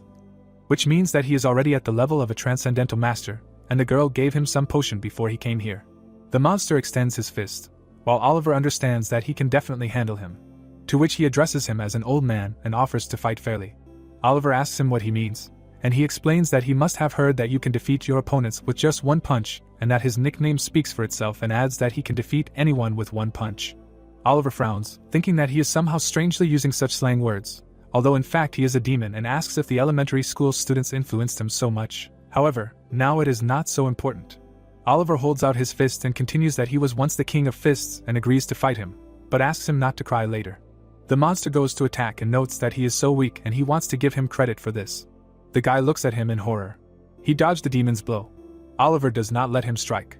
The guy looks at the waves in the air and notes that his opponent is really strong. The monster is standing right in front of him, and he adds that he is also very fast. Oliver looks at him. There is a loud noise behind the building. Oliver and the monster are fighting. Oliver tries to strike. The monster counterattacks. Oliver punches him in the jaw. He prepares to strike again. He frowns and thinks that it has been a long time since he fought a worthy opponent with his fists, and this makes him remember those days before he returned to the past. The guy reaches out his fist to him. He remembers that he has memories of the time when he was the king of fists and lived for justice. Oliver remembers being on his knees and being betrayed then. Oliver frowns that he needs to avenge that. The guy strikes again, saying that he and his comrades, who were mercilessly killed, are worth avenging, but to do this he must defeat him. The monster stares at him while he continues that he is a fist that destroys dragons. The monster prepares to counterattack while he thinks that he should get out of here alive, while he screams that he is an old devil who cowardly hid the trick in his pocket, and notes that he also has special skills. They are about to touch each other with their fists. Their powers mix into one energy smoke. Against the background of the smoke, someone notes that this is impossible, and the monster screams that his arm was torn off. Oliver looks at him contentedly, asking what he is telling him there, because he fought honestly and fairly only with his fists, and everything was exactly as he wanted from the beginning. The monster stuck out his tongue, asking if he said such a thing, and in general his opponent pisses him off. He screams that his friends will pay for this. Oliver looks at him in horror. A sound wave is heard from behind the building. Someone hits the monster with a sword. The monster counterattacks. The soldier screams that they have to hold out a little longer, and that the exit will open soon. The monster hears a sound. It bares its teeth and glows. It tensed up. The man looks at it in horror. The monster grew and became brutal. The guy was sawed in half. A stream of blood flies out of his mouth. Multiple murders are heard from behind the building. Oliver turns around and is indignant at what is happening there, because why did the demons around suddenly become stronger? He looks at the killing of soldiers and wonders if this is a special skill of his opponent. Oliver sees this and notes that they will all die at this rate. The monster looks at him and clarifies if he is scared now. Oliver prepares to strike. The monster's arm grows back. The guy looks at this in bewilderment. A hole has formed in his chest. He thinks that he feels a burning pain in his stomach. The monster looks at him and says that it was a good blow, and the guy notices that its voice seems to be moving away from him. The monster blurs before his eyes. Oliver looks up and realizes that death awaits him, and that it is approaching. The monster looks at the corpse of his opponent. His watch is stained with blood. The bell rings. The monster looks at this in fear. Oliver grits his teeth and notes that this is such a waste. He rises up on his elbows and screams that using the liquor of life and death here is a waste. He heals himself while the system notifies him of a bottle of reagent number 7, which from a set of 20 bottles has the effect of completely healing the user. Oliver gets up. He helps himself with his hands and understands why that girl is so famous. He holds his stomach in satisfaction and notes that this is very effective. The hole in the guy's body has healed. The monster stunned asks who he even is and calls him a monster, to which the guy retorts that he does not want the monster to call him a monster. Oliver rubs his neck and thinks that he almost died, and luckily it helped him come to his senses, and if he keeps his composure, he can definitely defeat him. The monster stares and screams why he is still alive and that he can't believe it because it is simply impossible. Oliver feels a huge amount of noise and thinks that he just shouldn't be distracted by everything that is happening around him, and that all he needs to do is defeat him, and then the exit will open for people. He opens his mouth and starts talking. Oliver goes on the attack and asks him to die. The monster screams, asking him to wait. The guy frowns. Oliver strikes. The monster screams, asking if he dodged. Oliver realizes that there is no one in front of him and asks if he decided to run away, because if so, then it's bad because he doesn't have time to look for him at all. Clara crosses her arms and asks him not to worry because the exit was just opened, to which he is perplexed. In the background of the monsters, the exit was open. Oliver looks on, stunned, glad that it finally worked out, and wonders if they fulfilled some conditions and that they can finally leave this hell, and all he needs to do now is escape. He looks at the carnage. He looks there in horror. The scene shifts to a full moon. The man in the hat asks how much time they have left, to which the second one replies that it's only 15 minutes. The second one turns around and says that he's wondering if the raid is going well, to which the first one gives a definite yes, because the girl and the rising star went together, and asks him if he thinks that there's something they can worry about. The first one yawns, saying that he should worry about the procedure because it'll be a hassle, and asks them not to come back during his shift. The second one shouts that they're coming, and the first one is unhappy that it's always like this, and that they always finish during his shift. Oliver is the first one to leave. Less than 10 people came out of the portal and they ask what happened to them. Oliver carries someone in his arms and notes that it is deep sorrow and that there is no other way to describe it, that a total of 531 people entered the parallel world of the elementary school and only 8 of them survived. The officer runs screaming that he asks to contact headquarters because a request for reinforcements is required. The girl looks at Oliver. He reasons that the people with whom he briefly communicated and remembers them and that they all died as a result. Against the background of the city, someone notes that they returned from the other world. The brunette looks at him and says that if he tells her the names of his comrades, then Death will remember them, and the system notifies that the church has been strengthened. Harry is glad that she is here because he added her last time and she finally appeared, and continues that believers who smell death can become priests, and that they need to train for a long time to reach this level. Oliver stands silently. He leaves, to which Harry calls him, saying that they have a good story, and asks why he is like this. The blonde scratches his cheek and thinks.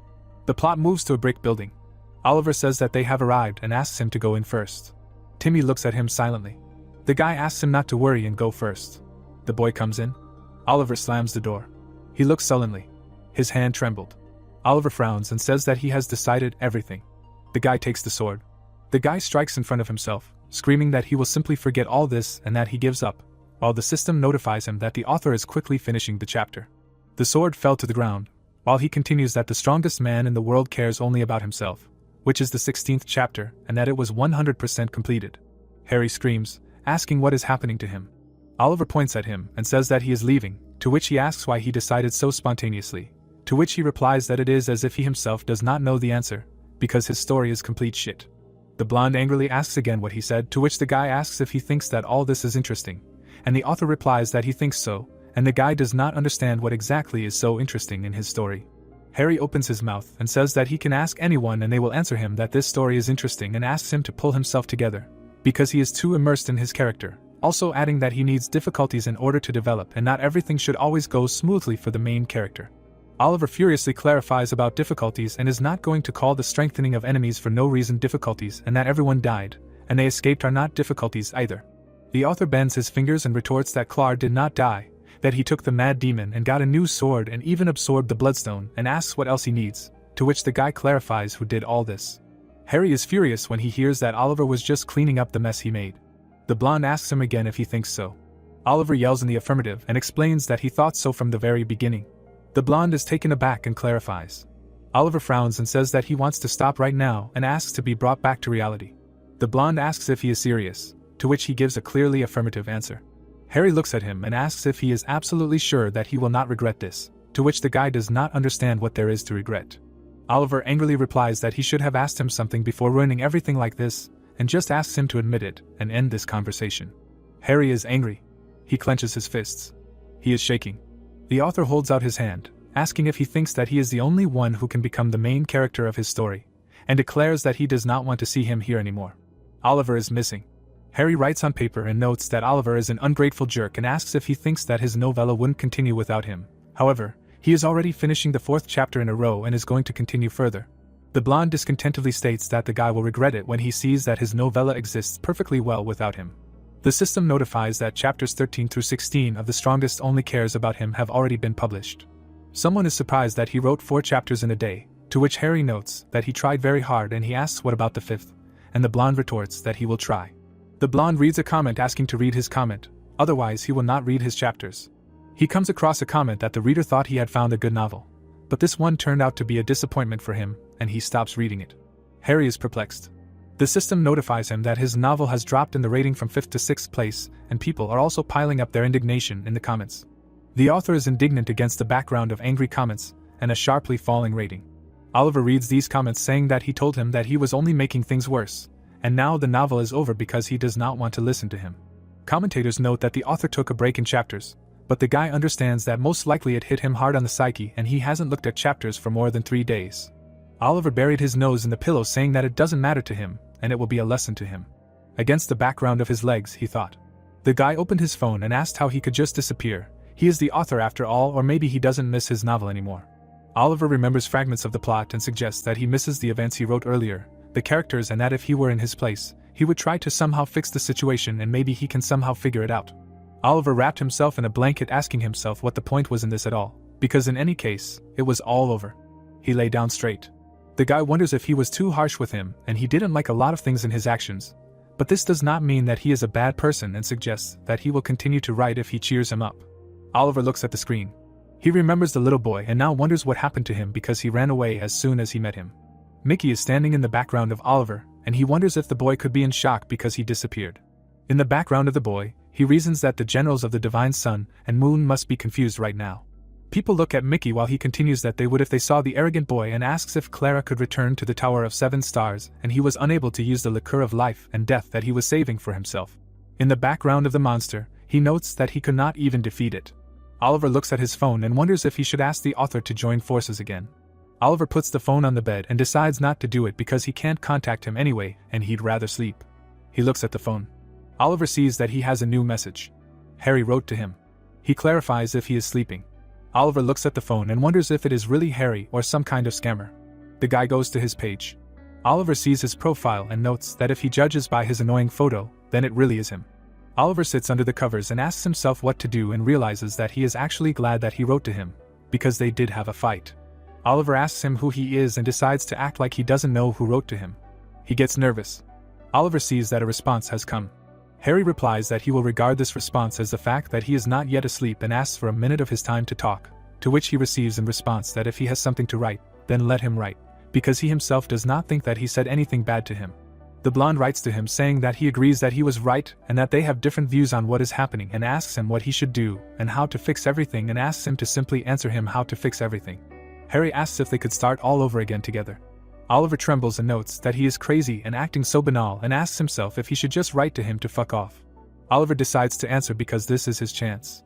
The guy clarifies what he is writing to him and asks if he wants them to start over, to which he receives in response that he himself understands what he is writing about and that it is exactly about their novel and that he can't give up everything and the readers are waiting for them, so he will not survive if they end like this.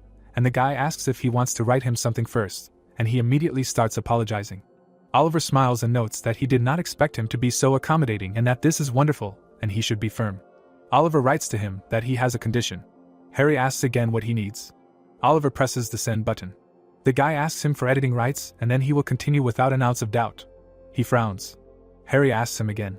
The author notes that he is the author and will not let him cross the line with editing rights, to which the guy asks to consider him the editor, and if he does not like something, then they will not be able to work together. Oliver sits under the blanket and thinks that he gave him an ultimatum and is not going to back down in this matter and that people do not change. Because if he lists his demands again, then he simply will not change anything. However, he himself understands that the right to edit is a completely different story. Oliver remembers his last scenes and asks himself what will happen if he himself can edit the boring moments, and make sure that such a case as the incident in elementary school never happens again. Oliver looks at his phone and understands that the main question in this matter is whether the author will agree to his terms. The guy is worried that more than 5 minutes have passed, but he still has not answered him. Oliver looks at the correspondence. He frowns and wonders if he has gone too far, and whether he should agree with him differently. He sees something. Harry agrees to one attempt at editing, and the guy is happy. Oliver jumps up screaming that he can't believe it, but it worked. Oliver writes to him thinking that he should hurry up before he changes his mind. The guy suggests that they sign a contract, to which the latter asks if they really need to do this, to which Oliver replies that he does not want this either, but he needs something that will make him trust him. Harry agrees and suggests that they meet first. A flash lights up in front of Oliver. He has disappeared. The guy appears in another place. He clenches his fists and says that he is back. He happily realizes that he really is back. He is standing in the same place from where he disappeared. Harry pokes him in the back. He holds out a ring to him asking him to take it, and he realizes that he now has absolute editing rights. Oliver sees an object in front of him that the system describes as a promise ring, which has the divine power of the creator and can turn back time. Oliver happily takes it and notes that it is a good item and thinks that he is just crazy. Harry takes the ring back, while he thinks that he cannot believe that he is willingly giving it to him and that he must be really desperate. The author is perplexed by what he decides to fix, because the chapter ended with him declaring that he was going to give up and asking how he is going to behave so that the story continues as it should. Oliver anxiously hears the question about whether he has a plan. Oliver smiles. He takes the ring and answers that he has a plan. The brunette puts it on, saying that this is all about him. Oliver continues with a smile that he has an amazing plan, so he asks him not to worry. Harry asks again in fear. The system in the background of the building makes an announcement that Oliver has returned a week after the incident. He stands with the back of his head to the viewer, while the voice continues that, oddly enough, his hair has noticeably grown and that he did not look like a person who was absent for only a week. Oliver looks ahead with a smile as he says that by his appearance one could tell that at least half a year had passed. The brunette remembers how it all happened. Oliver explains that the difficulty level of elementary school was different from what he remembered from his past life, and so he suspected that the god who made him go back in time interfered unreasonably. Oliver swings and continues that this is why he could not contain his anger. In the background, he continues that of course the guy had no idea what kind of god it was or why he sent him to the past, but one thing was clear to him. He remembers the hole in the ground with the words that he needed a way to protect himself from this god, and so he went into the abyss, and this is just a huge parallel world where few people have been. Oliver looks at the ring and continues that it was she who found it, and he was shocked that 181 days that he spent there were equal to 10 days in the ordinary world. Julie looks at him and says that she can't believe that he found the ring of that very one, and he receives a notification that the author has supplemented the information. He reads that that very one is the only god who created their world, while Harry himself clarifies about that very one and that he can't believe that she knows him, and that she really is the character who surpasses many others. Oliver looks up and replies that she is actually a demon if he forgot, and he generally had to find out the plans of that god who sent him to the past, while the blonde realizes that he is talking about him. Oliver turns around and praises her, because it was worth it that she absorbed many demons. Julie replies discontentedly that she has grown up quite a lot, and asks how dare he address her like that. Oliver does not pay attention and mentally asks the author if he is satisfied with the plot. He opens the door with a question whether they are on good terms again or not. The guy comes in saying that he is back. Oliver comes in with interest in how everyone is doing and with the hope that no one cried because of his absence, and with the words that he came back and apologized for being gone for so long. Oliver looks at them stunned. The girl stares at him with displeasure. Mickey is training. The guy looks at them. The brunette raises his hand and does not understand why he is so awkward and asks them what is wrong and that he came back. Mickey is perplexed. The guy hit him on the head so that he would not be distracted during training. Oliver is perplexed about training. Mickey stands in a stance, while the guy notes that she really has become much better and wonders if they were involved in his training. The guy smiles, realizing that they took care of him while he was gone, and now he can be proud of this little guy. He looks around and realizes that the swords are also safe and sound. Oliver raises his eyebrows. Oliver looks at the people present and realizes that the atmosphere is definitely tense, and that they are upset because he disappeared for a week without a word. Oliver looks at his phone and realizes that the order has been accepted. Oliver ordered chicken and beer for them all. The girl shouts contentedly that everything is the same as before and that nothing compares to this. Leah takes a bite, saying that when a person bites into a piece of crispy golden crust, the mouth is filled with a piquant aroma and it is delicious, and this is definitely the best feeling. The girl takes a glass and notes that it is especially good when washed down with beer, because the refreshing feeling in the throat is simply indescribable. She is there and says that he should try it too, because Oliver had a good reason for being absent, to which the guy apologizes for not thinking about him and asks him to join them. The guys stand aside. Oliver thinks that Mickey cannot go while Dennis is offended and asks how a man can be so petty. The girl takes the chicken, saying that she thinks the other leg is hers. She is there and says that she now understands what happened because she sees that he has been through a lot during this time. She continues that they were so bored all this time while he was gone. Leah looks at them and says that this is why they decided to train him, and she notes that the guy has a lot of potential. Oliver looks at them and replies that he knew that they would understand everything and that they used to call him a mad demon, to which she asks again, because to deserve such a title, you need to kill a huge number of people. Timmy goes on the attack, while the girl clarifies if he is really that strong, to which he replies that he is more than, because he is with him, his potential grows every day. Oliver exhales and says that if the guy dies, he will be upset, because he went through all these difficulties associated with elementary school, just for the sake of getting him, and he needs to make him strong. But he does not understand what exactly. Leah smiles and says that it is incredibly interesting and asks if he is comparable to the mad demon of the Holy Spirit, to which the boy asks again. Harry is stunned and notes that he is the most powerful demon of all. He explains that just like the Orthodox sects have 9 great sects, the unorthodox sects have 10 demon sects, and that the mad demon of the Holy Spirit was a legendary demon who was born in the Sword Mountain sect. Leah frowns and says that he has achieved great success in the Holy Spirit technique and that he was terribly strong and arrogant. Oliver understands with a smile what she means. Oliver asks if they should teach the boy the Holy Spirit technique, to which she replies that it is a secret technique of the Sword Mountain sect and asks how he will be able to master the Holy Spirit technique if he is not from the sect. Oliver thinks that they will succeed, saying that in fact, everything is easier than it seems because he is the main character. Leah looks at him in confusion. She spits beer when she hears that the real name of the Holy Spirit technique is the Azura technique. She asks in horror if this is true and if he was talking about the technique used by the Azura squad from the Heavenly Demon sect. Oliver wipes away the beer and gives a positive answer, explaining that he knows about it very well and that this is a unique technique that has elevated the Heavenly Demon sect and he would like to pass it on to Mickey. The girl wipes her face and understands what this means. She realizes that the Mountain of Swords is rooted in the Heavenly Demon sect. The guy puts his hand on his chest, saying that everything is correct and that the Sword Mountain sect from the Central Plain should be at his feet. His system notifies him that the 17th chapter has been completed. Oliver sullenly thinks that the next chapter will be dedicated to the revival of the Heavenly Demon sect and he will start by capturing the Sword Mountain sect. Harry happily notes that this is so great and interesting and that his main character is the best and that he is glad that he has returned. Oliver decides against the sky that he will prepare. The plot moves to the Central Plains to the sect of the Mountain of Swords. Leaves block the sky. Someone touches the leaf.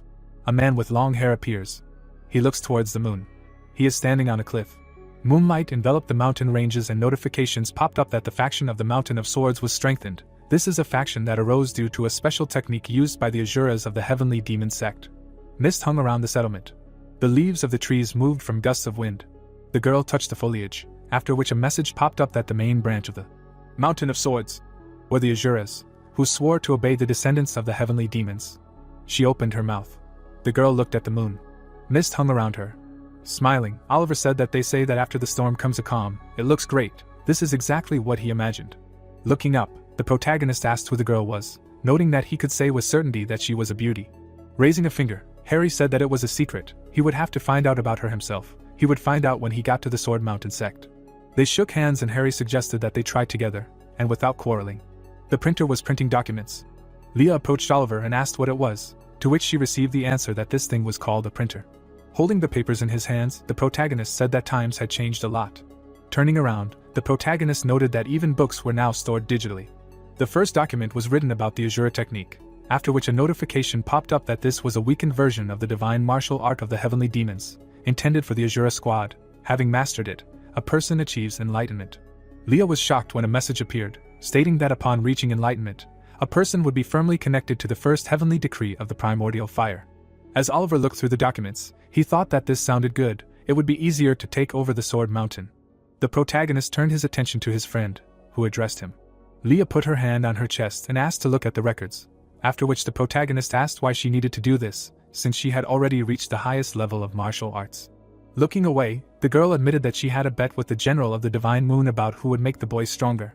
Smirking, Leah said that with the Asur technique, she would be able to defeat him, and Oliver wondered how they could do such childish things at their age.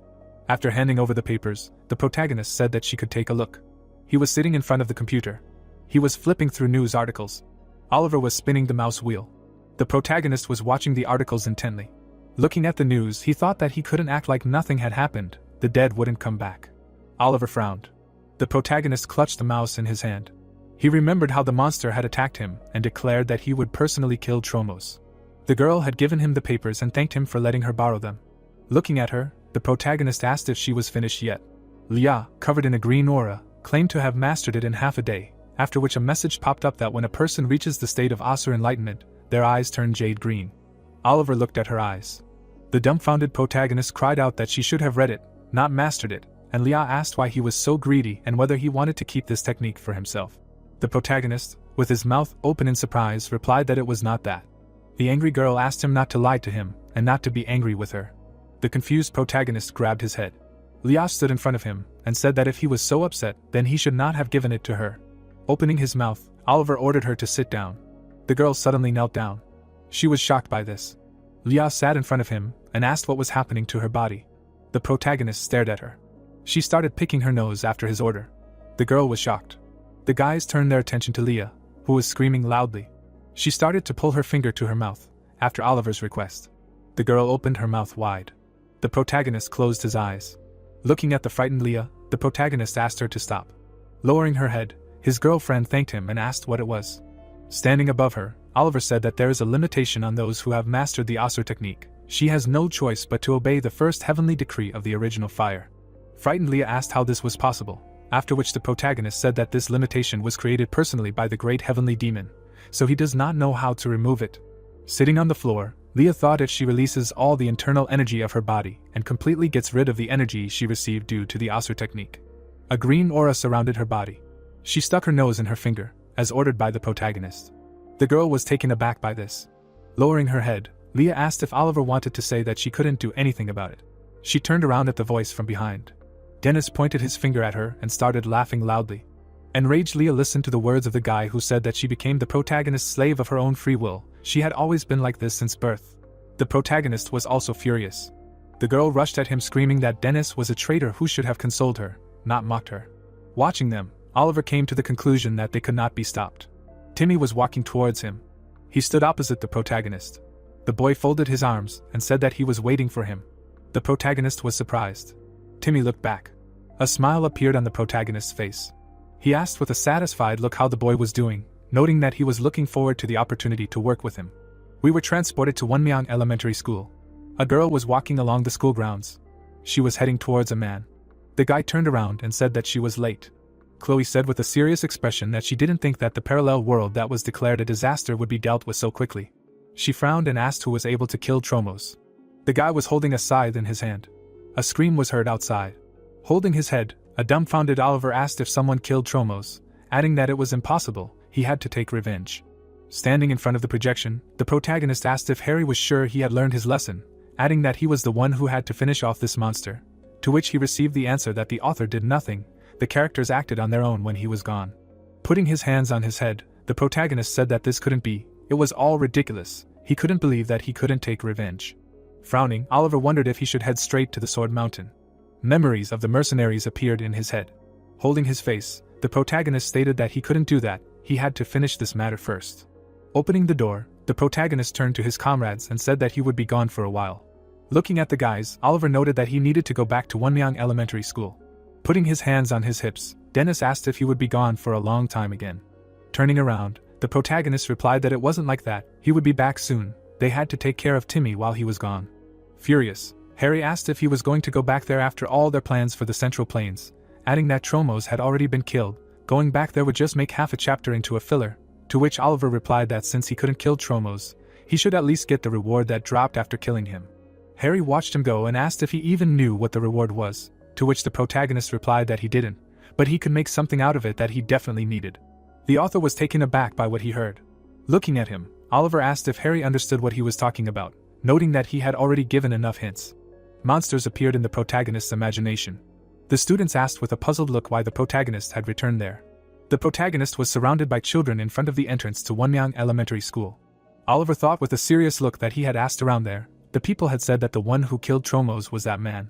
His gaze fell on a guy with a huge scythe in his hands. The protagonist was examining him. The protagonist stood behind him and wondered how he could get the reward he had taken. Confused, Oliver wondered in his mind if it was worth having a duel in which the winner takes all, after which he came to the conclusion that it was not worth it, he would just waste a couple of pages on a meaningless battle. If he could not take the reward by force, he would have to make a deal, but he did not know what he could offer him. The protagonist looked at his hand with a smile on his face. Oliver began to walk towards the guy. The stranger heard the protagonist address him, calling him the Dark Lord. The guy turned around. Looking at the guy, the protagonist thought that from now on he will be known as the Dark Lord, after which a notification popped up that his name was Sean. He comes from a prestigious family from the Central Plains, the second most powerful assassin after the King of Assassins, who dreams of surpassing the King of Assassins. Standing opposite, the protagonist reasoned that as soon as he decided that he would become the Dark Lord, he began to emit a very frightening aura. It would be faster and easier to negotiate than to fight. The protagonist frowned when the crowd around him began to shout that he spoke to Sean. He was the first to speak to the Dark Lord. Smiling, the protagonist thought that there would be no battle, because he had something that he really needed. Looking at Sean, Oliver asked if he could talk to him. A red aura surrounded the school. The protagonist stood opposite the Dark Lord. He asked with a serious look if Sean wanted to surpass the King of Assassins. The guy looked at him silently. The protagonist showed him the ring and told him that it hides all the sense of the wearer. The Dark Lord was taken aback by what he saw. He frowned when Oliver suggested that he knew how important it was for an assassin to be able to get rid of smells. A dark aura began to emanate from Sean. Looking at him, the protagonist thought that he had a terrifying tenacity and bloodlust. However, both were not directed at him. Sean imagined how he killed the King of Assassins, after which the protagonist thought that this was amazing. If the Dark Lord agreed to exchange with him, then he would be able to get a reward from Tromos. He was taken aback when Sean turned to him. The Dark Lord looked at him and asked him to say the name of the one he wanted to kill. Shocked, Sean said that he would help him. The protagonist was surprised by what he heard. Standing in front of him, the protagonist wondered what the Dark Lord was talking about. Confused, Oliver said that Sean misunderstood him. He did not need such a thing. He had something he wanted and offered to exchange. Opening his mouth, the Dark Lord asked what the protagonist wanted. He asked him to tell him with a mad look. Sean stared at him and repeated for the protagonist to reveal his intentions, after which a notification popped up that he had a strange manner of communication. Holding his head, Oliver thought about what he thought Harry was normal. He seriously noted that if they could not talk, he would have no choice but to fight him. He imagined Harry behind him, who was saying that it was interesting that his appearance and manner of communication were completely different. In any case, everything was fine with the Dark Lord. He was just asking him what he wanted to exchange his ring for. Pulling out the ring, Oliver stated that he wanted to exchange his golden ring for the reward he received from Tromos. Stretching out his hand, the protagonist noted that the reward Sean received was worth less than this golden ring. He knew this better than anyone. In his place, he would spend all his wealth to get it. The protagonist with a satisfied look emphasized the fact that there would be no other chance. The Dark Lord clenched his scythe in his hands. There was a golden energy around the ring. It appeared in Sean's hand. Oliver said, surprised, that he thought they would have to fight. If he had spoken normally, he would have made a great final boss. Anyway, he was glad he was able to successfully exchange with him. Looking at the bright cloud of mana, the protagonist stated that he was sure he had received a good item. A bright aura enveloped his hand. Looking at the glove, Oliver read that it was an item obtained as a result of an exchange with the Dark Lord. It gives strength and calms down subordinates, heals light injuries and enhances skills. Clenching his hand into a fist, the protagonist said that this is amazing. This is exactly what he wanted. He noted with a satisfied look that with this he will be able to achieve excellent synergy when reviving the sect of heavenly demons. Timmy will also be able to develop faster. Looking at the school, Oliver added that he will be able to prevent future disasters. Leah hit Denise in the chest. The guy flew to the side. He asked with a dumbfounded look how she did it. The girl, covered in a green aura, cried out that it was incredible. She hadn't defeated her younger brother in a long time and hadn't felt such power in a long time. Leah raised her head and asked if her training had finally paid off. Her face was satisfied. Looking at her hand, Oliver thought that everything had turned out smoothly. Examining the glove, the protagonist noted that although he hadn't been able to kill Tromos, he had received a reward for killing him. He imagined Sean fighting and assumed that the Dark Lord would seek to kill the King of Assassins on his behalf. The plane was flying in the sky. Looking at the phone, the protagonist said that right now he was on a plane heading to the Central Plains. Timmy looked out the window and asked if they should capture the Mountain of Swords. Harry, with a smile on his face, said that it was a good observation. They should capture the Mountain of Swords. A light aura emanated from him. Timmy looked at the protagonist and asked if he needed to prepare, to which he was told that he didn't need to. Pointing at his phone, Oliver said that he should study history. The boy began to select videos about the reasons why martial artists participated in the Civil War. Smiling, the protagonist thought that these two videos could help him. Despite the fact that he was the only one who could see the author, the incident at Wonmyeon Elementary School was successfully resolved. Oliver walked down the street. He came out of the portal. Chloe was standing in front of him. It was evening, and the protagonist told us that he thought Chloe would complain about the bloodstone, but she, surprisingly, took it calmly. The girl, with a satisfied look, asked him not to worry and forget about the bloodstone. She took the protagonist's hand and asked if he was sure that he did not want to join her guild. Jake bowed and asked to apologize on behalf of the security bureau. They had mistaken the difficulty level of Wonmyeon Elementary School, and Oliver thought that he was a person who clearly distinguished between public and private matters. Looking at them, the protagonist said that everything was fine, after which he thought that in fact, Mr. Author had changed the difficulty level. Approaching the door, the protagonist heard a noise in the room. Entering the house, he said that he was back. Oliver was surprised. Leah was beating up Dennis. She rushed past him inflicting many blows. The dumbfounded guy cried out that this was complete nonsense. It was impossible to suddenly surpass your limits. Leah laughed with a mad look and noted that she said that dedication to training is very important. She rushed into battle. Folding his arms, Timmy wished the protagonist a welcome home. Pointing his finger at the guys, the protagonist clarified what was going on with them. Watching the fight, the boy told him that they were initially equal, so their battles always ended in a draw. But a few hours ago, the Sun General suddenly began to gain the upper hand over the Moon General. Looking at Leah, Timmy noticed that the Sun General claimed that she had surpassed her limits due to her perseverance. But the Moon General refused to admit it, and this battle had been going on for some time. Dennis's face was angry. Timmy stood next to him and said that he did not know the details, but the fact was that the Sun General had become stronger. The boy choked on his water. He pointed his finger at Leah and cried out that he knew it, she had become Oliver's slave. It was only logical that Rad should receive advantages thanks to his master. The girl was furious. Leah looked at the protagonist's gauntlet and asked if it increased the potential and strength of his subordinates, adding that since she had mastered the Asur technique and was connected to him, the gauntlet now affected her. Dennis cried out with a satisfied expression that he knew it. He pointed his finger at her and cried out that Leah said it was because of her tenacity. Lowering her head, the girl asked if it was true that she had surpassed her limits in any case, to which she received a positive answer. The guy frowned at the words that she was stronger than the General of the Moon. Leah pointed her finger at him and said that that was all that mattered. The fact was that she was stronger than him. The furious girl emphasized that it would always be like that, because he would never agree to be tied to Oliver. He had no choice but to accept that she was stronger than him. Dennis was taken aback by this. Turning around, he addressed the protagonist. Pointing at himself, he declared that he would also master the Asur technique. The dumbfounded protagonist continued to listen to their argument. He covered Timmy's ears and told us that this is how they both became connected to him because of the Asur technique, and finally, before leaving, he told them something like an order. As he left the room, Oliver ordered them to guard the shelter while they were gone. The boys shouted in unison that they accepted his order. They lowered their heads. Smiling, the protagonist noted that they would see each other later. Sitting in a chair, the protagonist said that this is why he was heading to the Central Plains in comfort. Harry looked at him and clarified what he thought of the new chapter. He raised a finger and noted that he was talking about the Mountain of Swords. Since it was equal to an entire country, he created strong masters. The author imagined a mountain range and said that there were 8 mountain peaks called the 8 Peaks of the Mountain of Swords. Each peak had its own master, and each of them had an army, and there was the Lord of the Mountain of Swords who controlled everyone. Harry imagined how the man controlled people. He imagined the girl standing on the water and added that he had a daughter who was his heir. Closing his eyes, the author emphasized that the details would remain a secret for now, but he was sure he would like it. Standing in front of him, Harry asked if Oliver would complain that it was too difficult, to which he received the answer that it was not. While Timmy was watching the video, the protagonist explained that Wonmyang Elementary School was difficult for no reason, but the Mountain of Swords naturally appeared in the history of the Central Plains. In addition, the Mountain of Swords is associated with the Asuras of the Heavenly Demon Sect. Timmy looked at the frame with the mountains. Closing his eyes, the protagonist stated that therefore they were all his subordinates. The stronger they were, the better for him. It would be unpleasant if they received him too warmly. Harry put on his glasses. The plane flew in the sky and a message popped up saying that the 19th chapter was 100% complete. A light fog surrounded the mountains. The building stood under the night sky.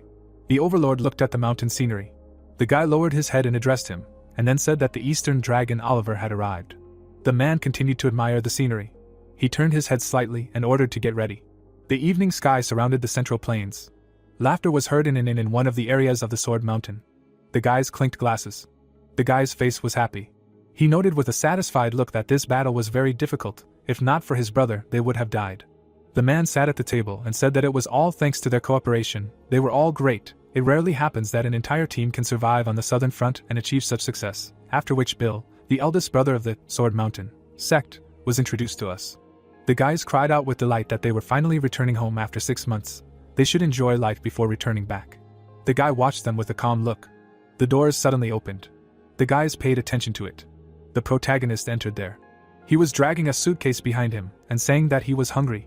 He sat down at the table. Raising his hand, the protagonist said that he wanted to order. The waiter came up to him and said that if he was uncomfortable, it would be better to leave. Looking at the men, the guy said that they were from a special squad of the Sword Mountain sect who had returned from the front. Surprised, Oliver mentally noted that he did not think he would meet them so soon. The guy looked at him and said that it would be unpleasant if he got into trouble with them. Furious, Bill heard the question whether they could eat there. His face was serious. The protagonist smiled. Harry watched what was happening and said that this is what he had been waiting for. the protagonist arrives at the hotel and an unexpected fight begins. Screams were heard in the hotel. Harry watched what was happening, dumbfounded. The guys clinked glasses while Bill shouted that he was glad to meet the protagonist, noting that he was a brave guy. Sitting at the table, Oliver listened to how all they did was drink, and people left for no reason. They were not as brave as he was. Stretching out his hand, Bill asked if they were from Korea. Furious, Harry asked what the protagonist was doing and if he was going to fight. Looking at the author, Oliver wondered why he would do that, because in the future they would become his subordinates, and they did not look like bad people. Besides, it was much more fun to pretend to be a weakling. Bill punched his chest and shouted that he had a good name, then introduced himself and asked what sect the protagonist was from. The protagonist replied with a satisfied look that there was no need to be so formal with him. He was lucky enough to inherit the technique of the unchanging 7 sword strikes. The man was shocked by what he heard. He slammed his hand on the table and loudly asked if he meant the technique that was passed on to only one person in the sect, adding that Oliver was an incredible person. It was a great honor for him to meet him. He welcomed him to the Mountain of Swords. Harry stood next to the waiter and watched them. Closing his eyes, he noted that he was sorry, but it was not bad. In any case, they needed an excuse to get there. His face was displeased. The author, with a mad look, clarified whether Oliver thought he would say that. A scream was heard in the room that he could not resist and wanted a fight in the hotel. Bill looked at Timmy and asked if his little friend was always so quiet. Hugging the boy, the protagonist said that he did not yet know the local language, and the man said that then it would be very difficult for him there, after which he clarified what brought him to the Mountain of Swords. The protagonist, with a satisfied look, said that he had one business with the boss. The people entered the inn.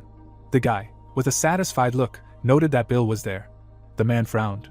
Turning around, the stranger said that Bill should have reported immediately as soon as he returned.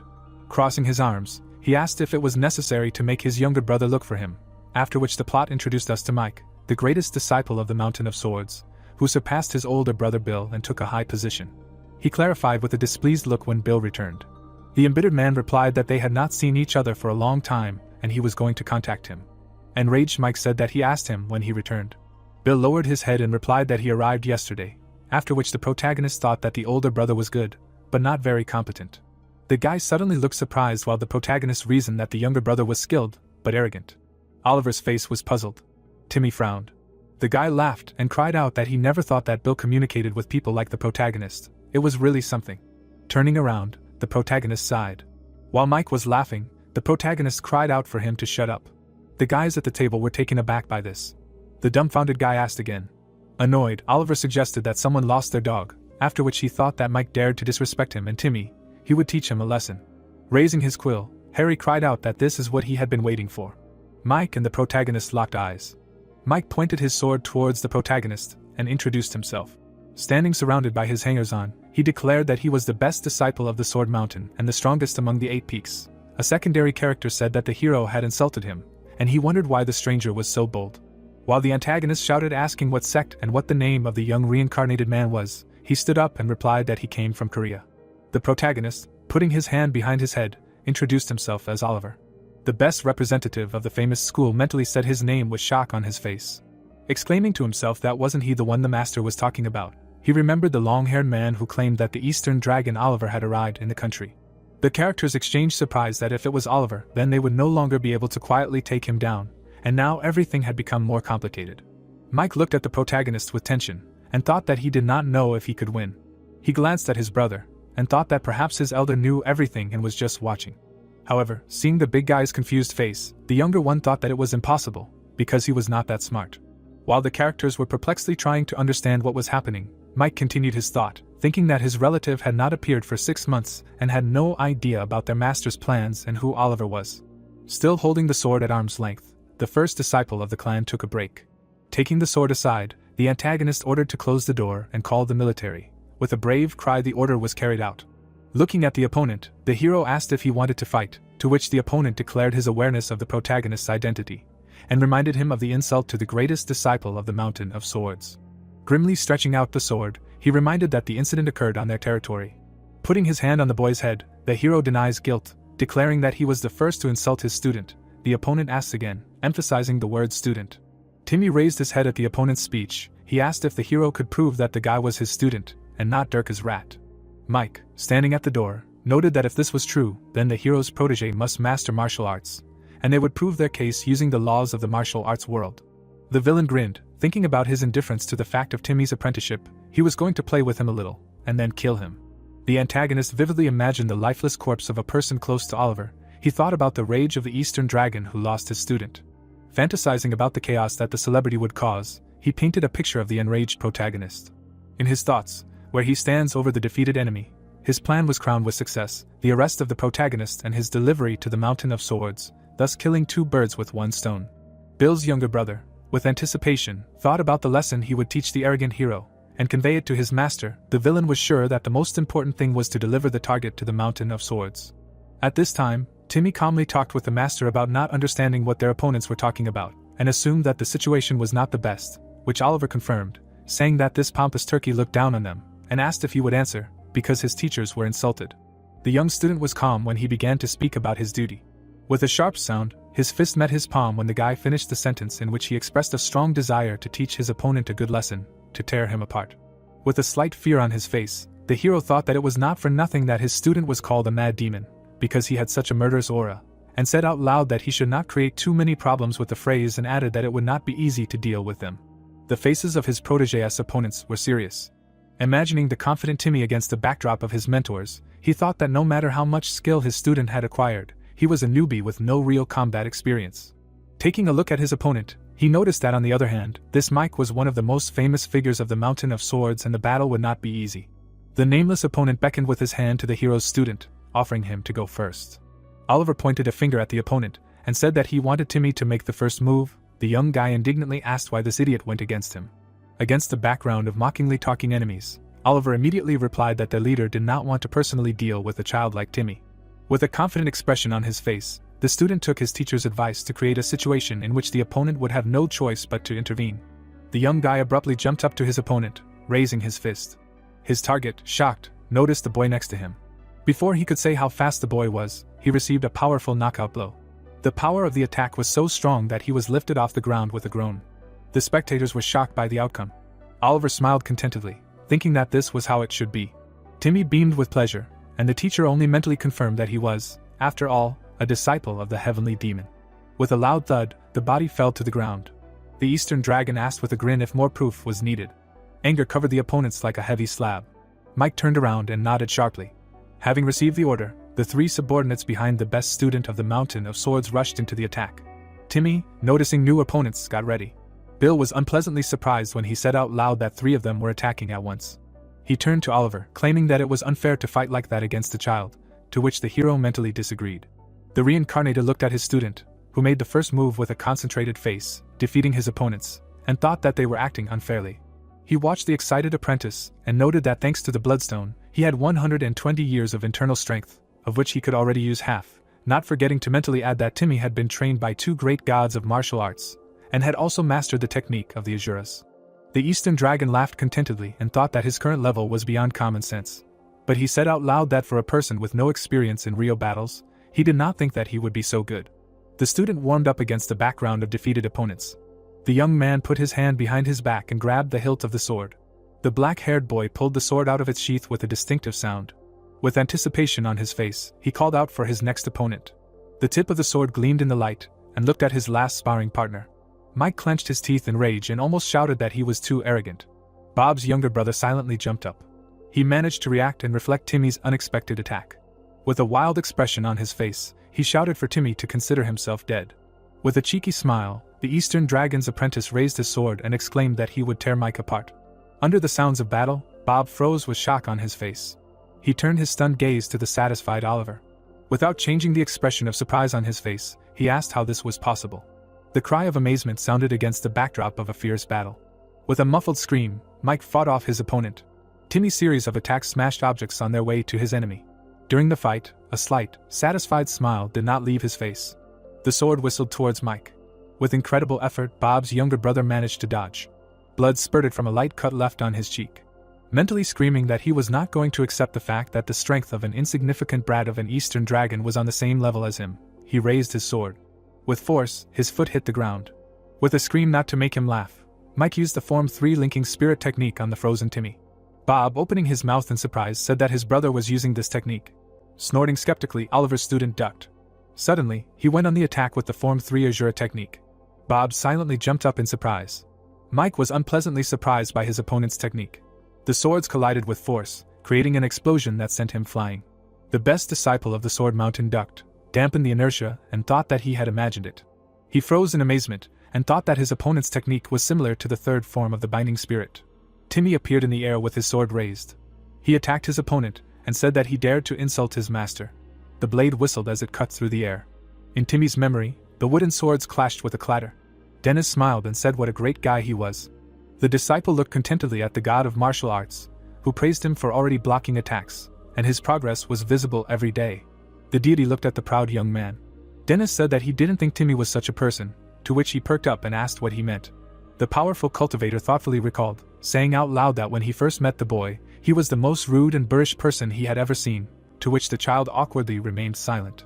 The boy hesitantly nodded at the words of the interlocutor that he was surprised by his diligent training. Timmy barely audibly muttered that it was the first time and received a questioning cry in response. In his memories, he was alone and did not even know his parents. With a slight pause, he thought about the only thing he knew in his childhood. A picture of a terrible experiment on him flashed before him. These were the hellish days he spent in Diarch's laboratory. He thought that he did not want to be born in Incheon, and remembering his embittered face, he added that he did not intend to become a test subject of a villain. His desperate face flashed in his memory. The world for him was only a faceless enemy in human figures, a place of contempt and hatred. The dark memories were replaced by something bright, something different. In his eyes was a picture of Oliver offering to go with him.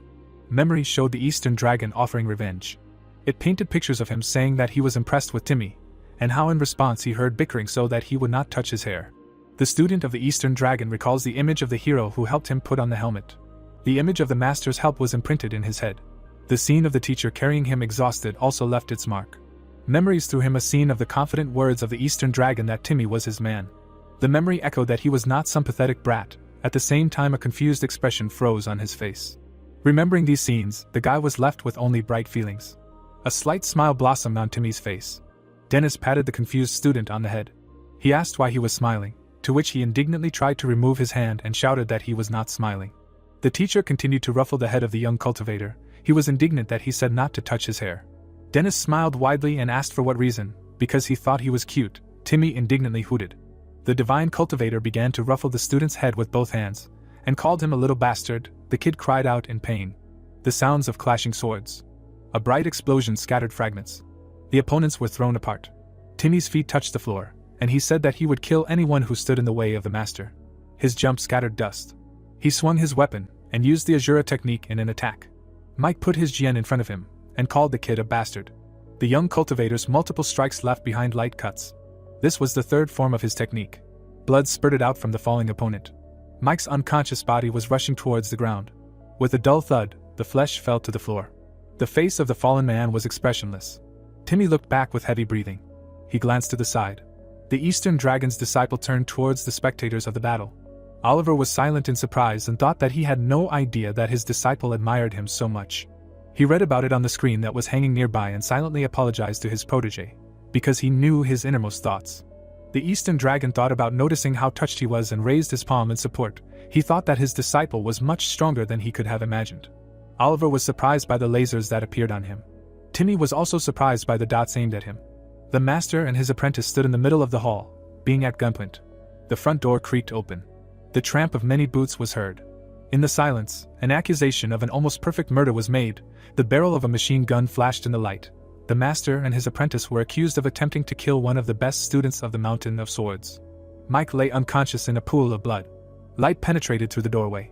Nameless soldiers were advancing and told the accused that they might not be afraid to die right now. Oliver thought with a serious face that these were the soldiers from the Mountain of Swords, and this was bad.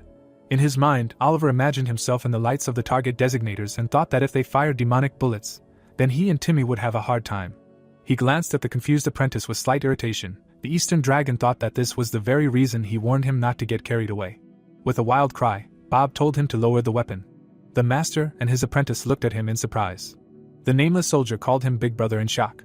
Bob and his comrades stood around Oliver. The soldiers were aiming their guns at the hero with anger. The protagonist stood under the protection of the elder from the Mountain of Swords with a surprised expression on his face. With a loud cry, the cultivator repeated his order to lower his weapon. The unnamed commander looked at the one who gave the command with doubt. His gloved hand shot up. The soldiers lowered their guns to the floor. The hero turned to Bob, who confidently replied that he would take care of it. Teacher Timmy looked questioningly at Bob and thought that he didn't exactly know the situation, but he was sure that nothing good would come out of a confrontation with someone so powerful. While the new acquaintance walked towards the commander of the soldiers, Oliver thought that judging by his reaction, he was definitely somehow connected with the Mountain of Swords. His palm fell on his shoulder. Bob stood before the officer and argued that this was an excellent choice, and the request to stop was out of fear that the soldiers would be drawn into the mess that Mike had started. His interlocutor tried to object, and called him an older brother. The interlocutors looked back at the lying body. The soldier said that the young gentleman was badly wounded, to which he received the answer that he knew what he was like, and that this was bound to happen someday, and besides. Bob pointed at Oliver with his hand, and said that he was young, and was already the head of the sect, and that the officer must have heard of him. The hero crossed his arms in greeting and introduced himself as Oliver from the 7 Unchanging Sword Strikes. The soldiers pronounced his name with shock on their faces. The officer turned to the hero with surprise, and called him the very Oliver who was called the Eastern Dragon, which the protagonist confirmed. The commander decisively turned to his older brother. Bob stood with a questioning expression on his face. The thug in the headphones shouted that he was in shock. He sat with the reincarnator and his student in the helicopter, and said that he knew about the hero's unusualness, but did not suspect that he was the one the master was looking for. The man considered it incredible that they met at the hotel. The aircraft was overcoming the mountains, when Oliver replied that he was also amazed.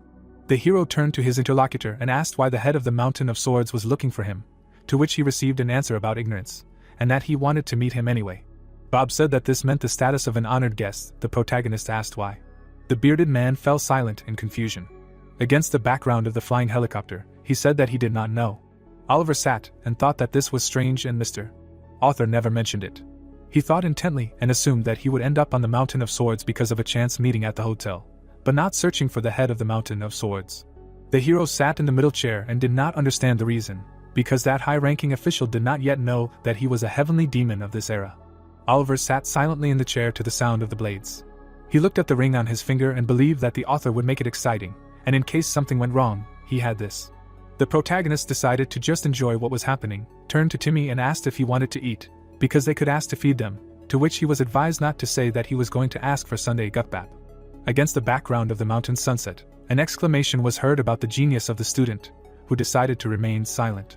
The headquarters of the 5th peak of the Sword Mountain, the evening sun illuminates the city. The corner of the roof against the sunset. 2 suitcases stood next to each other. Dressed in traditional clothes, Oliver exclaimed that this is an outfit for martial artists, and it looks amazing, as if it takes you back to the past. The student questioningly repeated the phrase about the past. The hero looked at the apprentice, and said that it was nothing special and he looked good anyway. The young cultivator cleared his throat. The protagonist said that he was joking, which angered the young interlocutor. The main character turned and said that in any case, they were trying very hard to please them. The guys looked at the luxurious chambers. With a clap, Oliver fell onto the bed and said that this is the life. He lies comfortably on the bed with his arms spread out. The Eastern Dragon patted the bed and invited his student to come and rest. The hero said that the boy tried very hard to deal with that bastard. Timmy stood calmly. The teacher began to parody the teenager, saying that he would kill anyone, to which the young cultivator jumped up. The reincarnator assumed a sitting position, and parroted that whoever gets in the way of my master. The youth ran towards him screaming for him to stop. Oliver laughingly teased his student, saying that he was touched. Timmy denied everything. There was a knock on the door. A voice told Oliver that it was Bob. The guys looked at the door when the hero answered to come in. The brute was dressed in traditional clothes. He apologized for disturbing their rest. The guys were taken aback by the words that the master wanted to see them. The Lord watched Oliver using many screens. The old man turned to a nameless figure nearby and asked for his opinion, and received the answer that he was not bad. The elderly man smiled, saying that it was good, and offered to begin the test. Late in the evening, Bob brought Oliver and Timmy into the yard. The characters talked. The students seemed to be now really in the world of martial arts. The teacher agreed with him and said that they still wear such clothes, preserve their traditions. The hero followed the man and acknowledged the author's merits in creating detailed scenery. He believed that thanks to this they would be able to captivate readers who loved martial arts. Bob pointed his hand at the pavilion. He suggested that his companions wait there, in the place of honor for guests. The characters were standing outside the pavilion when the elder brother of the Mountain of Swords suggested that since Oliver was the head of the sect, the master was trying to show due respect. The hero confirmed and laughed politely. He motioned for them to enter. The big guy said that he would leave them to wait for the master inside, and that he would definitely come to them. Lanterns illuminated the luxuriously decorated room. The other rooms in the pavilion were empty. The characters were talking indignantly. Oliver noted that food was usually served. Timmy agreed and added that they had no manners. The master closed his eyes and said not to pay attention. He was sure that someone would come soon and he would ask for Sunday gukbap. The student asked if he was serious. The Eastern Dragon beamed as he confidently confirmed and said that it was his favorite food, and he once tried it with the student. Timmy remained silent. The hero was sure that when the head of the Mountain of Swords arrived, he would be able to find out why he wanted to see him. The words dissolved into the night sky. Early morning. The sun was reaching its zenith and illuminating the green crowns. The sunlight fell on interlaced fingers. Oliver sat silently at the table. Timmy fell asleep. The hero's hands were shaking with anger. He called them bastards. Early in the morning, an appeal to the master and a condemning cry sounded. Bob shouted in bewilderment that Oliver, the Eastern Dragon, was their guest, and how could they neglect him? He did not understand what the master was thinking at all. An unknown man sat in front of the bully and told him to calm down, that this was a test. Bob repeated the last word questioningly. The man said that while the elder brother was on the southern front, several events occurred. The information window said that it was the Lord of Swords, the fifth peak of the Mountain of Swords, Aldred.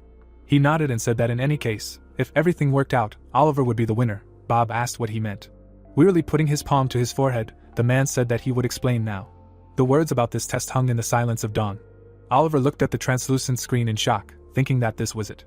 He brushed away the illusion and thought to himself how terrible it was and how well thought out, Mr. Author.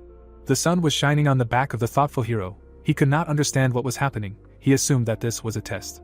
Timmy was sleeping on the table, while the hero stood and thought about how they showed disrespect to him, and he could not do anything, because they did not know who he was yet. The vein in the protagonist's temple swelled from thoughts of how infuriating it was and how they dared to show disrespect to him. Thinking that this would not work and he must carefully prepare himself to dominate the Mountain of the Sword, he called Julie. With a whistle, a spirit began to appear near Oliver, screaming about how impudent he was. She hung near the hero and screamed that he had completely forgotten about her. The Eastern Dragon calmly replied that she was hungry and apologized, saying that she had already reached the age when she needed to eat a lot. She called him an impudent brat and tried to beat him. The hero quietly suggested not to waste her energy, because she still could not harm him. Oliver looked at the angry Julie and asked her about hunger. With a scream she said how he dared to think that she was a pig or something like that. After the hero's words about her feelings, the demon froze. The protagonist put his hands on his side and ominously said that this was Yin energy. A strange sound in the cave. A creepy creature with many eyes. Julia asked in surprise if it was underground. A tunnel of flesh of a terrible monster stretched into the distance. Against the backdrop of the majestic buildings, Oliver spoke of how the Mountain of Swords looked rather luxurious. But in reality it was a gigantic unorthodox cult that had been built on a mountain of corpses. The interlocutors looked down. The protagonist asked if she sensed the countless vengeful spirits in the underground cavern, to which he was told that it was nothing compared to where she came from, but there were still many of them. He thought that there was no way she would just agree with him, and with a smile said that in any case, he needed her to do something for him. He pointed his finger down, and the spirit asked if she should get rid of them. The words that she was mistaken hit her like a hammer. The protagonist raised his finger up and said that evil spirits were not the only creatures that resided there, and that there was a legendary figure of the Mountain of Swords who had achieved Azura enlightenment. He looked at the spirit, and continued that someone who had achieved the mythical level also resided there, and his name was Aaron. The old man's image stood amidst the aura of power. The information window said that Aaron was the grandfather of the current head of Sword Mountain. Another sheet above the cultivator's head said that he had reached the aura of enlightenment of the Azura and the mystic level, but he could not cope with his power and became a man. It was said that he settled in an underground cave, but people believed that he was missing. The hero thought that if Aaron was on his side, he would deal with everything that could happen in Sword Mountain. His imagination drew him a powerful aura of the old man next to him. Oliver casually moved his hand away, and said to bring Aaron to him in 2 days, and as payment she could eat as many evil spirits as she wanted. Julia crossed her arms, snorted and replied that it was better than hanging around in his head and that it would be interesting to meet such a strong person.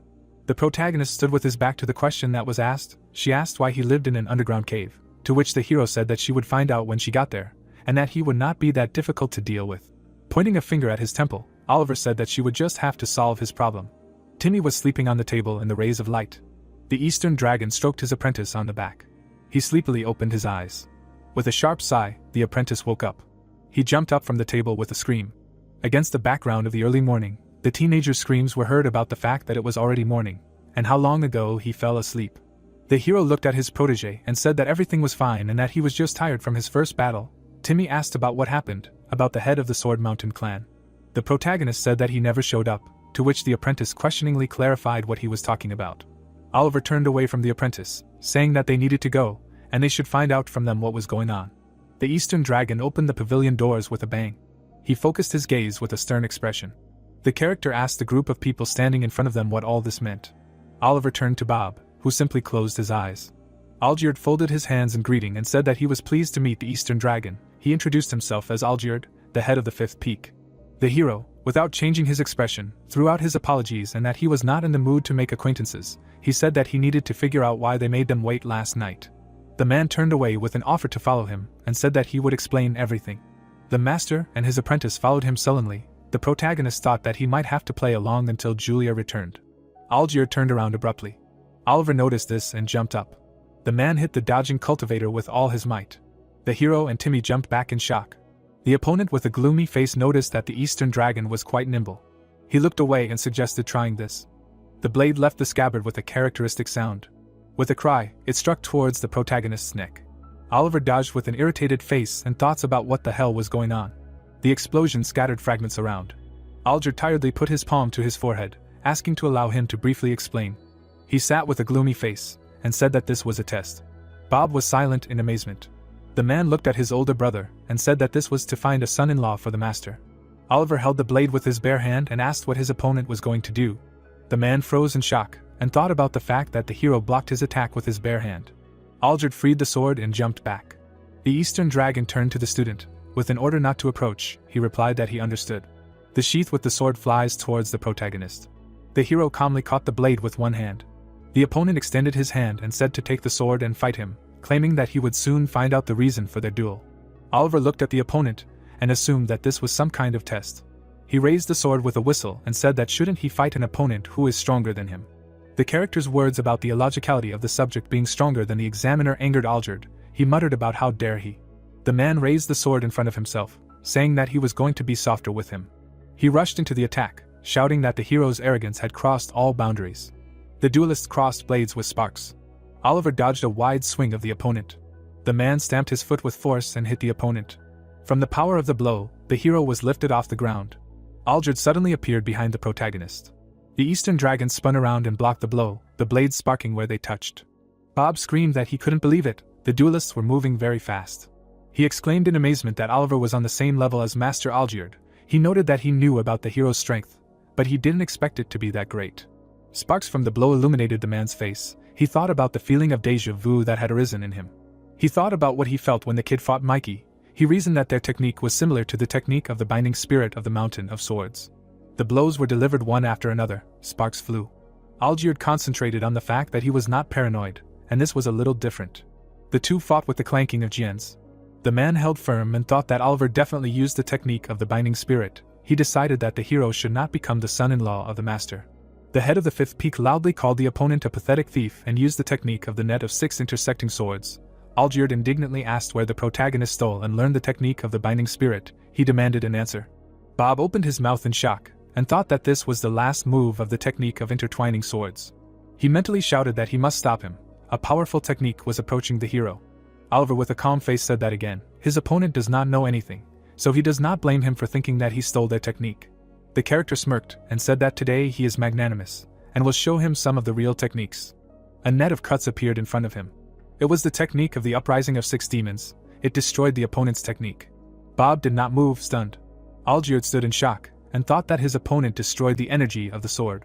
The man's eyes were wide open, thinking about his technique. The head of the Fifth Mountain shuddered. Oliver quickly attacked him. The opponent blocked the Jian with difficulty. The blade whistled past Algierd's face. The protagonist delivered a slash. The opponent's strength made the head jump back. He thought with surprise that these were the moves he had used before. The hero suddenly appeared behind his opponent. The man turned around and blocked the attack. He tensely held the blow, and thought that they were noticeably different. There was uncertainty in his eyes. It seemed to him that the opponent was guiding him. The highest level of zenith. When Algierd reached it, he was on cloud 9 with happiness. However, the happiness did not last long. For 10 years, he was unable to overcome this level. The swords lay useless on the floor. He had reached his limit. Despite the fact that he trained every day, he felt like an invisible wall was blocking his path. He couldn't even overcome the initial level of the highest zenith, let alone reach the mystical level. His memories were gloomy, but he saw this stage. Algierd was shocked watching the stranger. Oliver's movements had a connection. The man's eyes reflected traces of Jian. He thought that he saw the path to the next level. The head of the Fifth Mountain froze. He staggered and began to fall. The duelist's body fell on the rocks. Aldred's face lost signs of consciousness. Oliver looked at his opponent and exhaled. While Timmy stood calmly, Bob raised his hands in shock. A cry calling Aldred sounded over the pavilion. The ghost girl screamed. The fist destroyed the ghost. Julie, stretching out her hand, sucked in the ghost's aura. The girl, looking up, noticed that this place was filled with evil spirits. Deep in the cave, ghosts were flying around the girl. The purple-haired woman waved her hand and destroyed the monster. Julie, sucking in the spirit's aura, said that was why she liked this place. The girl with horns, putting her hand on her stomach, asked where Aaron was, and then added that she could feel his energy. But this place was so big that she could not determine his location. The purple-haired woman, putting her hands on her waist, noted that this cave teeming with spirits was too big.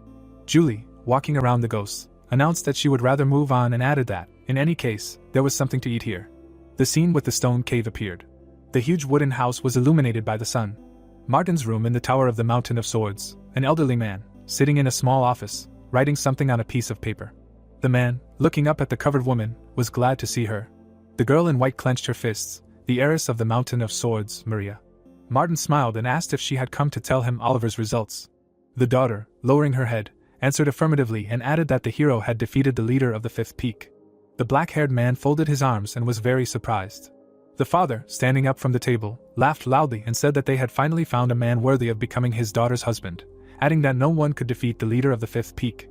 The guy in the red robe, getting up from his workplace, shouted that there was no time to waste and that he had to meet the hero. Maria, lowering her head, grabbed her hat. The long-haired girl took off her hat. The young girl, holding her hat in her hands, said that she would meet the protagonist herself. An image of a large wooden house appeared, the office of the leader of the Fifth Peak of the Mountain of Swords. At the entrance stood two guards with swords behind their backs. Aldred, crossing his arms, said that he had to thank the hero and added that everything had taken an unexpected turn. The blonde man, looking back, noted that he had to test Oliver, but in the end he had received help, added that even the master could not help him and concluded that he had been stuck at the highest zenith level for 10 years. The large man, crossing his arms, asked who the protagonist was, to which he replied that he was Oliver of the 7 unchanging sword strikes. Aldred, lowering his head, noted that this was not the best explanation and added that, of course, he was grateful to the hero for helping him move on to the next level. The blonde man, frowning, said that he had to find out the truth. The man in the red shirt, looking closely at Oliver, asked him to answer how he learned the technique of the connecting spirit. Aldred carefully examined the protagonist. The young man looked down in concern, thinking that maybe he shouldn't have helped, and that things were getting annoyingly complicated.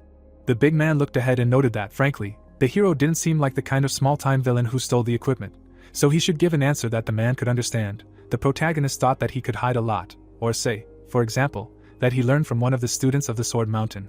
Oliver, opening his mouth, thought that this wouldn't make the story interesting, and said that he thought his interlocutor was mistaken. The brown-haired boy raised his hand and said that the Sword Mountain stole the equipment, not him. The protagonist, pointing his finger forward, thought that he would take the bull by the horns. Aldred, furiously slamming his hands on the table, shouted that they treated the hero like an honorary hero, and he dared to insult them. Maria, entering the room, asked what was going on. Oliver turned his head. The heiress of the Mountain of Swords asked if she heard correctly. Aldred looked at the girl with fear. The black-haired woman, lowering her hands, asked if it was true that the Mountain of Swords stole the technique of the binding spirit. Maria, looking angrily at the guy, ordered him to answer her. Oliver, opening his mouth in surprise, thought that the heiress of the Mountain of Swords was standing in front of him, and said that he was simply stating the facts. The young girl, taking the sheath of the sword in her hand, said that the protagonist stole the technique and now dared to lie, and then added that he was no better than a scumbag, and now he was definitely unworthy of being her husband.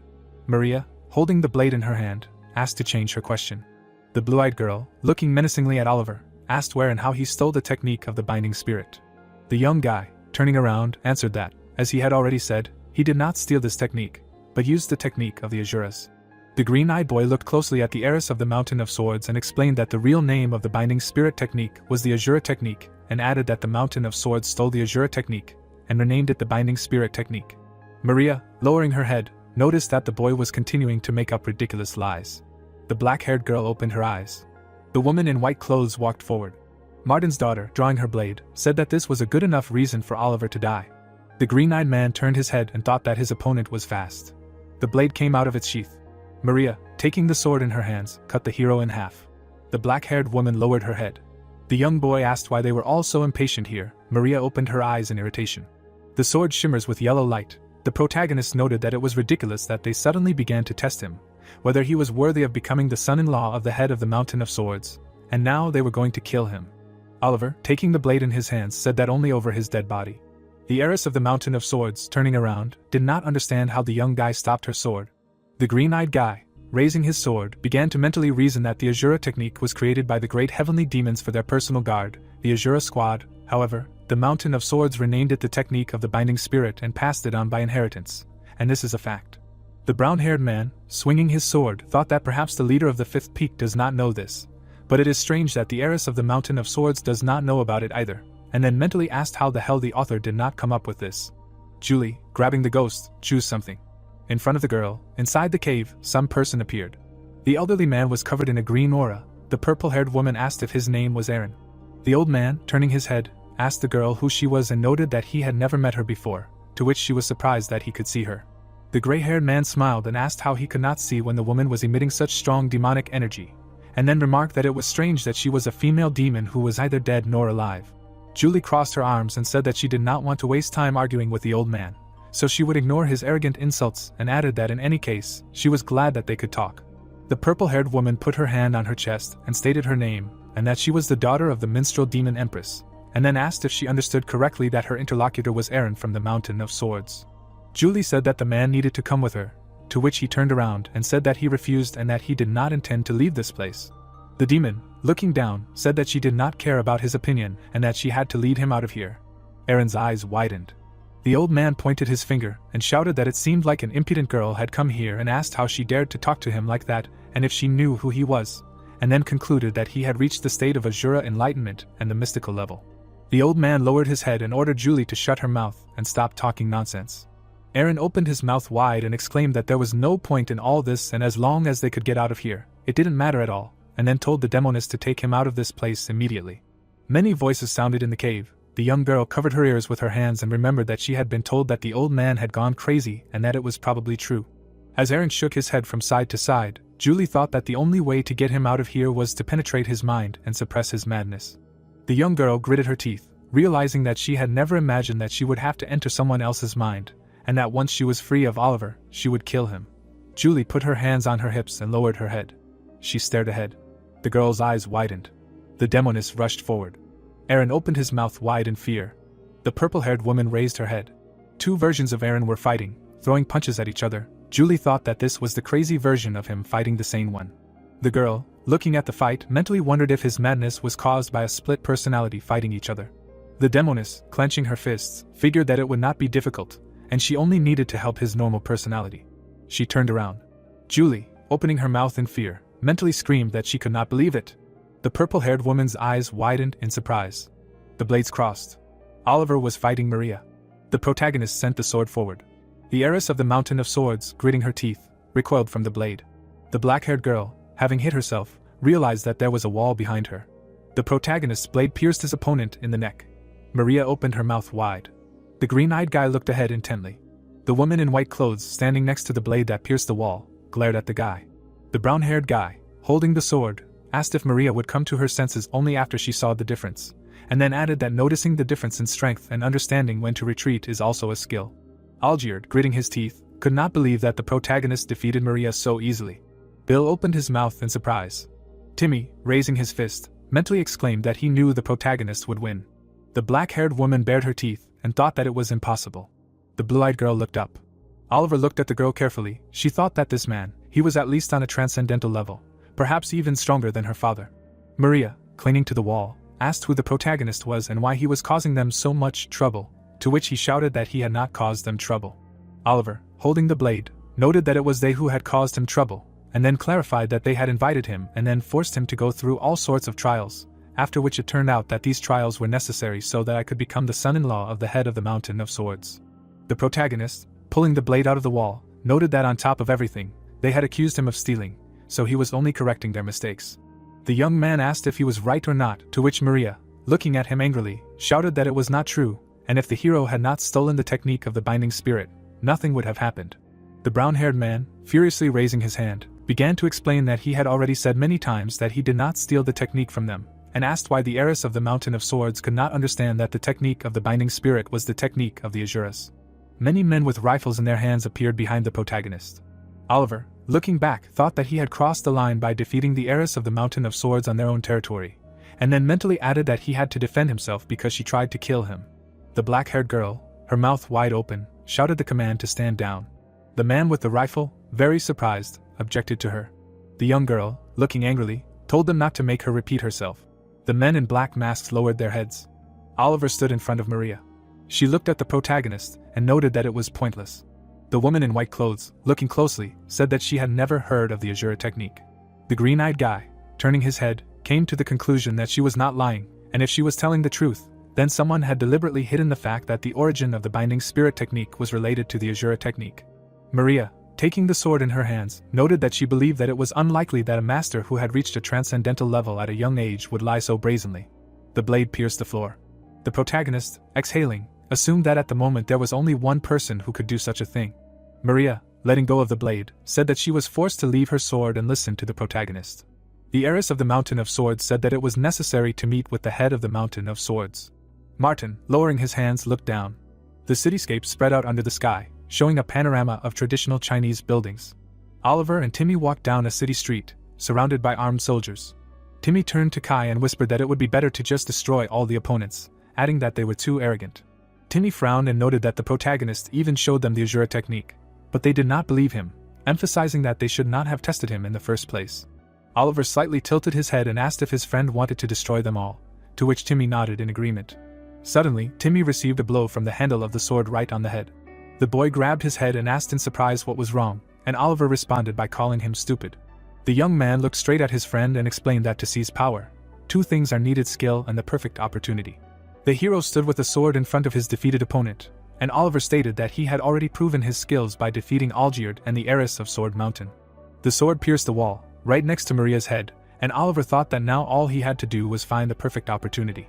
The protagonist clasped his hands behind his back and explained that if anyone tried to seize power without a good reason, they would have to shed blood. The sun was shining on a small Japanese city, and Oliver thought that if a full-scale war broke out, he would have to destroy his own army, and there was no need for that. Timmy looked up at his friend and said that was true, but asked if he hadn't had the opportunity yet. Timmy leaned forward and suggested that if Oliver married the heiress, he would have an excuse to take over Sword Mountain, to which Oliver called him stupid and called the idea ridiculous. The guy bowed his head menacingly and asked his friend how a wolf could submit to a dog. Timmy asked his comrade how to act in such a case, to which Oliver shrugged and replied that he actually thought that it would be enough to show them the Azura technique, and did not expect that the head of the sect would hide the origin of the binding spirit technique. The blonde boy adjusted his glasses and the protagonist thought that it was no wonder that there was something wrong with Mr. Author's face. Oliver looked away and thought that he would have to meet the head of Sword Mountain first, but he had a bad feeling about this, adding to himself that it was good that he asked Clara to find Aaron as a backup plan. Oliver clenched his fist and thought that there would be no problem if he came back and confirmed his identity.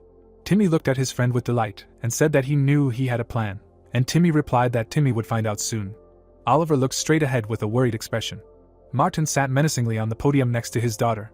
The protagonist stopped in the middle of the square and asked what was going on.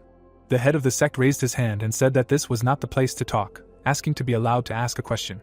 The man with a long beard looked at the young man intently and asked if he was right in saying that the linking spirit technique was derived from the Azura technique.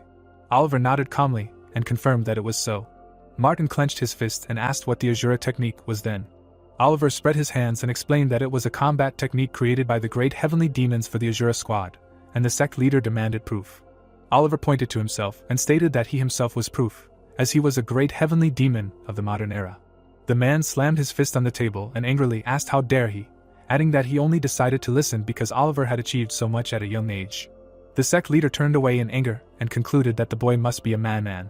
The protagonist calmly held his sword in his hand, and Martin shouted that he was ashamed that he thought of Oliver as a person who could become his son-in-law, calling him arrogant and stupid.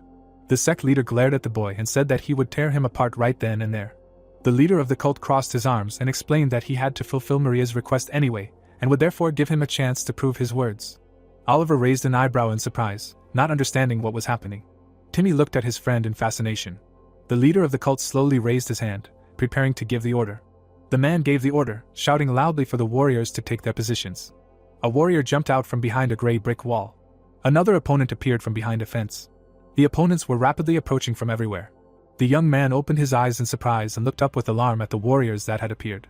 The warriors landed around the protagonist with a dull thud. Shmuel calmly looked into the protagonist's eyes. Red-haired Natalie smirked sarcastically at Oliver. Luke stood coolly not far from his opponent. Gabrickman lowered his eyebrows with a deathly look. Aldred excitedly prepared for a new battle. Remus surrounded the protagonist from the other side. Moran showed Oliver his huge blades with an angry expression. Din stood not far from his comrades. These were the 8 leaders of the Sword Mountain Peaks, the greatest formation in the martial arts world. The opponents menacingly surrounded the protagonist from all sides. The 8 Moon Formation. This is the greatest combination attack formation of Sword Mountain and one of the best formations in the martial arts world. The hero looked at the opponents in shock. This formation is so strong that even a mystic-level master will not be able to break through it. The sect leader chuckled and explained that it is so powerful that even a mystic-level master will not be able to break through it, and added that he will recognize Oliver if he can break through the 8 Moon Formation. The guy frowned and thought that he did not expect this, noting that now he is only at the beginning of the transcendental level and from the point of view of the setting of this world, he will not be able to overcome this formation.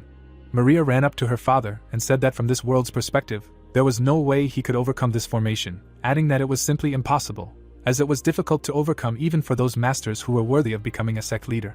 The girl looked at her father in despair and concluded that he had essentially driven Oliver into a death trap, to which Martin confirmed that this was exactly the case. The sect leader laughed and said that no matter how outstanding Oliver's achievements and character were, there was no reason to keep a lying thief alive. The sect leader looked sternly at his daughter and told her not to tell him that she liked this guy.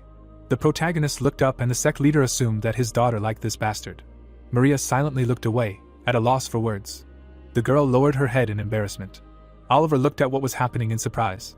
The sect leader looked at his opponent in confusion. He pointed his finger at the guy and called him a pathetic thief. The enemies of the 8 Moon Formation surrounded the protagonist, and the sect leader shouted that the boy dared to steal even his daughter's heart, and that he would not forgive him. The swords of the warriors of the formation flashed, ready to attack. Martin waved his hand and ordered Oliver to taste the 8 Moon Formation, and the boy cursed under his breath. The energy waves of the attack rushed towards the protagonist. The protagonist looked in fascination at the pieces of concrete flying towards him. The enemies of the 8 Moon Formation rushed towards the protagonist at once. Someone's booted foot took a confident step forward. Harry stopped and called out Kai's name. The white-haired boy approached Kai and said that they needed to talk. Judy looked down and wondered if the reason for Aaron's madness was the 2 personalities fighting each other. Judy clenched her fist and thought that it would not be difficult, and all she had to do was help his normal personality. The girl turned her head back in fear. Judy turned around abruptly and exclaimed that she couldn't believe it. Judy's eyes widened in shock and she said that it was Aaron. Many ghostly figures appeared in front of Judy, and she wondered in shock if this was a whole bunch of Aaron's personalities and if he really had that many personalities instead of just 2. The ghostly figures began to attack each other furiously with the sound of blows, and Judy thought that it was no wonder he went crazy. Judy raised her hand and said to herself whether she should use the power that idiot gave her, meaning Oliver. Oliver turned to Judy and the girl asked why Aaron lived in an underground cave, to which Oliver replied that she would find out when she got there, and that he wouldn't be hard to deal with. Oliver tapped his temple and told Judy to just take care of his problem. Judy looked at Oliver and asked what he meant, and the boy explained that someone who had achieved Azura enlightenment had no choice but to submit to him, the great celestial demon. Oliver pointed at the girl and told her to look at herself, adding that she was bound to him as a subordinate. Judy recoiled in shock and exclaimed if he was mocking her. Oliver calmly looked at Judy and confidently said no. He was saying that as long as she was in Aaron's consciousness, she would be able to do something. Judy's hand glowed with energy, and the protagonist said that she would be able to borrow his power. Judy clenched her fist, and Oliver explained that Aaron's consciousness was subject to someone who had achieved Azura enlightenment, and that Judy would have no problem defeating Aaron. Judy's hand glowed with energy, and she declared that she would take action. Judy extended her hand forward and called for everyone except the real Aaron to disappear. A bright flash of energy bursting from Judy's hand illuminated the space with a powerful roar. Judy released the energy with a scream and declared that everyone except the real Aaron must disappear. The figures of the magician glowed in the air with a bright light. A powerful explosion thundered, shaking everything around. Aaron flinched in surprise, amazed by what was happening. The girl looked tiredly at Aaron. The bearded magician sat calmly with his eyes closed. The old man opened his eyes from a bright flash. Aaron sank to the ground and thought that he could not believe it, and how he could do it at all. The old man thoughtfully looked at the ground and the girl asked him if he came to his senses. Aaron turned to the girl and she said that it was time for them to go to his master. Oliver crossed his arms and asked the author what brought him here since it had been so long. The author looked at Kai with concern and asked if he was sure he would be okay, and Oliver asked what he meant. The author spread his arms and said that he was talking about the 8 Moon Formation, adding that at his current level, Oliver would not be able to overcome it, and would simply die. Oliver turned to the author and said that he did not understand why he was worried since he had set it up himself, to which the author replied that he did not know it would come to this, and that all he had done was create strong information suitable for the Mountain of Swords. Martin screamed with his mouth wide open, and the author continued that he didn't think the head of the sect would use it against Oliver and asked what to do now, and Oliver replied that there was no point in crying over spilt milk. The author silently pressed his lips together, lost in thought.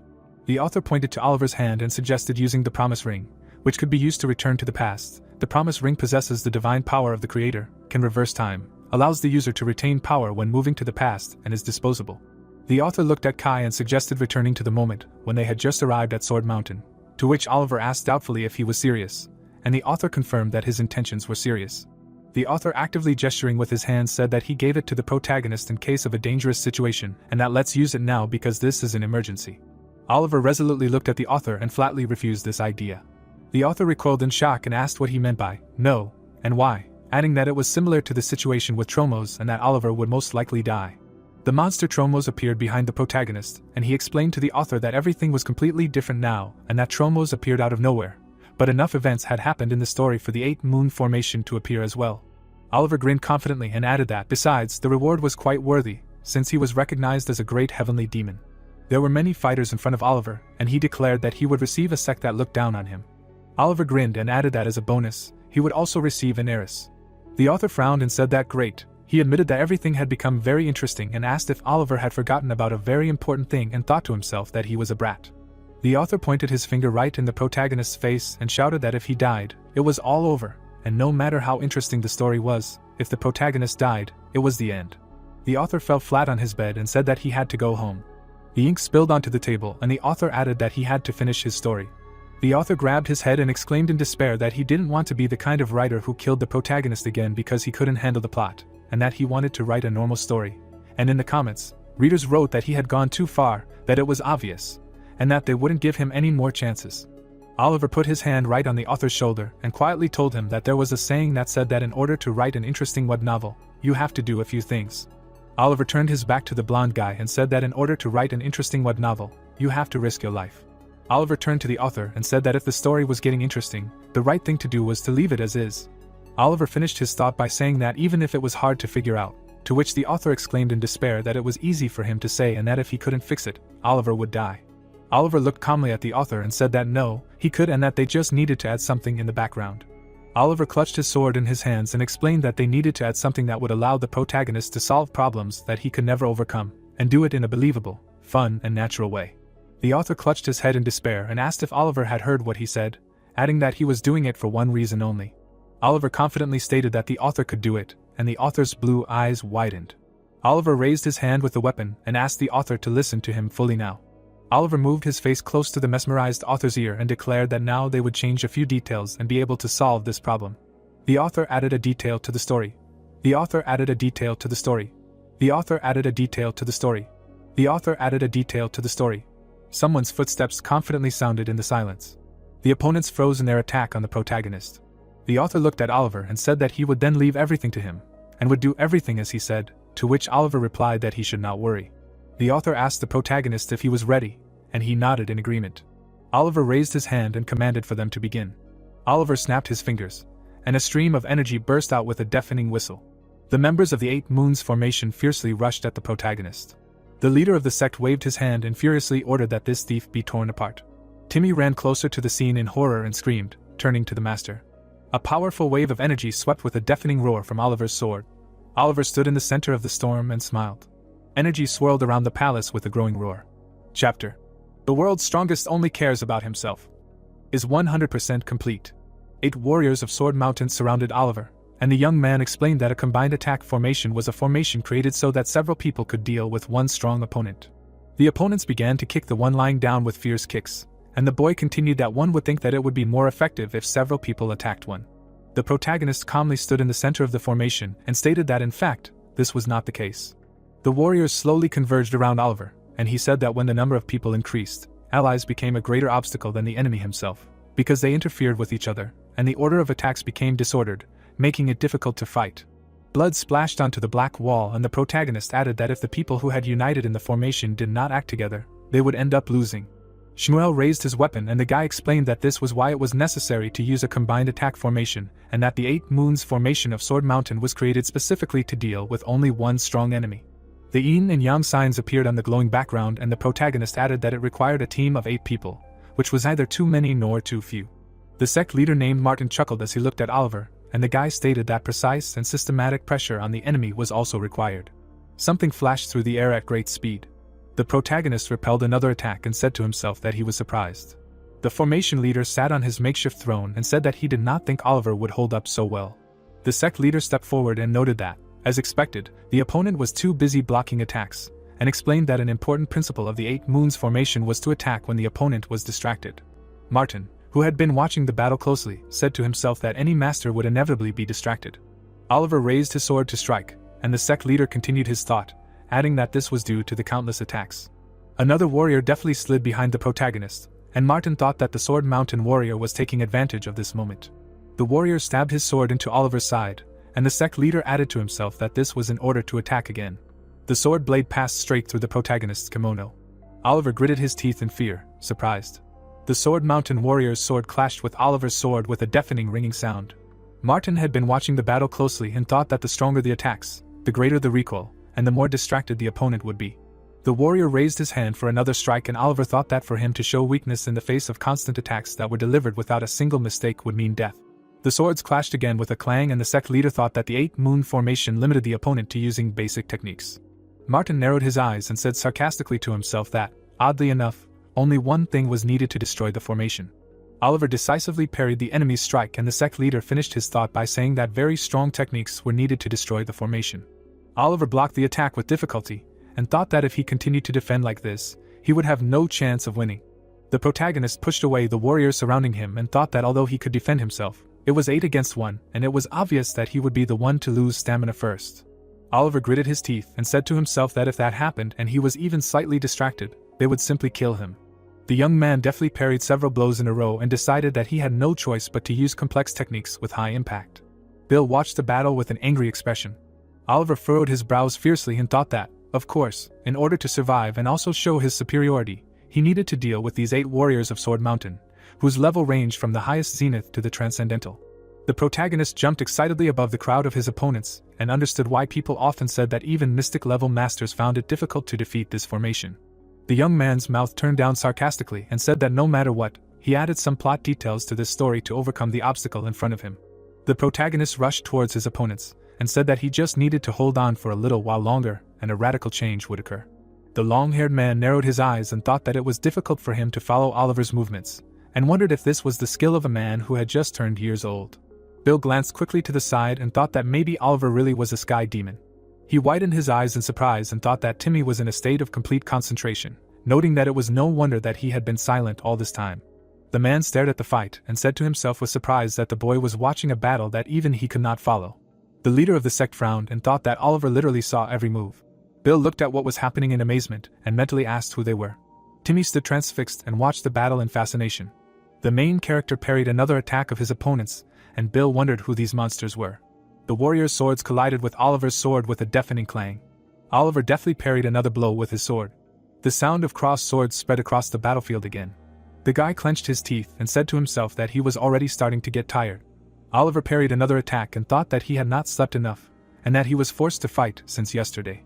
The protagonist gritted his teeth and thought that this was too cruel, and that as soon as it was over, he would get a serious night's sleep. A sharp blade cut Oliver's body with a piercing whistle. He weakly raised his head from the piercing pain. The head of the sect narrowed his mocking eyes in fascination. Dumbfounded, Bill opened his mouth in surprise. Maria looked at her lover in horror. The head of the formation waved his hand and furiously ordered that he be finished off. Natalie's face spread into a smirk. Shmuel flashed his eye angrily. Moran looked cruelly at the defeated opponent. Oliver was covered in fresh blood. Blood splattered in all directions. Oliver coughed blood, attracting attention to himself. Oliver looked at his opponents, and exclaimed that he had been waiting for this moment. The hero rose above the shining yin and yang sign. The 8 Moon formation was designed by one of the great heavenly demons for future heavenly demons, and that when the initial movement of the formation is used, it can be destroyed.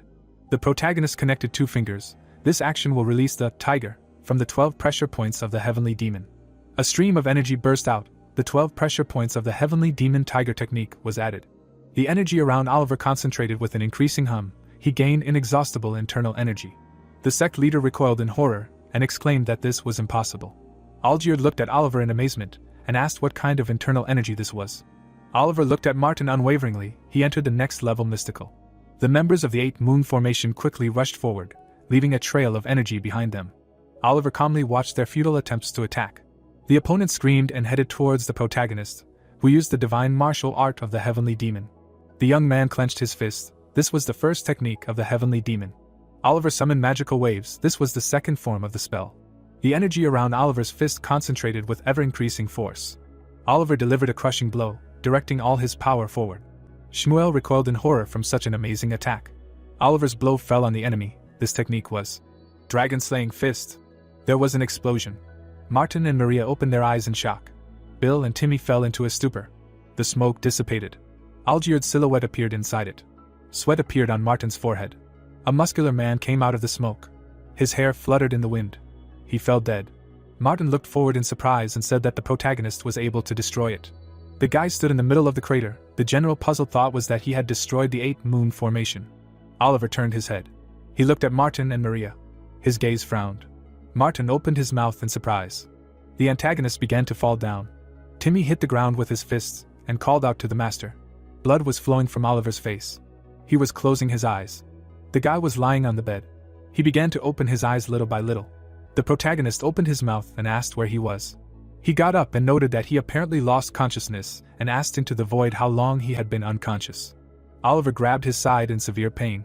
He was glowing with a pink aura and thought that he was happy that he had reached the mystical level with the help of the technique of the 12 points of pressure of the heavenly demon, and added that it seemed that he had used up all his internal energy and received a serious injury. Sweat appeared on his forehead. He realized that he could not fight now and added that he would have to use energy breathing for a few days. The door opened. Oliver looked at it warily. Martin and Maria entered the room. Martin grabbed his sheath. The protagonist was surprised that they were armed. There was emptiness in the eyes of those who entered. Oliver thought about it. He thought that Martin said that he would recognize him if he destroyed the 8 Moon Formation, and he could not believe that this was a lie. His teeth clenched. He panicked thinking about the fact that he did not have the strength to fight. Martin inhaled and blurted out that they were welcoming a heavenly demon. Oliver sat down on the bed with his feet. He was greeted as a heavenly demon. He looked at those who entered in shock. Martin bowed to him, saying that he came as soon as he made sure that the heavenly demon was awake, and apologized for the absence of the leader of the 8th peak and added that he was still recovering from the battle. Aaron bowed and greeted the heavenly demon. Oliver's face broke into a smile. He was happy to see Aaron and that he was brought here. The old man's nostrils flared. He said that he heard that his grandson was rude to them and asked him to forgive him, to which Julie chuckled. Aaron pointed his finger at Martin. Oliver reasoned that it was good that Julie brought Aaron and that it seemed that he explained everything to the head of the sect. Timmy came closer and shouted that he was very worried. Because the master was unconscious for 3 days, he replied that he was very proud of him. Aaron frowned and told Marin to apologize to the protagonist. He asked to accept his deepest apologies for not recognizing him as a heavenly demon and showing disrespect. The man's eyes began to water. He thanked the guy for finding his missing grandfather. The old man poked him with his elbow and said that the origin of the Mountain of Swords was the Azure Squad, who were loyal to the great heavenly demons, and that while he was gone, the story of the Mountain of Swords and the origin of the Binding Spirit technique had been lost. The antagonist's face smirked, asking that only he be punished for his dishonesty, and he was glad that everything had been settled now. Aaron raised his fists and told Oliver to address him informally, as no superior would address their subordinates formally. Oliver opened his mouth and said that he was glad that they did not have to discuss the details, and asked Aaron if he doubted him. Julie looked at the boy, who continued that even though the girl explained everything to him, it was not that easy to believe that the protagonist was a heavenly demon. The old man noted that he was being tested. His eyes glittered. He said that he had achieved an aura of enlightenment. Oliver had a pink aura around him. Aaron noted that it was impossible not to recognize the sky demon. The guy thought that all the details of the story that he had come up with so far fit together like pieces of a puzzle and added that it was amazing. The day was raging above the Chinese houses. 4 days later. The same houses in the daylight. Martin clutched his chest. Aaron wondered out loud if the guy really wanted to leave like this. Marvin added that he should stay and recuperate. Oliver laughed. He noted that it was about him, and that 1 week of rest was enough. The bearded man opened his mouth and turned to him that he wanted to ask him something.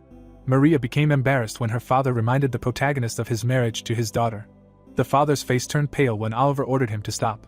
Everyone looked at him. He noted that now was not the time, because since ancient times it was believed that a person should have great ambitions. The protagonist's hair was fluttering. He continued that even though he had a mountain of swords under his hand, this was only the beginning and that he had no time for love to achieve a great goal. Aaron lowered his head. Martin agreed with the sky demon. Oliver, putting his hands behind his back, stretched. The protagonist, holding a suitcase, told Timmy that despite the fact that he flew first class, he still felt tired because flying exhausted him. Passers-by looked back at the hero in surprise. The brown-haired guy, looking back, wondered why they were looking at him. Oliver, approaching Timmy, whispered whether he was paranoid or people were staring at him, and then asked if they were doing this because he was handsome, to which the boy advised him to look at his phone. The black-haired boy showed the phone with the news, which said that the Eastern Dragon Oliver was returning to Korea. He had to confirm whether he really led the Mountain of Swords. The protagonist was surprised that this news had already spread throughout the country. A man in a red shirt, holding a suitcase in his hand, asked how they found out about everything. The protagonist, coming out of the door, was very taken aback. There were many people in front of Oliver, filming him and asking him to look at them. The reporter, holding a camera, loudly asked if it was true that Oliver captured the Mountain of Swords. Someone from the crowd asked the hero to answer one question. The green-eyed guy, opening his mouth, covered his face with his hand from the bright flashes. The protagonist looked forward in surprise. Emma stood behind the reporters, putting her hands on her hips. The black-haired girl bowed her head. The strongest in the world cared only about himself. Chapter 25 is 100% complete. The car was driving along the road. The jeep quickly crossed the city. Oliver, sitting in the back seat, said that he appreciated the girl's help, to which she replied that he was under the protection of the security bureau. The bureau employee, sitting in the driver's seat, explained that, as the protagonist could notice at the airport, many leeches were sticking to him, and she, worried about this, came to pick him up. Emma, looking at the road, asked if it was true that Oliver had captured a Mountain of Swords, and then added that they should make an official statement about this. The protagonist, smiling, thought that he needed to maintain the image of a character who looked weak but was actually strong, so he could not tell her the truth, and replied that of course it was not so, because he would not be able to subjugate such a powerful sect. Oliver turned his head and asked the girl to forget about the details and just announced that he had received the status of successor, to which she responded affirmatively and added that the fact that he headed the Mountain of Swords was, of course, too much. The man in the red shirt, closing his eyes, noted that, in any case, he would not refuse the girl's offer to take him home. The brown-haired guy, laughing, asked Emma not to persuade him to become a civil servant. Oliver, crossing his arms, looked out the window. A scene of a rainy street appeared, along which a jeep was driving. The protagonist, looking out the window at the pouring rain, thought that when it rains, you must definitely eat seafood Pigeon and Macchiali, and then mentally added that he suddenly wanted to eat it. The green-eyed guy, turning to the boy, noted that, if you think about it, the Sun General and the Moon General have been waiting for them for a long time, so they should please them with something tasty. To which Timmy replied that the main thing is that the hero does not say that he wants to buy Sunday gukbap. Oliver, looking at his friend, asked if he wanted it, to which he noted that he did not at all. The man in the red shirt, smiling, said that the boy should not worry, because he had something else in mind. The car is driving along an empty road in rainy weather. The protagonist asked Emma to stop by the market. In the rainy city, an umbrella opened. Oliver, hiding from the rain, thanked the girl for giving him and Timmy a ride and said goodbye to her. Emma, holding the steering wheel, asked the guy to contact her if he needed anything, to which he replied that he would definitely do so and advised the girl to take care of herself. The bureau employee looks at the characters covered with umbrellas. The black-haired girl looked carefully. Food is frying in a frying pan. The chopsticks picked up the dish from the frying pan. The girl put the chopsticks in her mouth. Leah, holding a plate of food in her hand, shouted that it was amazing and noted that Oliver always surprises her with new dishes when he comes back. The long-haired girl holds out a plate with a drink. The characters clinked glasses. The characters drank from their containers. Leah, hugging the young guy by the neck, said that she could not believe that he had become the ruler of the Mountain of Swords and congratulated him, to which the man replied that it was not that difficult. Timmy, holding chopsticks, noted that the protagonist was being modest and was clearly not himself, and then added that he would not be surprised if Oliver died. The man in the white t-shirt, picking up food from the frying pan, replies that it was not that bad. The brown-haired guy, reaching for the food, said that in any case, he was sorry that Harry would not be able to celebrate with them, to which Leah replies that he had to return to the Heavenly Kingdom to sort out something today. The woman in the green suit, picking up the entire dish from the frying pan with chopsticks, hoped that Harry would return soon. Timmy shouted that she could not eat it all. Leah said that she could, and the boy should let her do it, because she was his teacher. The protagonist, smiling, said that he hoped that his friend would return soon. The green-eyed guy dreamily opened his mouth. Timmy tries to get some of the food out of Leah's mouth with chopsticks. Harry, holding the cake, shouted out that it was as the hero wishes, to which the hero replied that he was talking about the Moon General, not him. There were 3 candles on the cake. Oliver asked what the cake was for. The white-haired man exclaimed that he congratulated him. Harry added that he congratulated the protagonist on their web novel taking third place. The brown-haired man, his mouth wide open, looked at the cake in surprise. The man in the white suit, his eyes closed, said that the protagonist was great, and added that they took third place right after the new chapter. Harry, standing in the background of positive comments, announced that they were very close to the first place he dreamed of, and added that it was all thanks to Oliver. The young guy, lowering his head, noted that he never thought the author would say such a thing to him, and added that it was very unusual. Harry, still holding the cake box in his hands, noted that it was a good day, but his friend was acting very irritable, to which he replied that it was too early to relax, and this was only the beginning. Oliver, looking angrily at the white-haired man, said that he had not even begun to take revenge, and the sect of heavenly demons had only given a signal of its revival. The green-eyed guy, looking down at Harry, asked him not to tell him that he could relax just because they took third place, and then added that if he relaxed a little, the reading level would decrease, and their rating would fall, to which the author apologized. Oliver smiled mysteriously. Hitting the white-haired man in the face with the cake, the protagonist noted that they should celebrate their achievement. Harry, covered in cake, gritted his teeth. The man in the white suit rushed towards the protagonist, shouting that he was a scoundrel and that he would finish him off, to which the latter, running away, noticed that the author was pursuing the protagonist. Oliver, turning around, congratulated his friend on third place. Harry smiled contentedly. The young guy concluded that he was looking forward to their future adventures.